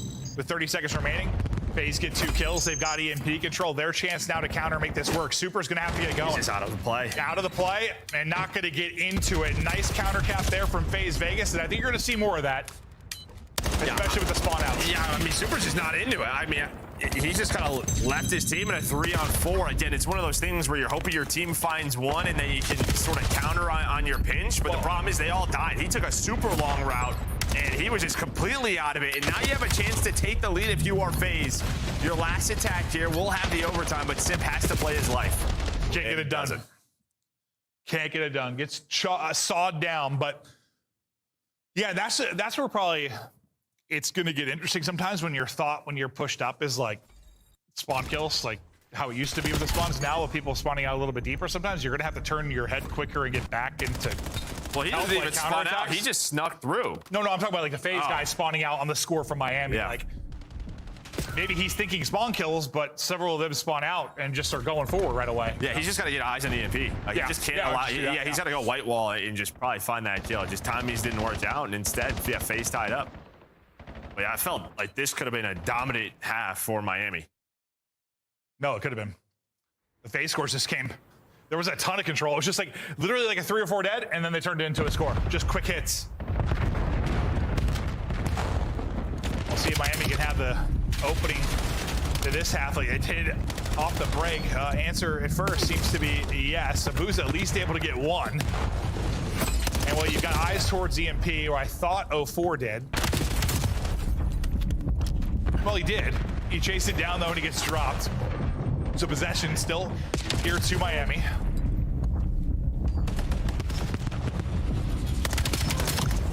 Got back to full. Nice little reposition and chow there from Tranks. A great opportunity here to put through a score. Trophy doing work. 04 doing work. Draza finds a kill as well, and that'll silence the push. Rancor able to get out at least with drone in hand. Yeah, I mean, that's just, back it up. That's all about the nades there from FaZe, right? Just slowing down the attack. Just, you had numbers, but the stuns just a little bit too much. Slow it down for Miami, and now you have to reset. So good attack use out of FaZe. We've seen a lot of that this year. Come off spawn, hit your nades, and do the defensive work for you. Big fights towards mid for control, maybe scoring opportunity. Looks like it's all traded in favor of Miami for now. But EMP's been stalled out. For the most part, though, FaZe have been kind of ended. Yeah, I mean, this is normally what kind of happens. As soon as you lose, like, motel control, mid-map control, you just kind of have to sit in the back the way that Abuza and 04 are. And just sort of wait for them to push EMP and then go. Or you're just going to get spawn killed by Rancor as he's able to find the multi-kill, but they've done enough. That was the last player in that push. Rancor, yeah, he goes Terminator and gets all 4. And yes, there's no score, but at least... Well, you make sure FaZe are still pinned in just to make it those kills, right? They're also coming off spawn. You've got advantage of getting back to mid-map with your heretics. Simp earned a streak. Simp's going to call it in. I think worried about that exact thing. Like, we're all coming off of spawn. They're all going to be in their spots. Let me call them the streak and get us a little bit of position here. Yeah, hopefully that's what they're hoping, but it may not happen. That's what we're talking about. That trap can be so tough. Simp has to invest into a streak to get him out of it. But even behind that, you already have pressure. Top green goes Tracy, finds one. Shot punches in Super with the pistol, and now you're up 1 if you were Miami. Beautifully done. It felt like it was just a matter of time with the map control they've had. I mean, you have played from your defensive third, basically, if you are FaZe this entire time. No, they're in hell. Oh, absolutely in hell.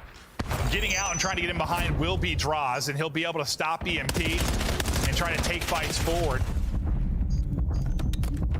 As he gets dropped, you're kind of right back to the same position. Knives in your jugular, Gunny in your back. Everybody getting dropped up to 6 in a row right now for Super. Hellstorm in your back pocket, up 1 with 2 minutes to play. You're feeling good. Yeah, this kind of reminds me of the first half, though. Like, FaZe are just finding 1 kill, like, or the EMP, and just slowing it down. So they're still into this, but it just feels like Miami have been in their base. Well, it's now Miami's base, right? Yeah, no, honestly. This entire half. Yeah, they're leasing their base. Yeah, no, really, they really are. Super just earned the streak. Super's going to call it in. Well, he dies. He'll get picked, but we'll see what he can get behind this. I'm trying to run this. Nothing going to come away from the streak.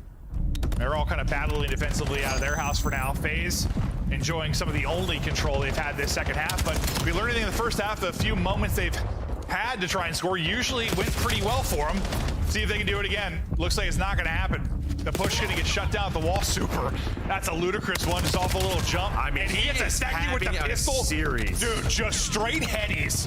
That is disgusting out of Super. 30 and 17 on 4 in a row, add to the streak. And well, getting more value out of your gunny right now, pal.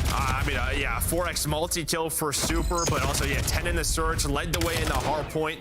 Great stuff out of him, but FaZe are still here. We are not done with this, and somehow it's tied up. They have just done enough to stay alive in this game, and we are continuing on. I don't even understand how we just went from that Super play I have no idea. to FaZe scoring about 30 seconds later.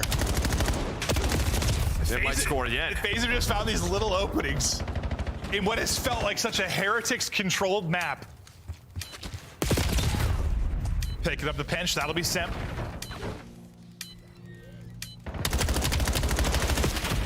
Super, he's been a hero. He's gonna need some more heroic moments. Rentor's got to be careful here.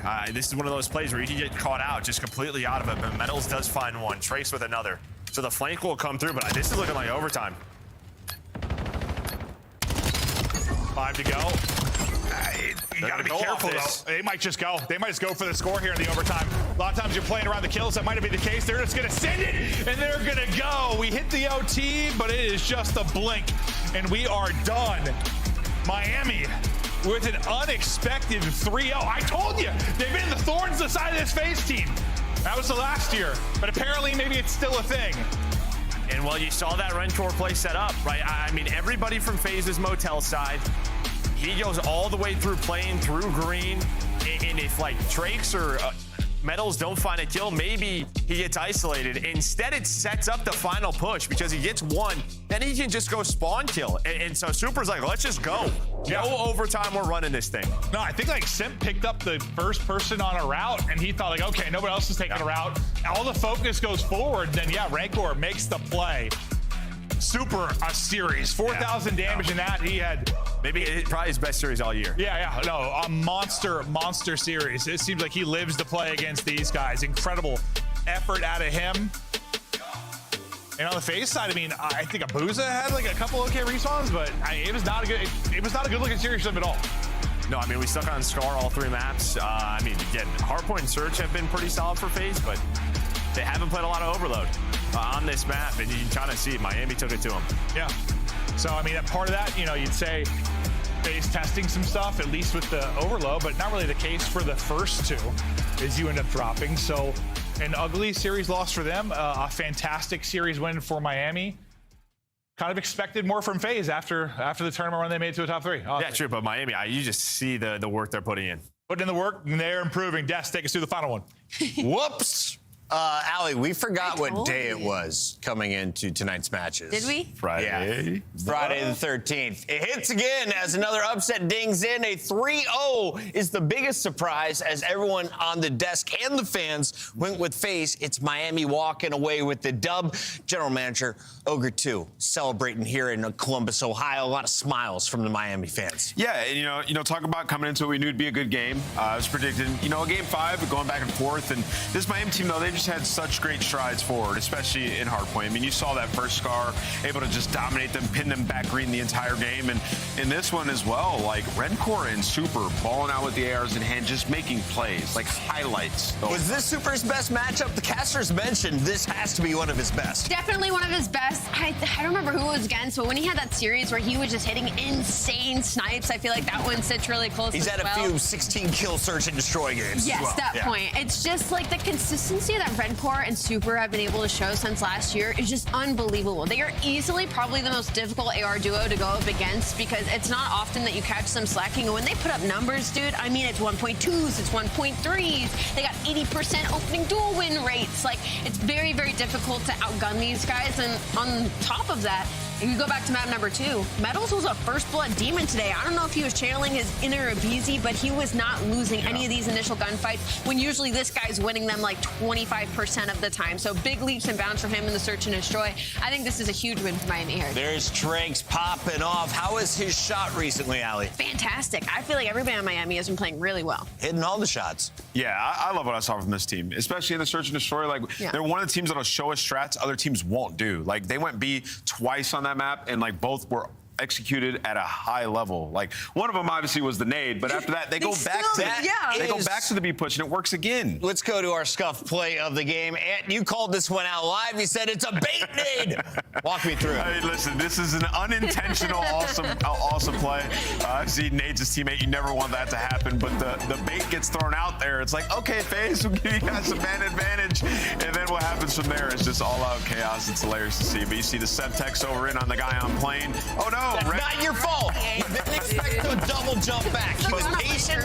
But look what happens after that. It's like, okay, all right, we're going to play aggressive because we got numbers. Rips one over by P5, finds another one up top in 04, and now we got B push. And then later in this map, they go back to the B play because they realize that there's only one guy in Draza, and who was that? You said the guy getting the first blood's Metals? Yes. Runs up and just rips Draza for the first blood, get the bomb down, they win. And the interesting point about Miami and S&D is they're like one of the only teams that actually really splits bomb sites. They're at about 30% on their planning A and B, where most teams are sitting at like A heavy 30%, B side maybe 10-15% of the time. So it's not easy to predict them on attack.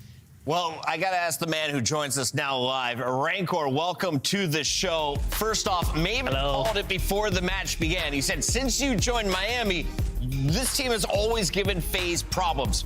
Why do you do this to Simp? What's going on? I think it's the new El Clásico. No more Optic against FaZe. I think we were the Clásico against FaZe and against Optic.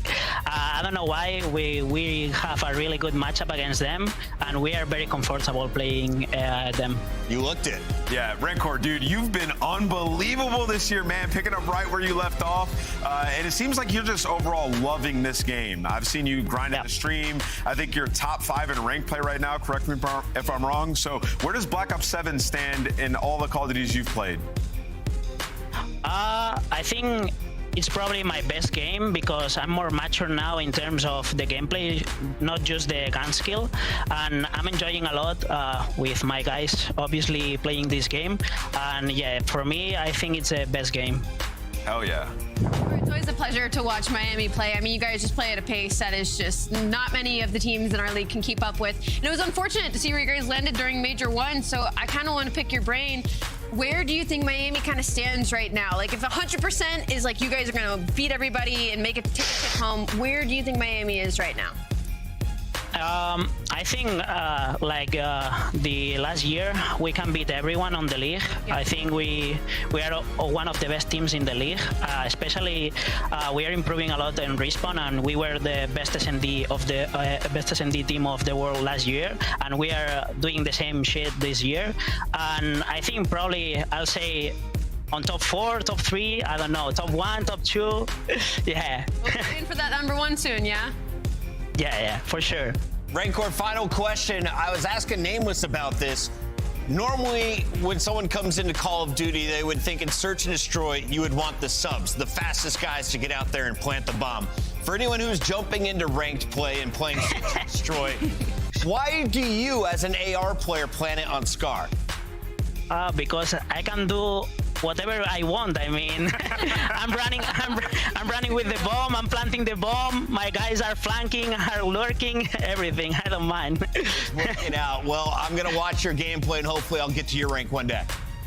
Thank you, guys. Have a good one. He's top 4 in the world. At least that is the game plan right now. Rancor, a superhero since coming into the league. Yeah. He popped off in his home country of Spain, and ever since then, Miami has been a threat in this league. Question, you had him where in your power rankings, and do you move him up after this win? Oh, Miami, we had 6th, I believe, 6th or 7th. Yeah, I mean, they're in the mix. It's hard. Yeah. I mean, once you get to 5, it's very, very difficult. So yeah, they're in that mix, right around there, 4, 5, 6. Definitely help their case whenever.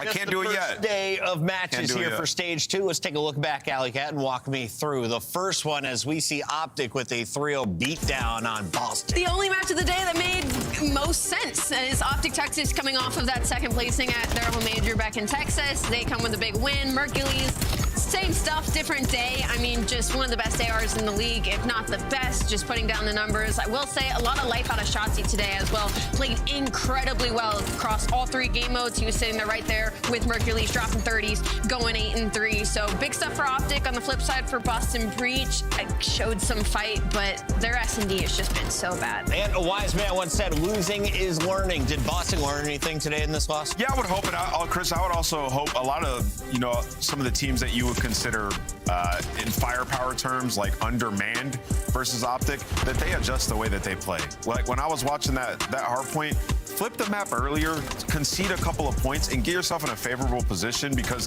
you're just getting farmed the first half of that game. Yeah, but flip the map entirely, especially on that Scar. And I saw it twice today. Okay. Teams got to learn, especially when you're going up against a team like Optic. Big shocker of the day. This is where all the fans went wrong. But first, we got to show some highlights and love to Nero. The Carolina Royal Raven goes back to his online ways, a plus 24 as he joins Mercules and Super as the top performers on Friday. Carolina, though, this is the squad to look out for in the online qualifiers? 100%. Absolutely. They might be them when it comes to online. Yeah, they walked away with a 3-0. Let's walk you through how they did it against Koi. And I want you to keep an eye on Insight throughout this series towards the end. Did he disconnect? Was a rage quit? Is there problems in the Toronto camp? There's a lot of buzz on Twitter right now, Ant. Yeah, I mean, Chris, to that point, from everything that we've seen, there's definitely turmoil. 100%. To what degree, we don't know, but we've seen tweets, seen him leave the game, and then their gameplay just speaks volumes. I mean, dude, they're getting collateral sniped running down long with no nades in the sky. Yeah. That's a problem. And even if there were, there's more than likely a trophy at that round in the game, right? Like, we're not watching corners. Exactly. This play was just difficult to watch because it's like, now you know the guy's there. Why is nobody out challenging? It just doesn't look like the team that's kind of been gatekeeping, I feel like, the top 4 in the past couple of years anymore. Yeah, and this is the first time in the history of the CDL that Toronto have lost 6 straight matches. Oof. The first time in CDL history that has happened. So they're at a crossroads and they're in unfamiliar territory. There's a lot of drama bringing Real over from Miami Heretics into the Toronto Koi camp. We wonder, will he return to a Spanish squad? It doesn't seem like this is a comfortable fit right now, or will he be able to step up and be that superstar SMG that they signed him to be? As you look at the numbers, we've got 3 teams sitting at 0-1 and a few surprises as Miami Heretics and the Royal Ravens are in the top 3 for now. Tomorrow, we have 4 more matches coming our way, though. Yeah, and remember, everybody plays everybody. The bottom 2 will not be going to Birmingham. Tiebreakers are going to be massive. You're playing teams that are around your sort of tier. You got to be able to win. So huge win for Carolina today. Allie, as we take a look at the future, what are you excited for as we close out the first week of Stage 2? I'm excited to see LA Thieves, to be honest, to see if there truly is a huge change off of putting Genny on the bench.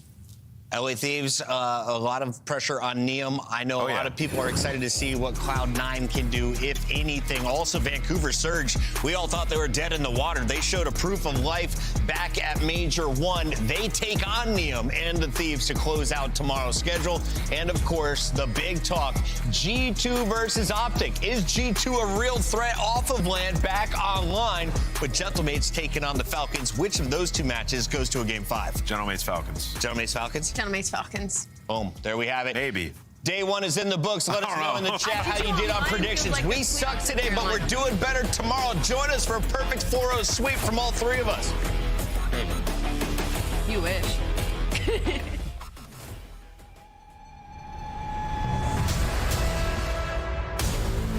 We back for another one. Another one. Here we go. Come on like that. We back for another one. Here we go.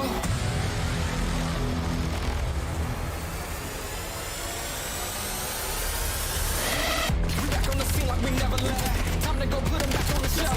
No, we do not need permission. We came in alone, now we leaving here by ourselves. Now nobody wanna play me. Everybody think I'm crazy.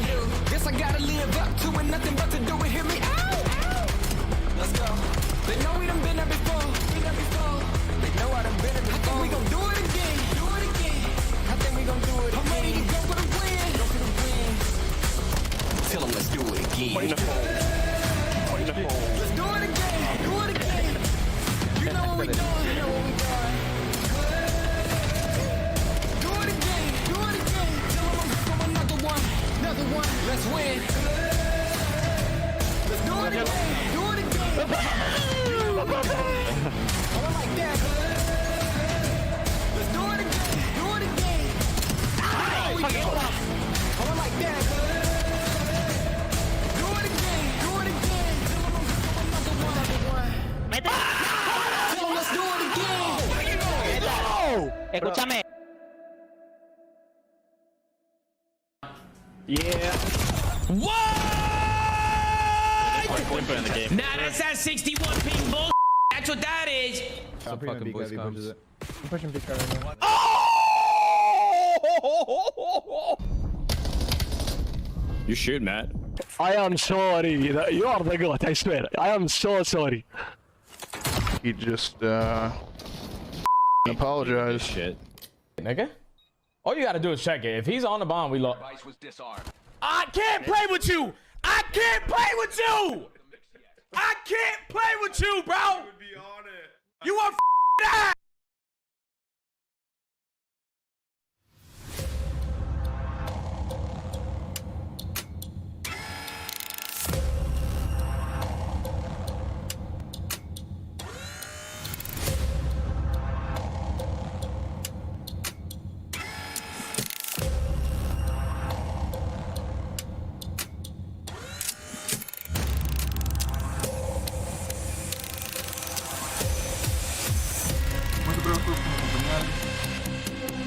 Por aqui, não me despedir antes de dar um banho.